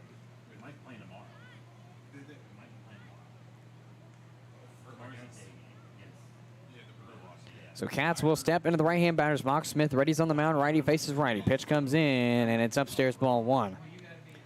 Katz starts out 1-0 here in this 3rd plate appearance on the game. As Smith sets 1-0 coming. Here comes the pitch. Waved and missed. Got him for strike 1. Now a 1-1 to Chris Katz, who is, again, 1 for 2 with a home run the last time, or rather 2-run home run to be more specific. Here comes the 1-1. It's tipped and will go back to the fence on a 1-2 count now. Chris Katz facing crunch time here in the plate appearance. Again, a ball and 2 strikes reads to the resume of Chris Katz for this 3rd plate appearance. My apologies. Can't do math, I guess, as Smith receives his sign from Peterson at the dish. A ball and 2 strikes reads the count. Smith sets on the mound. Pitch comes in, and it misses for ball 2. And now the count evens at 2-2 for Chris Katz, the left fielder. He was the reason the Turks won the 1st game, as he had a 2-run home run into left. Cavs responded with 1 run but couldn't get the 2nd one, as that's a wild pitch. So the count is full for Chris Katz after facing a 1-2. Looking for hit number 18 on the season. He got 17 with that home run earlier on.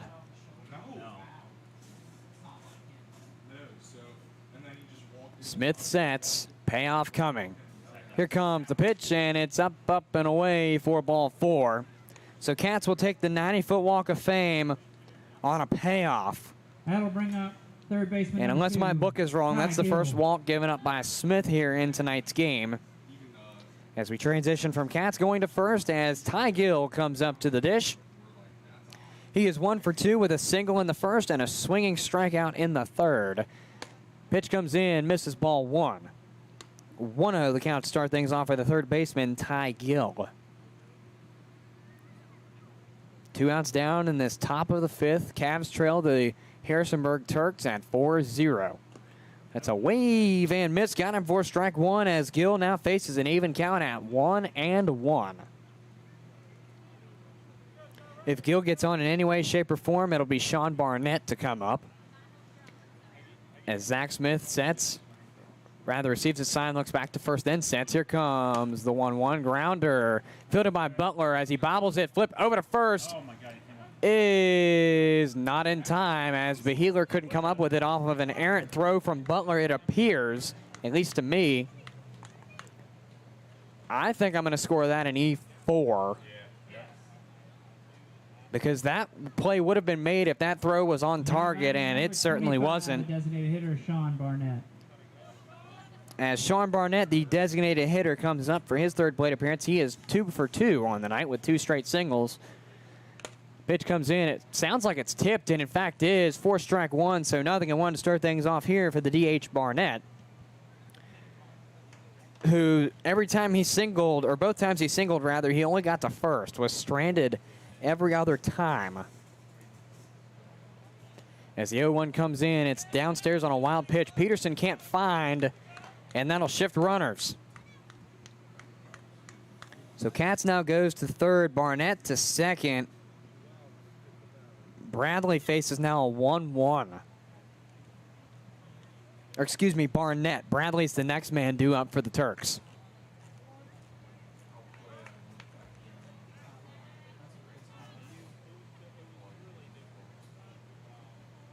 Smith receiving his sign from Peterson. Ready's on the mound with a 1-1 count to Barnett.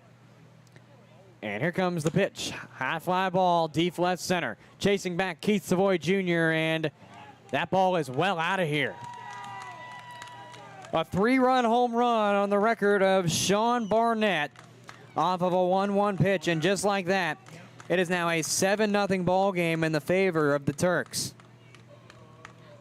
So the Turks have scored in alternate innings, 2 in the first, none in the second, 2 in the third, none in the fourth, and now 3 in the fifth with 2 outs down.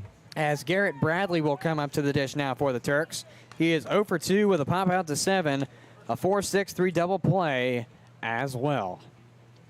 It's also worth noting that Barnett is 3 for 3 on the doubleheader. Pitch comes in, or rather on game 2 of the doubleheader to be more specific. First pitch comes in the meantime, misses for ball 1. Bradley starts up 1-0 here in the count. As Smith readies on the mound with the 1-0, here comes the pitch. That one's through for a strike now, even count at 1-1.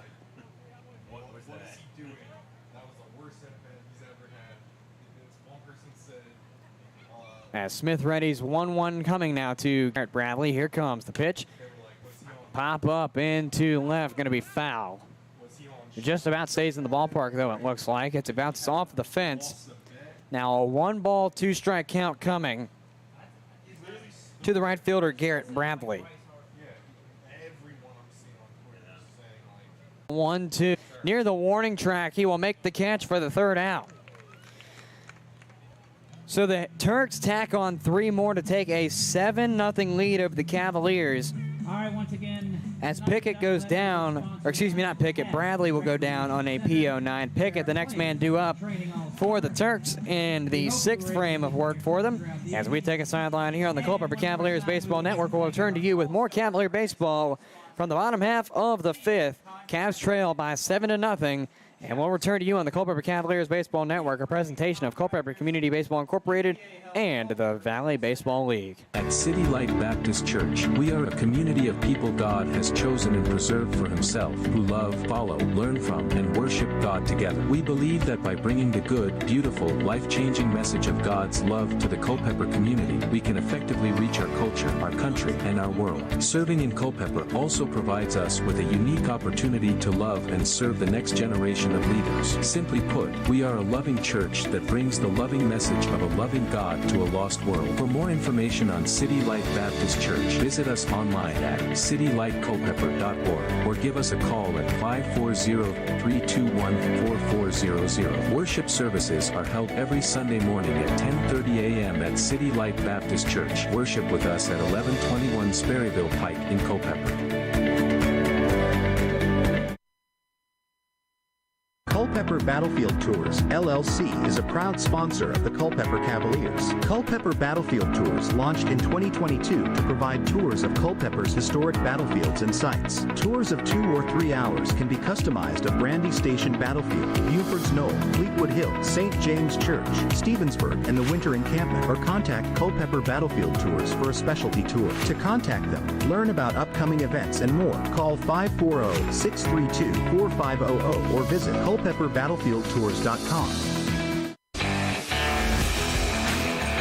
Back now live on the Culpeper Cavaliers Baseball Network, where the Cavs will retake their offensive set to start this bottom half of the fifth. It's going to be Jackson Reshevsky to lead things off for the Cavaliers, as he is 1-1 with a double, as he goes from 0-1 to 1-1 in the count.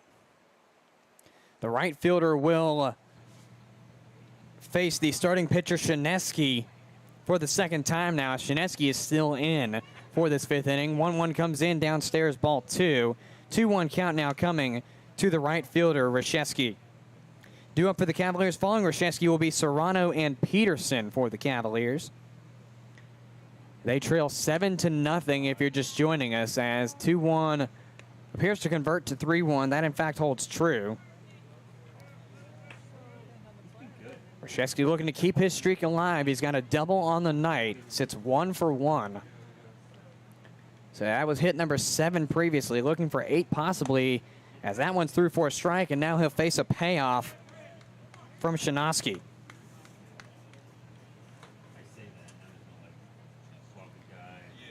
Here comes the payoff from Shineski. High fly ball into right, chasing over Bradley. It's going to drop.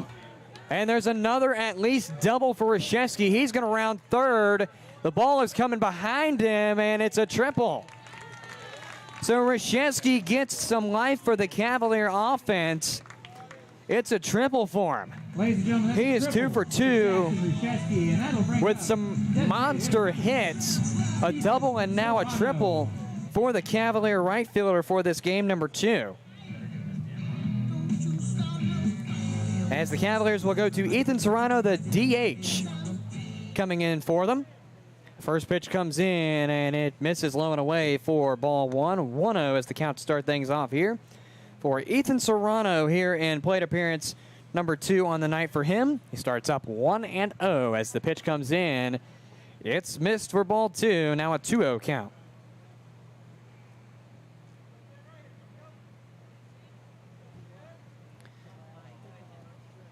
Serrano is 0 for 1 coming into this plate appearance. 2-0 count comes in. Fouled away for the first strike of the plate appearance. And a reminder, all foul balls are property of the Culpeper Cavaliers, so please return that to the So 2 balls and a strike on the resume of Ethan Serrano for this second plate appearance for him in this second game. As that one comes in, it's upstairs. Now count will go 3-1 for Reshevsky, or excuse me, not Reshevsky, Serrano, excuse me.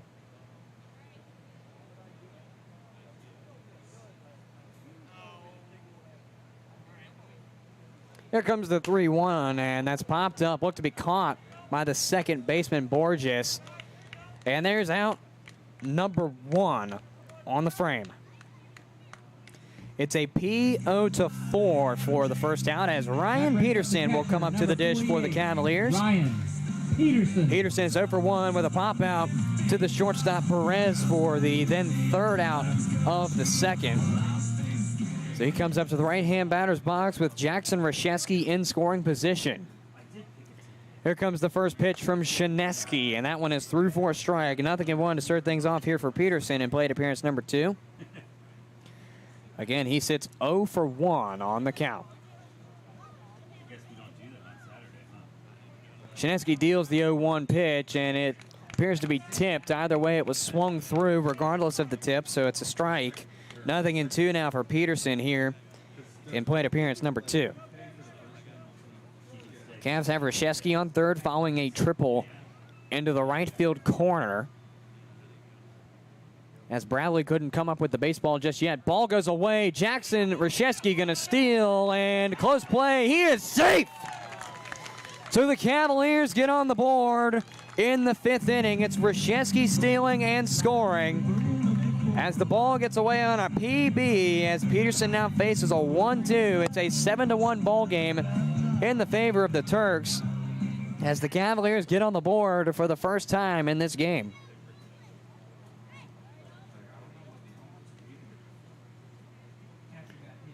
A ball and 2 strikes for Peterson. Following him will be Connor Butler. And that is for certain now, as if at worst Peterson will be the second out. But we'll see what Peterson can do with a 1-2 count now. Shinesky deals the 1-2, and that's tipped and fouled back. So Peterson will stay alive here with a 1-2. He's going to keep it there as he's looking to pick up his first hit on the night, make it number 16 on the season if he can do so. Peterson remains in the box. 1-2, try again. Cut on and missed for strike 3 for out number 2. As Peterson goes down on a forwards K, second out. As the second baseman, Connor Butler, comes up to the dish. Got out last time via backwards K, so he hits 0 for 1 as well. And that has been the testament of the Cavaliers so far this game, just sloppy plate appearances. In fact, there was one point, I think it was in the 4th, where the Cavaliers ended the frame after 6 pitches thrown combined. As the first pitch was a strike on the call. 0-1 to start things off here for Connor Butler in plate appearance number 2 on the evening. And the 0-1 comes in. It is missed for ball 1. So now the count goes 1-1. Rather, 2-1, excuse me. I missed one of the pitches.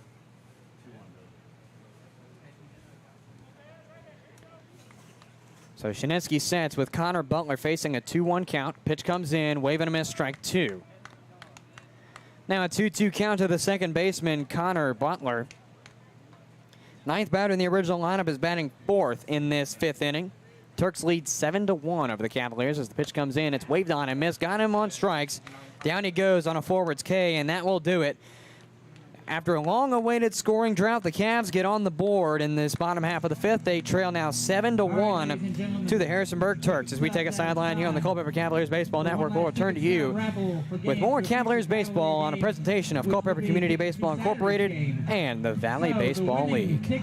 Cedar Mountain Stone is a full-service aggregate supplier providing all sizes of VDOT-approved aggregates. Over the years, Cedar Mountain Stone has expanded their product lines to include specialized products such as stream restoration materials, security products, high-quality topsoil, and biofilter materials. The Mitchell's Quarry is located near Culpepper, 6 miles south of the intersection of routes 29 and 3. For more information or to find the right product for your next project, call 540-825-3370 or visit cedarmountainstone.com. Cedar Mountain Stone is a Dalrymple company. UVA Health Culpepper Medical Center is your local health center specializing in everything from allergies to weight loss. UVA Health Culpepper Medical Center cares for you and your medical needs from the time you walk in the door until the time you walk out. UVA Health Culpepper Medical Center strives to transform health and inspire hope for all Virginians and beyond. For more information on your local UVA Health Culpepper Medical Center, call 540-829-4100. Visit them at 501 Sunset Lane or visit uvahealth.com to find your nearest location. UVA Health, centering patients around all we do. Back now live on the Culpeper Cavaliers Baseball Network as we've played through 5 complete. It's a 7-1 ball game as the leadoff batter for the frame, Pickett, will pop out to Reshevsky in right for the first out. So the first pitch given to Pickett is crushed on, but not far enough out of the reach of Reshevsky. It's a out one on the board. As Tyler Borges will come up to the dish now for the Turks. He comes up 1 for 2 with a single the first time around and got caught stealing. There we go. And I was looking down right at the time that pitch came through. I'm going to assume that was close.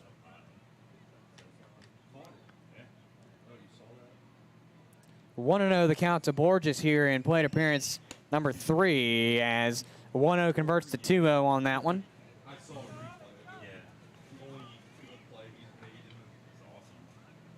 One out down in this top of the 6th.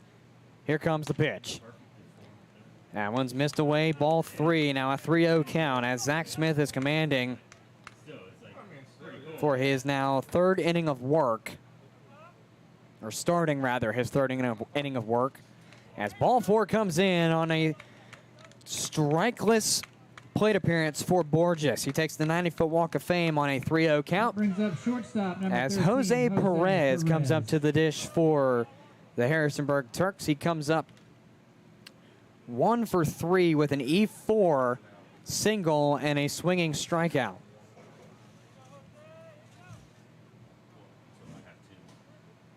Here comes the first pitch from Smith to Perez, and it misses for ball 1. 1-0 is the count to start things off. If the Cavs can't get Borges out in the base path, following Perez will be Hartsfield. 1-0 is set. Here comes the pitch. High fly ball. Going to be just about in the outfield, chasing back the third baseman Coppage for out number 2 as it's a P05 in the outfield for the second out. So Borges will stay alive at first, although there's no reason for him to really advance as he would have had to have made the tag, and then he wouldn't have made it at time at second. So Miles Hartsfield will come up playing center in this game number 2. He's 0 for 3 on this game number 2 with a pop out to 7 and 5 and a 4-3 play. Perez going down 1 for 4. As I believe that was a pass ball. I wasn't paying attention. Wild pitch indeed, 1-0 count. As not Perez, but Borges rather advances to second off of the wild pitch. Hartsfield starts out 1-0 in the count. Cavs need one more out to get out of this 6th inning. They trail 7-1. Smith sets on the mound, and here comes the pitch. Tipped him. I believe it hit the bat before it hit the batter. Going to say 1-1.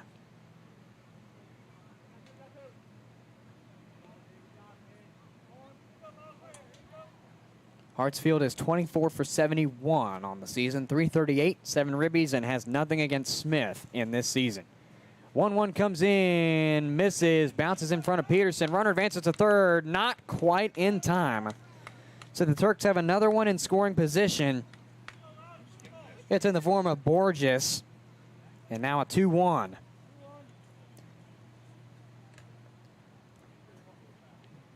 And mind you, since we did pass the 5th inning underneath 10 runs, if the Turks were to score up to 11, we would play to the full 7. As the 10-run rule goes out of effect in 7-inning games by the end of the 5th. As in normal 9-inning games, it goes to the 7th. That's a wild pitch. Ball 4 on the field. Good stop by Peterson as it bounces off of the fence. 90-foot walk of fame for Miles Hartsfield as Micah Morgan comes up to the dish. So now runners threaten the corners for the Turks as Morgan coming up 0 for 1 with a 4-3 the last time and was walked 2 straight times and actually scored with the help of those 2 walks.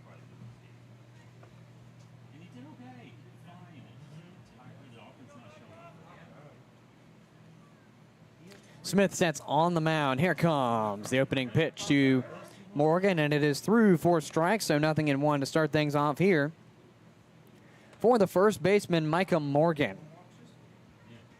Turks have runners on first and third with 2 outs down. Pitch comes in, 0-1, and it converts to strike 2. Smith needs 1 more to get out of the inning and to stop the possibility of Borges scoring. Smith sets, looks back to first, 0-2 count. Here comes the pitch. High fly ball going towards left center.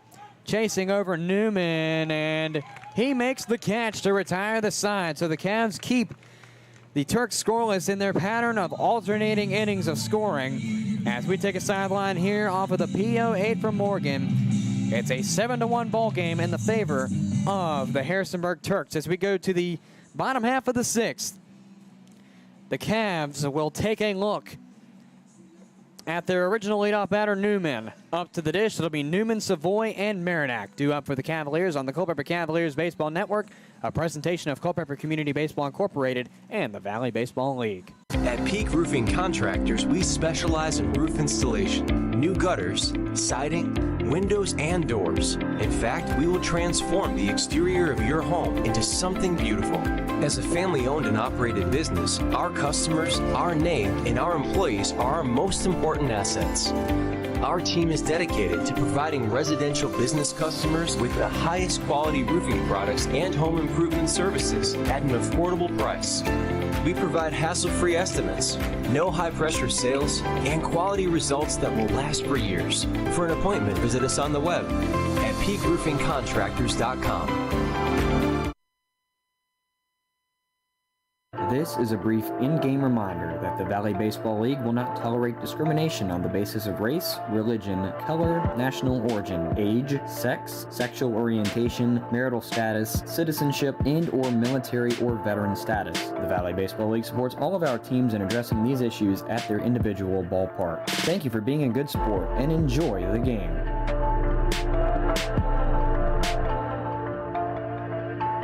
A reminder that the Valley Baseball League does not tolerate discrimination on the basis of race, religion, color, national origin, age, sex, sexual orientation, marital status, citizenship, military, or veteran status. A reminder that your presence online is a presence that is felt just as much as a fan in the stands. So a reminder to please remember to practice good sportsmanship and, as always, enjoy the ball game. As Carter Newman finds 1-0 and then goes to 1-1. So for the Cavaliers, besides Newman, following him will be Savoy and Marinac. The 3 due up for the Cavaliers in this bottom half of the 6th. That's a grounder foul, now 1-2. Newman is 0 for 2 on the night, 4 for 25 on the season. That's a 180, or rather 160 it looks like. The 8 and the 6 look pretty similar to me for right now. 3 ribbies on the season. 1-2, pitch comes in, foul ball out of play. So count remains at 1-2 for the original leadoff batter, Carter Newman, who is starting out this 6th inning of work for the Cavaliers on offense. As Shinosky sets, comes in, won't check, ball 2. Now an even count at 2-2 for Carter Newman. He's looking for a hit number 1 on the night, number 5 on the season. Pitch comes in. That one will get him looking for strike 3 as it's a backwards K for the first out. So we'll transition from Newman to Keith Savoy Jr., who singled in the first, and in the third he went 5-3. So he is 1 for 2 coming into this 6th plate appearance. That'll bring out number 2, left fielder Keith Savoy Jr. So again, it is Keith Savoy Jr. coming up to the dish, and then Connor Marinac will follow him for the last of the 3 due up for the Cavaliers in this 6th. 1 out down in the bottom of it. Turks lead 7-1.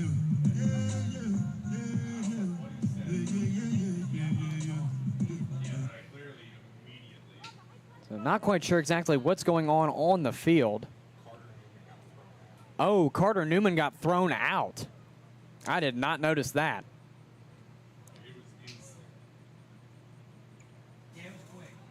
So, press box pals are telling me, if you can't hear him, that it was a very quick call. So it must have happened right as that 3rd strike came in. Because I certainly didn't notice it, as I had to look down and write down what was going on. As the first pitch in the meantime to Keith Savoy Jr. is missed for ball 1. 1-0 is the count to start things off for the left fielder. So we'll see around the time, if we get there at least, to the first batter, we'll see who replaces Newman, as he has been thrown out. Meantime, Savoy finds 2-0 to go by. Here comes the 2-0 pitch. That'll be tipped into the catcher's mitt, it sounds like, at least, for a 2-1 count now. Coming to the batter, Savoy. Again, Marinac will follow him, the shortstop. Marinac is also 1 for 2. Here comes the 2-1, and it's downstairs for ball 3. So a 3-1 count now coming to Keith Savoy Jr., batter number 2 in this inning and in the original lineup. Looking for hit number 30 as he will foul that one back. Now it's a full count at 3-2.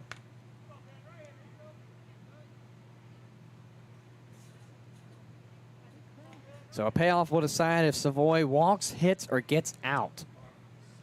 We'll see. Here comes the payoff, and we'll stay alive again. And kind of was hoping that the impact of that would have knocked that other ball out of the fence, but nope, just keep me for some work tomorrow if the players don't get it tonight. So we'll stay with the payoff for Savoy. Here comes the pitch, part 2. It's going to be popped and caught by the second baseman on a beautiful catch. Borges making the over-the-shoulder catch, NFL style, if you will, as Savoy goes down on a PO4 for the second out, as Connor Marinac, the shortstop, comes up to the dish.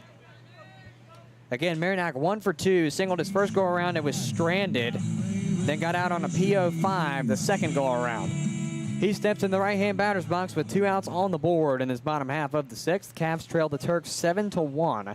As the pitch comes in, first one, goes through for a strike, 0-1 to start things off for Marinac on a looking strike. It is 0-1 on the count.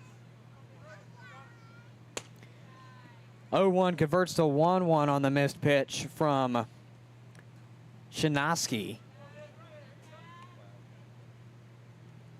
Shinoski sets. Here comes the 1-1. Popped up. Is it going to be caught this time? No.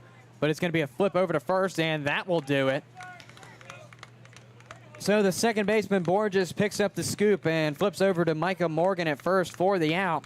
And that'll do it for this 6th inning as we take a sideline here on the Culpeper Cavaliers Baseball Network. After a 4-3 play to get Marinac out, it's a 7-1 ball game in the favor of the visiting Turks as we take a sideline here on the Culpeper Cavaliers Baseball Network, a presentation of Culpeper Community Baseball Incorporated and the Valley Baseball League. Located a mile west of downtown Culpeper, just off Route 29, Mountain Run Winery is set on 36 acres within a larger swath of farmland. With as many as 20 wines produced each year, you would be hard-pressed to find this many quality wines at a winery of our size. We specialize in small batch production of a range of varietals. We have multiple Best in Virginia award-winning wines. For more information, call 703-638-5559 or visit mountainrunwinery.com. Ready to try some of their farm-to-bottle award-winning wines on site? Visit them at 10753 Mountain Run, Lake Road in Culpeper. On-site consumption only offered every Friday through Sunday. Curbside pickup available daily. Call ahead to reserve a time. You must be 21 years or older to indulge. Drink responsibly. Almost anywhere, in the city, in the country, even online. So how do you choose? At Battlefield Culpepper, we think our people make the difference. Many live right here in Culpeper. We're your neighbors. That's why our service techs get the job done right the first time, or why our sales team does the most repeat business in the area. And when you have a question, we're on it. That makes our managers very happy. You can buy a car anywhere, but you'll want to buy it from Battlefield Culpepper, because we are Culpepper.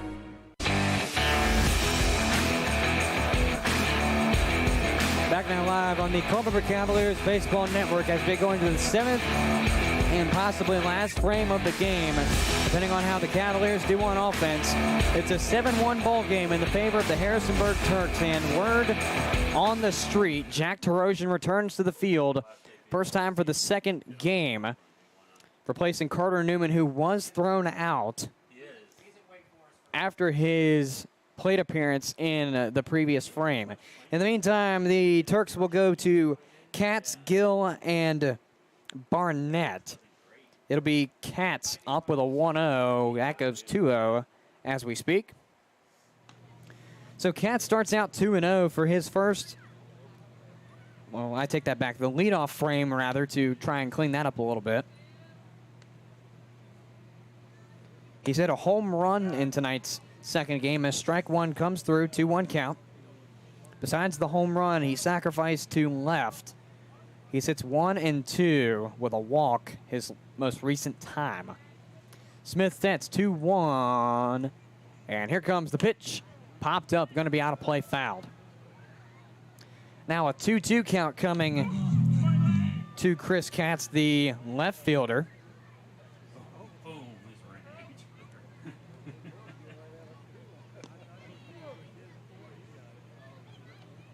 Katz again, 1 for 2 on the night. Smith sets on the mound.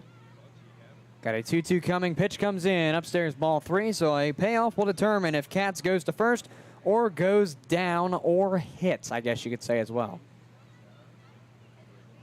Well, it goes to first can imply that, but depends. Payoff set from Zach Smith for the leadoff batter for the frame Cats. High fly ball center field. That one probably is well gone. Stopping a Savoy. He's just watching it. That ball is gone. Another home run for Cats. I want to say that's his third of the night combined, as he's hit 2 this game and 1 in extra innings in the first. It's now an 8-1 ball game, and how about that? Alternate innings for score for the Turks. 2 in the first, 2 in the third, 3 in the fifth, and now so far 1 in the 7th. 0s in the 2nd, 4th, and 6th. Now batting third baseman number 2. That's third baseman Ty Gill comes up. He is 1 for 3 with a single his first go around, swinging strikeout, and an error at 4 that got him on. He scored following that error. Smith sets. Here comes the pitch. Upstairs, ball 1. 1-0 is the count to start things off here for Ty Gill. Plate appearance number 4. And we got a coaches meeting, it appears, on the field. And rather injury as the trainer, Henry Wolf, comes out, and something's up with Smith, it appears.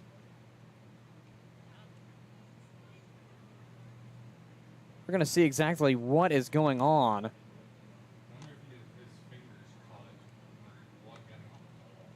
Not quite sure exactly what's going on, but we're going to take a brief break here to hear a word from our friends at All Install. Back with you in a moment on the Culpeper Cavaliers Baseball Network for a brief injury timeout. Back with you in a moment on the Culpeper Cavaliers Baseball Network, a presentation of Culpeper Community Baseball Incorporated and the Valley Baseball League. All Install, your local Generac backup generator dealer, is a proud sponsor of the Culpeper Cavaliers. Since 2004, All Install has provided Central Virginia with backup generators and parts at a reasonable price for the consumer. We offer free, in-home estimates, annual maintenance contracts, as well as service for all our customers' generator needs. Our Generac trained and certified technicians are friendly and knowledgeable and always ready to serve. Install or service your Generac generator with the help of All Install today. For more information, visit allinstallva.com or call 540-923-4592. All Install, dependable in your time of need. The Battlefield Area Fellowship of Christian Athletes is a proud sponsor of the Culpeper Cavaliers. The Battlefield Area Fellowship of Christian Athletes serves students in 34 high schools, 40 middle schools, and 1 university, totaling over 4,000 coaches and 21,000 athletes. The Fellowship of Christian Athletes serves local youth by building relationships that will demonstrate steadfast commitment to Jesus Christ and His Word through integrity, serving, teamwork, and excellence. For more information on their work in the local area, to view upcoming events, or to even join their team, visit battlefieldfca.org. We may be in the barbecue business, but our joy and commitment is in serving people and the community. Sean's Barbecue is committed to impacting lives, from our ambassadors to the guests that visit our restaurants every day. We would like for all of our ambassadors to invest time and energy in making the businesses thrive by creating a positive atmosphere, engaging with one another, and connecting with our guests. Sean's Smokehouse Barbecue. Real wood, real food, real good. We're Express Copy and Graphics, a local print shop that's been doing business for thousands of customers. We're located in Culpepper, Virginia, and offer a variety of practical printing services like business cards, banners, brochures, and much more. So what makes us stand out from the other printers? Express Copy and Graphics specifically specializes in branding businesses and printing quality for every project. With Express, you get the best.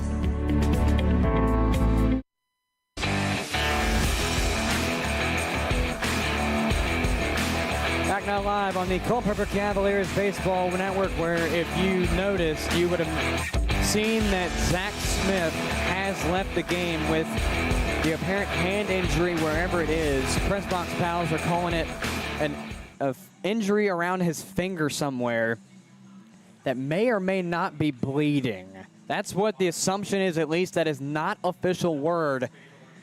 So we'll see what Austin Tomasini can do for the Cavaliers as he comes in unfortunate circumstances for at least Zach Smith. Austin Tomasini coming to the Cavaliers from Madison, Mississippi, 6 foot, 218-pound right-handed pitcher, a sophomore out of Mississippi State. Comes up for his first little bit of action here. And I don't know if I'm allowed to say this, but I will say that he wasn't at least listed on the lineup I was given at the start of this game, as it was just Leininger and Smith, the two pitchers that were listed on the lineup.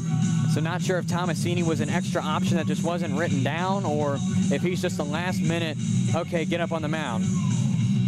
But Tomasini is going to replace Zach Smith after 3 innings of work. Unfortunate way for Zach Smith to go.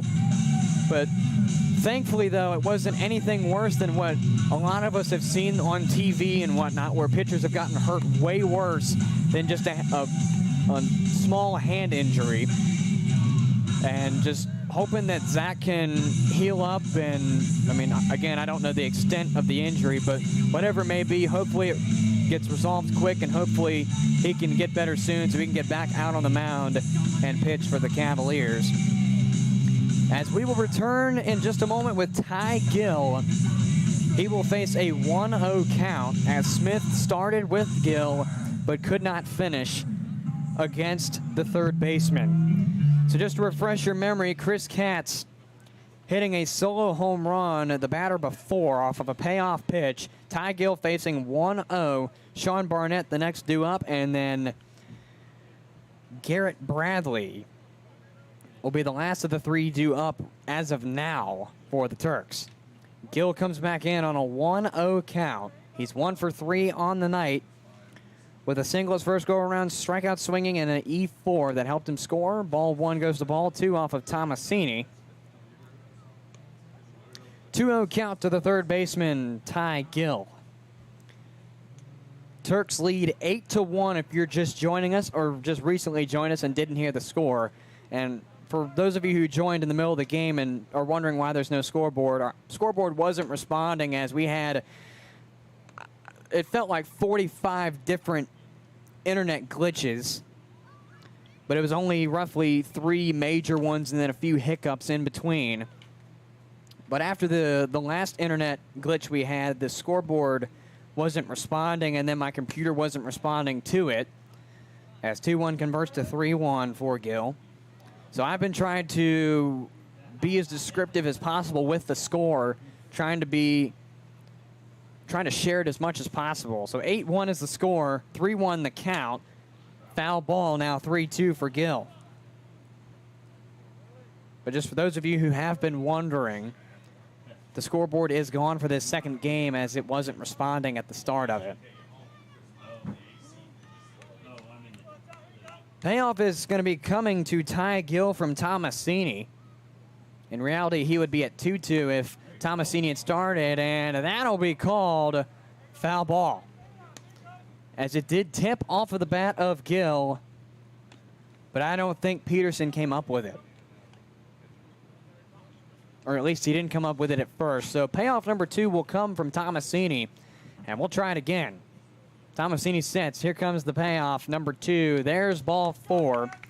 So Gill will take the 90-foot walk of fame, and just like that, Barnett will come up with a man on first. Sean Barnett. Barnett is 3 for 3 on the night. 2 singles and a home run.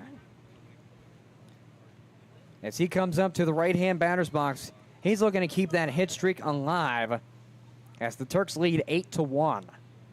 With a man on first in the form of Gill now. Here comes the first pitch from Tomasini to Barnett, and it sounds strike. That is confirmed. Strike 1 on the board, 0-1 on the count for Barnett. And plate appearance number 4. Again, he is perfect on the night. 3 for 3 with 4 RBIs as I'm being informed. Tomasini sets, got an 0-1 coming. Here comes the pitch. That one just misses a little bit too high for ball one. Now an even count at 1-1 for the DH Barnett.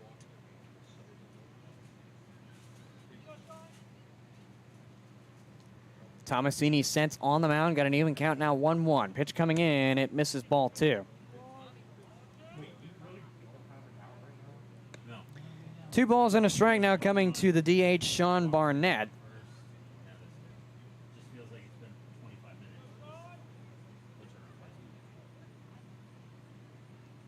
No outs down in this top half of the seventh. Turks lead 8-1 with a 2-1 count coming to Sean Barnett. Pitch comes in from Tomasini, grounder foul.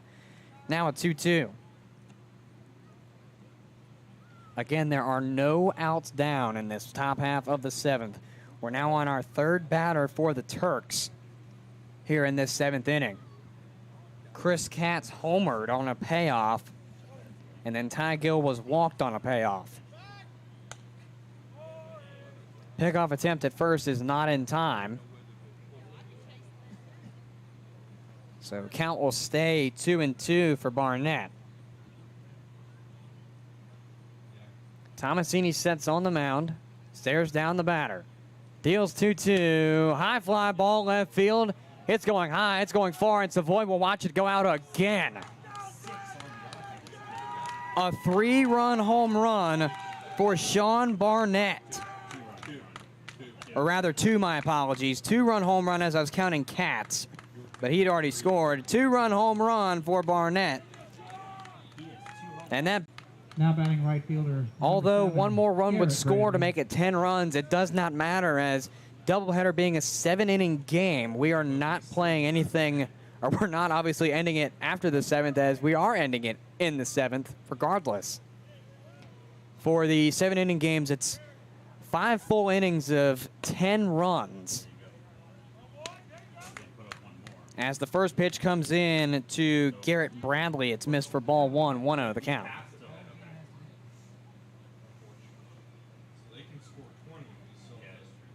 Here comes the 1-0. That's tipped back. 1-1 now.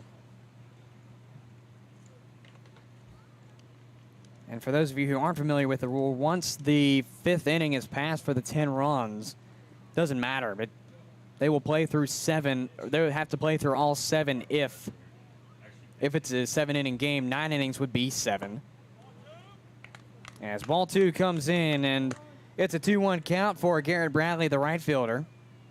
Again, there are no outs down. It's a 10-1 game in the favor of the Turks. Tomasini sets on the mound, deals the 2-1. Missed ball 3, now a 3-1 count. For those of you who aren't keeping up with some sort of box score, the Turks have scored in alternating frames. 2 in the first, 2 in the third, 3 in the 5th, and now 3 rather in this 7th. As that's ball 4 for Garrett Bradley on a 3-1. He will take the 90-foot walk of fame. That'll bring up catcher number 41, Brody Pickett. As the catcher, Brody Pickett, will come up to the dish. He is 0 for 3 on the night with a pop out to center and then 2 pop outs to right. So we'll see if this could be the first out that the Turks give up, as there are no outs on the board in this top half of the 7th. Tomasini sets on the mound. First pitch comes in. It's downstairs, ball 1. My question is, will Mack keep Tomasini on, or will he try to wait and see if he can finish the inning? Again, there are no outs down as Tomasini deals the 1-0. That's tipped at the dish for strike 1. Now an even count at 1-1 for Brody Pickett, the catcher for the Turks here in this game number 2.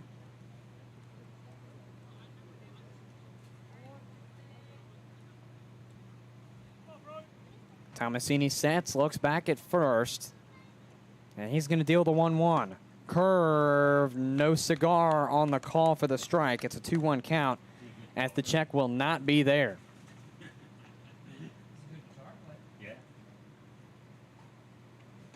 Tomasini sets, got a 2-1 coming with no outs down. Pitch comes in downstairs, ball 3. 3-1 now the count to Brody Pickett. Again, no outs down here in this bottom, or excuse me, top of the 7th. My apologies if I said bottom earlier. Tomasini sets 3 balls and 1 strike. Pitch comes in, ball 4. There's another one. Another 90-foot walk of fame by Tomasini, 2 straight. As second baseman Tyler Borges comes up. He is 1 for 3. Excuse me, 1 for 2 with a walk his last time around. I believe he struck out in his second plate appearance in the 4th, singled in his first in the 2nd inning, but was caught stealing. First pitch comes in, high fly ball, left field. I think Savoy's going to watch that one go over. No, he's going to make the catch at the fence. My pessimistic self called that a little too early there, as Savoy catches it at the warning track. There is, believe it or not, your first out of the 7th. It's a P07 again for the first out of the 7th as Jose Perez comes up. Runners will stay on first and second for obvious reasons, as I don't see why they would tag with Savoy.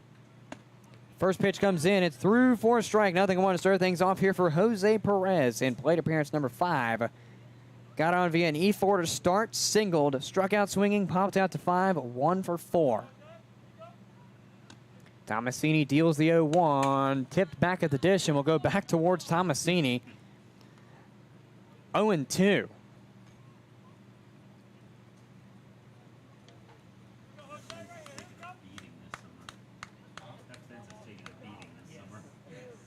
Nothing in 2 to Jose Perez from Tomasini. With Pickett on first and Bradley on second, the Turks lead 10-1. Here comes the 0-2, and then it's popped foul out of play. So we're gonna redo it with Perez. But a reminder: if the Turks score 1 more, it won't matter, as it's the 7th inning, the last frame of play. Unless the Cavaliers get into the scoring column and do it well. The 0-2 comes in. It's outside for ball 1. The 10-run rule would have went into effect at the 5th inning. Anything beyond that, it will not count. Turks lead by 9, 10-1. So with an extra run, again, it will not matter, especially since it's the last inning of play for both teams on offense and defense. That one comes in, misses ball 2. Now an even count at 2-2. And Tomasini really struggling to get those strikes to go by.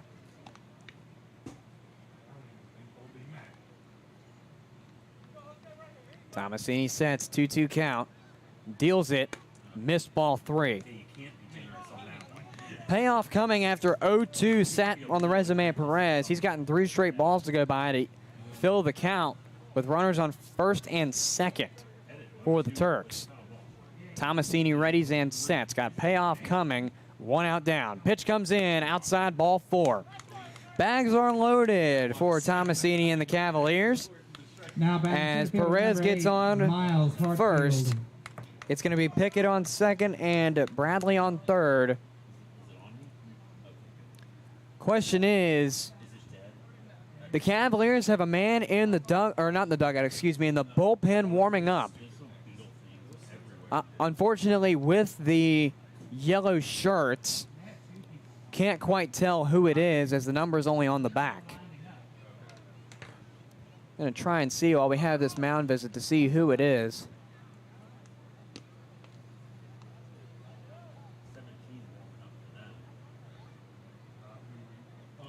Bear with me for just a second as I try and figure this out.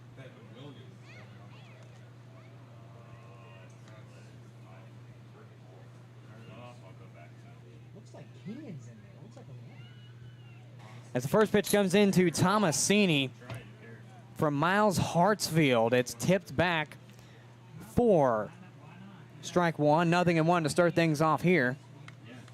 I mean, it could be Legier, but it looked like 11. 0-1 count coming from Tomasini to Miles Hartsfield. Pitch comes in, it's grounded. Fielded by Butler, the flip to second in time, flip to first. Double play is there. How about that for the Cavaliers to get out of it? As they finally get out of a heartbreak of an inning, it's a 4-6-3 double play And that will do it to get them out. The Cavs, if they want to win this game, they need to score 10. As a 4-6-3 double play ends this 7th inning. Back with you in a moment on the Culpeper Cavaliers Baseball Network. Going into the bottom half of the 7th, a presentation of Culpeper Community Baseball Incorporated and the Valley Baseball League. The PATH Foundation has been here since 2013. Our focus is in 4 priority areas: Childhood wellness, senior services, mental health, and workforce development. Our mission is to strengthen the health and vitality of our community. We have touched pretty much every nonprofit in our footprint. We've invested over $17 million in our community. It's a great honor and responsibility to be doing this work. And we look forward to working with our board leadership, nonprofits, businesses, and community at large in the years to come. This message is brought to you by the PATH Foundation. For more information on the PATH Foundation's missions, visit path4u.org or feel free to call them at 540-680-4100. Thank you, PATH Foundation, for your support of the Culpeper Cavaliers. The Law Office of Robert C. Hudson is a proud sponsor of the Culpeper Cavaliers. The Law Office of Robert C. Hudson, PLLC, can help serve clients with real estate, civil litigation, land use and zoning, creditor rights, business law, and estates and probate. For more information, visit frayhudson.com or call 540-825-0701. The Law Office of Robert C. Hudson, serving the legal needs of clients in the Piedmont of Virginia for over 40 years. Thank you to the Law Office of Robert C. Hudson for your support of Culpeper Cavaliers Baseball. To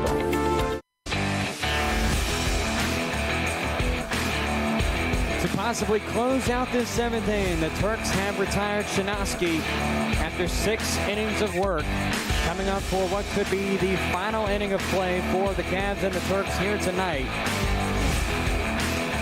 Out of Orlando, Florida, 6'2", 205-pound righty-righty sophomore out of Wingate University, number 17, Harrison Miller, will come in for the Turks for what could be this final inning of play for both teams here tonight. As the Cavaliers will go to David Coppage, the third baseman, to lead things off. It'll be Coppage, Beheeler, and Reshevsky.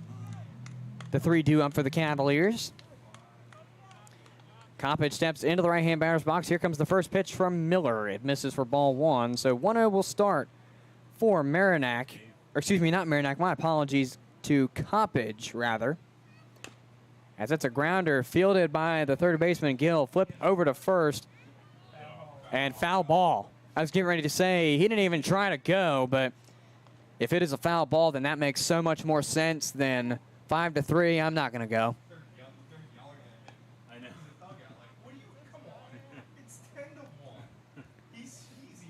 A ball and a strike now, even count for David Coppage.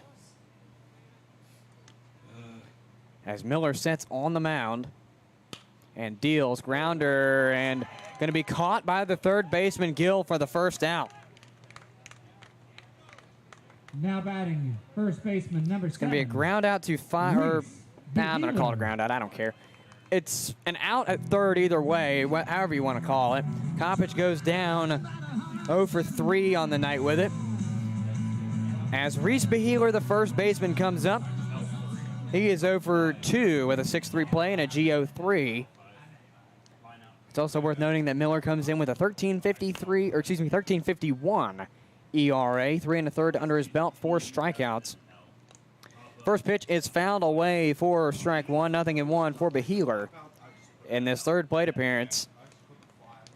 10-1 ball game in the favor of the Turks in this bottom half of the 7th. Now on batter number 2 with 1 out down, Reese Beheeler faces 0-1. Harrison Miller on the mound now for the Turks. Pitch comes in, misses, and goes off of the catcher Pickett somewhere. 1-1 is the count now. Again, following Beheeler will be Reshevsky for the last of the 3 due up. Reshevsky is perfect on the night with a double and a triple as that's grounded and will slip past Borges at second. So it's an E4 to get Beheeler on, and just like that, the Cavs have their first man on since the 5th, it looks like. Now batting right fielder number 19. As Jackson Reshevsky, the right fielder, comes up to the dish. Again, he is perfect, 2 for 2 with a double and a triple. So if Reshevsky can get another triple on the night, I believe I believe he's now recorded the 4th for the Cavaliers of the season as Beheeler goes to second on the steal, following the pass ball. But if Reshevsky now especially hits another triple or a double, he will score Beheeler.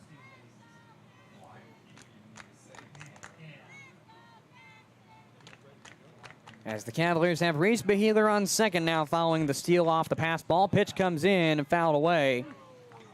1-1, my apologies. I missed the first pitch writing it down to start things off here for Jackson Reshevsky. Again, 1-1. For a free lollipop. No out, or excuse me, 1 out down, my apologies. Forgot to write the 1 down underneath. 1-1 converts on a strike. It's now 1-2 for Reshevsky.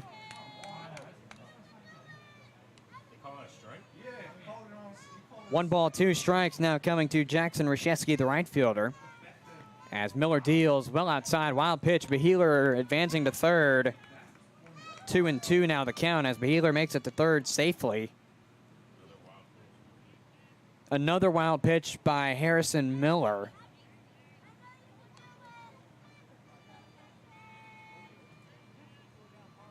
Two coming. Pitch comes in, fouled away, out of play. So we'll do it again with Jackson Reshevsky, who is 2-2 in the count and 2-2 as well batting tonight. 2 balls, 2 strikes. Pitch comes in downstairs. Beheeler making a run for it. Will they get him in time? No. So Beheeler crosses off the pass ball, and the Cavs get on the board for the first time since the 5th as well, as it's a payoff on the next one to Jackson Reshevsky. And Beheeler adds a run for the Cavaliers. It's now a 10-2 ball game in the favor of the Turks. E4, stolen base, wild pitch. So Reshevsky steps back into the right-hand batter's box on a payoff coming from Miller. Pitch comes in, and it's swung on and fouled. I was about to write down strike 3, but thankfully Steve, who's my new, I'd say left-hand man because he's to my left. He's my point streak guy for this game. Since Andrew had point streak and music capability or duties, decided to split it up, which is really smart. Payoff number 2 coming in. It's ball 4. So the Cavs keep it alive as Reshevsky takes ball 4 on a payoff, part 2, if you will. As Ethan Serrano comes up, he is 0 for 2 with a, looks like a forwards K according to my chicken scratch, and a PO4. Plate appearance number 3 starts out 0-1 on the low pitch. Serrano starts down 0-1 as Miller looks back to first with Reshevsky there. Pitch comes in, 0-1. Swing, and I'm going to assume fouled. That is, in fact, standing true, 0-2, the count. 1 out down in this bottom half of the 7th. Turks lead 10-2, and Pickett will meet with Miller at the mound. Short mound visit, I'm assuming, just to transfer a baseball over and to have a brief word. 0-2 count coming to Serrano. 1 out down, bottom of the 7th. Turks lead 10-2. Miller sets on the mound with Reshevsky on first. Pitch comes in the form of 0-2, misses ball 1. Serrano finds his first ball go by. It's a 1-2 count now.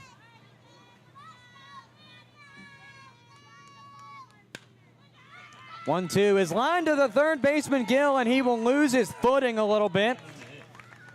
So Serrano will get on via a single. And just like that, now batting the catcher, it's going to be Serrano on first and Reshevsky on second. Peterson. As Ryan Peterson, the catcher, comes up to the dish. He's 0 for 2 with a pop out to 6 and a swinging strikeout.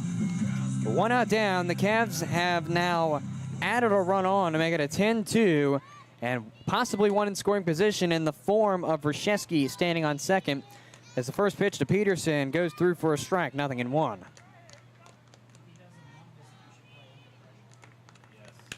That's grounded, fielded by the second baseman. Flip to second is in time, flip to first in time. That'll do it. A double play will end it off of the bat of Peterson. It's a 4-6-3 to retire the side, and that will do it. The Turks come in and take both games, and they take the series completely 4-0. first game score. All right, ladies and gentlemen, that's your ball I have for game. some reason 2-2, but it's actually 4-3. Didn't write down the scores in my quote-quote box score, and the Turks take game number 2, 10-2. As we take a sideline here on the Culpeper Cavaliers Baseball Network, we'll take a brief look around the Valley League and a brief look at this performance tonight between both teams. As we'll return to you in roughly 2 minutes and a little bit of change. This is Cavalier Baseball on the Culpeper Cavaliers Baseball Network, a presentation of Culpeper Community Baseball Incorporated and the Valley Baseball League. At City Light Baptist Church, we are a community of people God has chosen and preserved for himself, who love, follow, learn from, and worship God together. We believe that by bringing the good, beautiful, life-changing message of God's love to the Culpeper community, we can effectively reach our culture, our country, and our world. Serving in Culpeper also provides us with a unique opportunity to love and serve the next generation of leaders. Simply put, we are a loving church that brings the loving message of a loving God to a lost world. For more information on City Light Baptist Church, visit us online at citylightculpeper.org or give us a call at 540-321-4400. Worship services are held every Sunday morning at 10:30 a.m. at City Light Baptist Church. Worship with us at 1121 Sperryville Pike in Culpeper.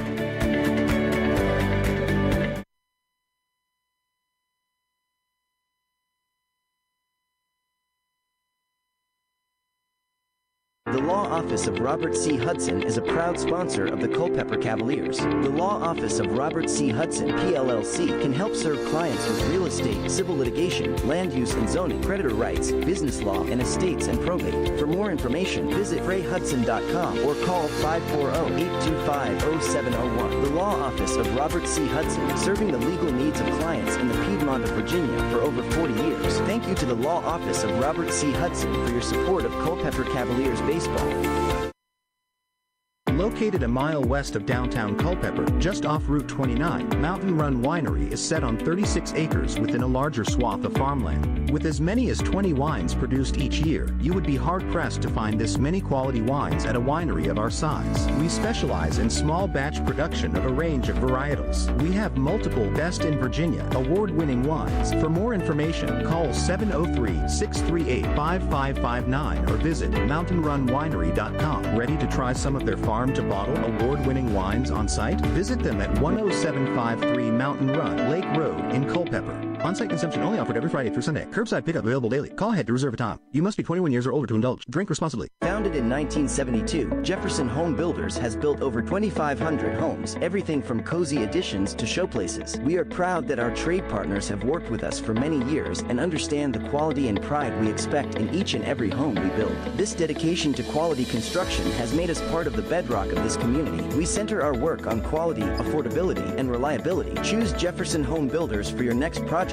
by visiting them online at jeffersonhomebuilders.com or by calling 540-812-9080. Jefferson Home Builders, build with certainty.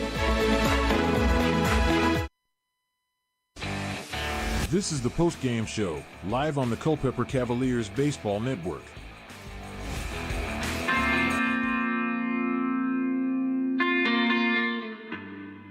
The Cavaliers fall in doubleheader style in both games. A 4-3 loss in game number 1, a 10-2 loss in game number 2. As we welcome you to the Saber Metrics post-game coverage here on the Culpeper Cavaliers Baseball Network. Once again, the Turks take care of business here over the Cavaliers at CCHS for the final 2 meetings between the two teams. 4-3 game 1, 10-2 game 2. As we look at game number 1, the Turks started in scoring with 2 runs or 1 run in the first, 1 run in the second for 2 runs overall. They didn't score again until the 8th. The Cavaliers scored 1 in the 3rd and then 1 in that pivotal 7th inning to force an overtime. The Cavaliers scored 1 off of David Coppage, who was placed on second via the Valley League rule, and unfortunately couldn't score another one to either keep a game alive or to take that win. The Cavaliers fall in game number 1, 4-3. The winning pitcher for the Turks for that game is going to be Johns, as he was the pitcher that where the Turks retook the lead and kept the lead solid for the Turks. The loss will go to Snyder as he gave up the lead in that 8th inning of play. The Cavaliers could not score up until the 5th inning of game number 2 and struggled to do so after that as well, although not much more time to really score after that, as they scored 1 in the 5th and then 1 in the 7th for 2 runs in the game. The Turks scored 2 in the 1st, 2 in the 3rd, 3 in the 5th, 3 in the 7th, alternating frames again, 0 in the 2nd, 4th, and 6th for 10 runs in game number 2. Again, they take the doubleheader sweeping 2-0, and in fact, they have now swept 2 straight doubleheaders. They swept Covington last night by a total score of 16-4. They have now done it to the Cavaliers 14-5 combined. The winning pitcher for the Turks for this second game will be the starting pitcher. I didn't write him down, so I'm blanking on his name. Shinosky.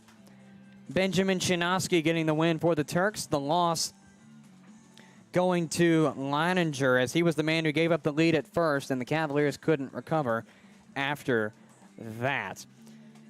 The Cavaliers will fall to 19-19. Back to 500 they go. The Turks will improve to 25-13, and we'll see just what that does to see if they pass Charlottesville or not. Not going to try the math, as last night I tried, and it took me a while, so I'm going to leave the math to whoever wants to try it, or point streak whenever it wants to update. But the Turks improve to 25-13. The Cavs fall back to 500 at 19-19.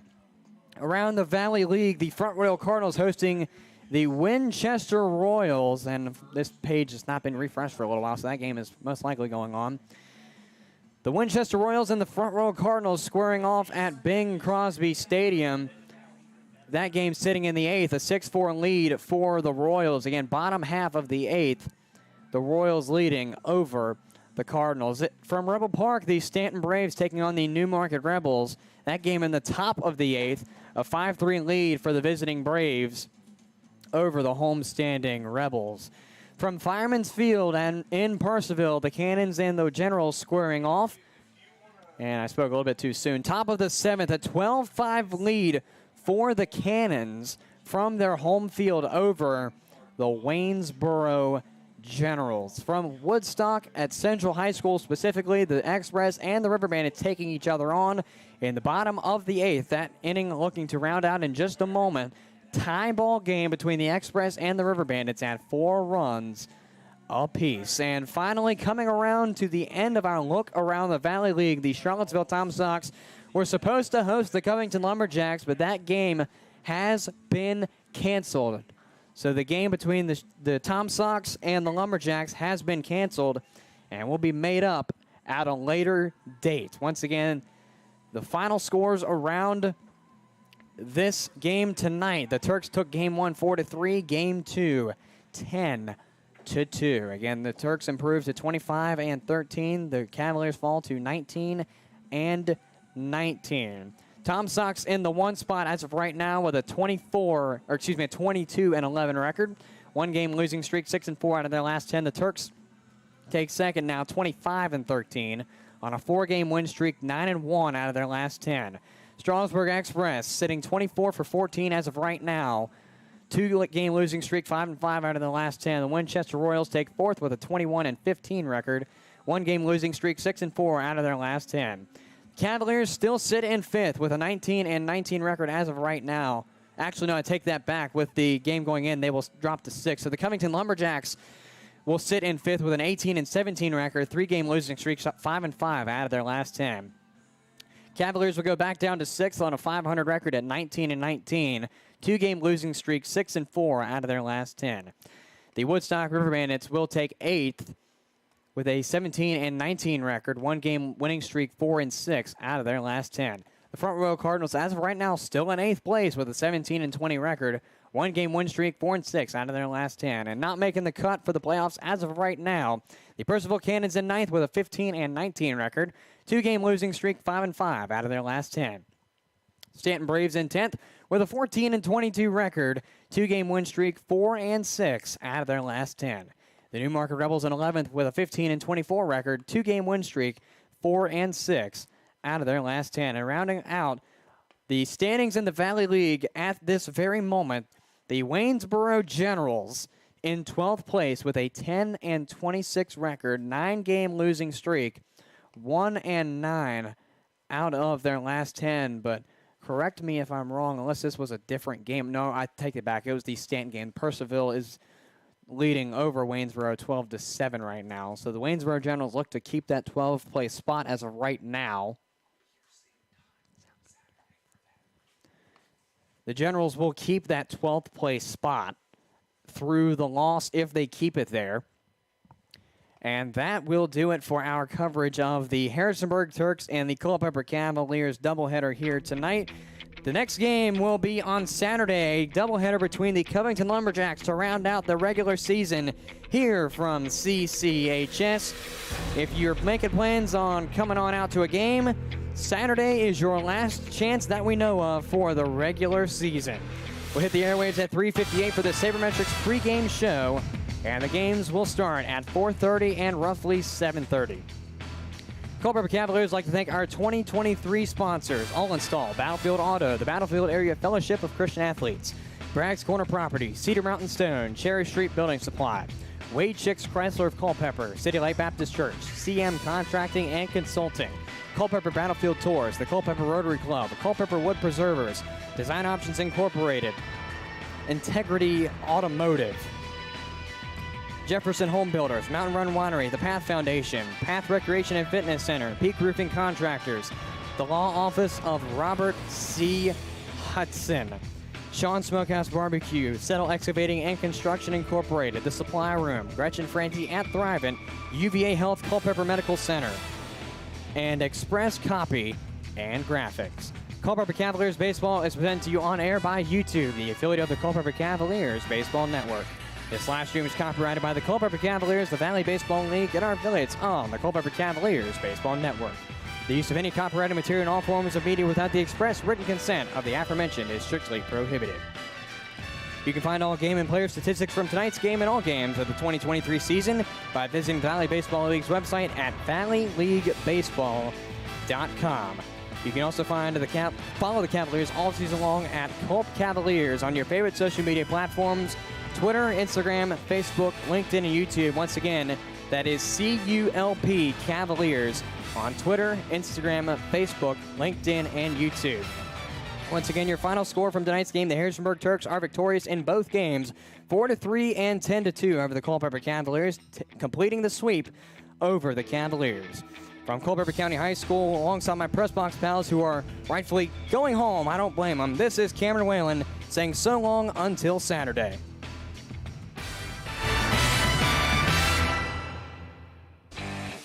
You've been listening to Culpeper Cavaliers Baseball on the Culpeper Cavaliers Baseball Network.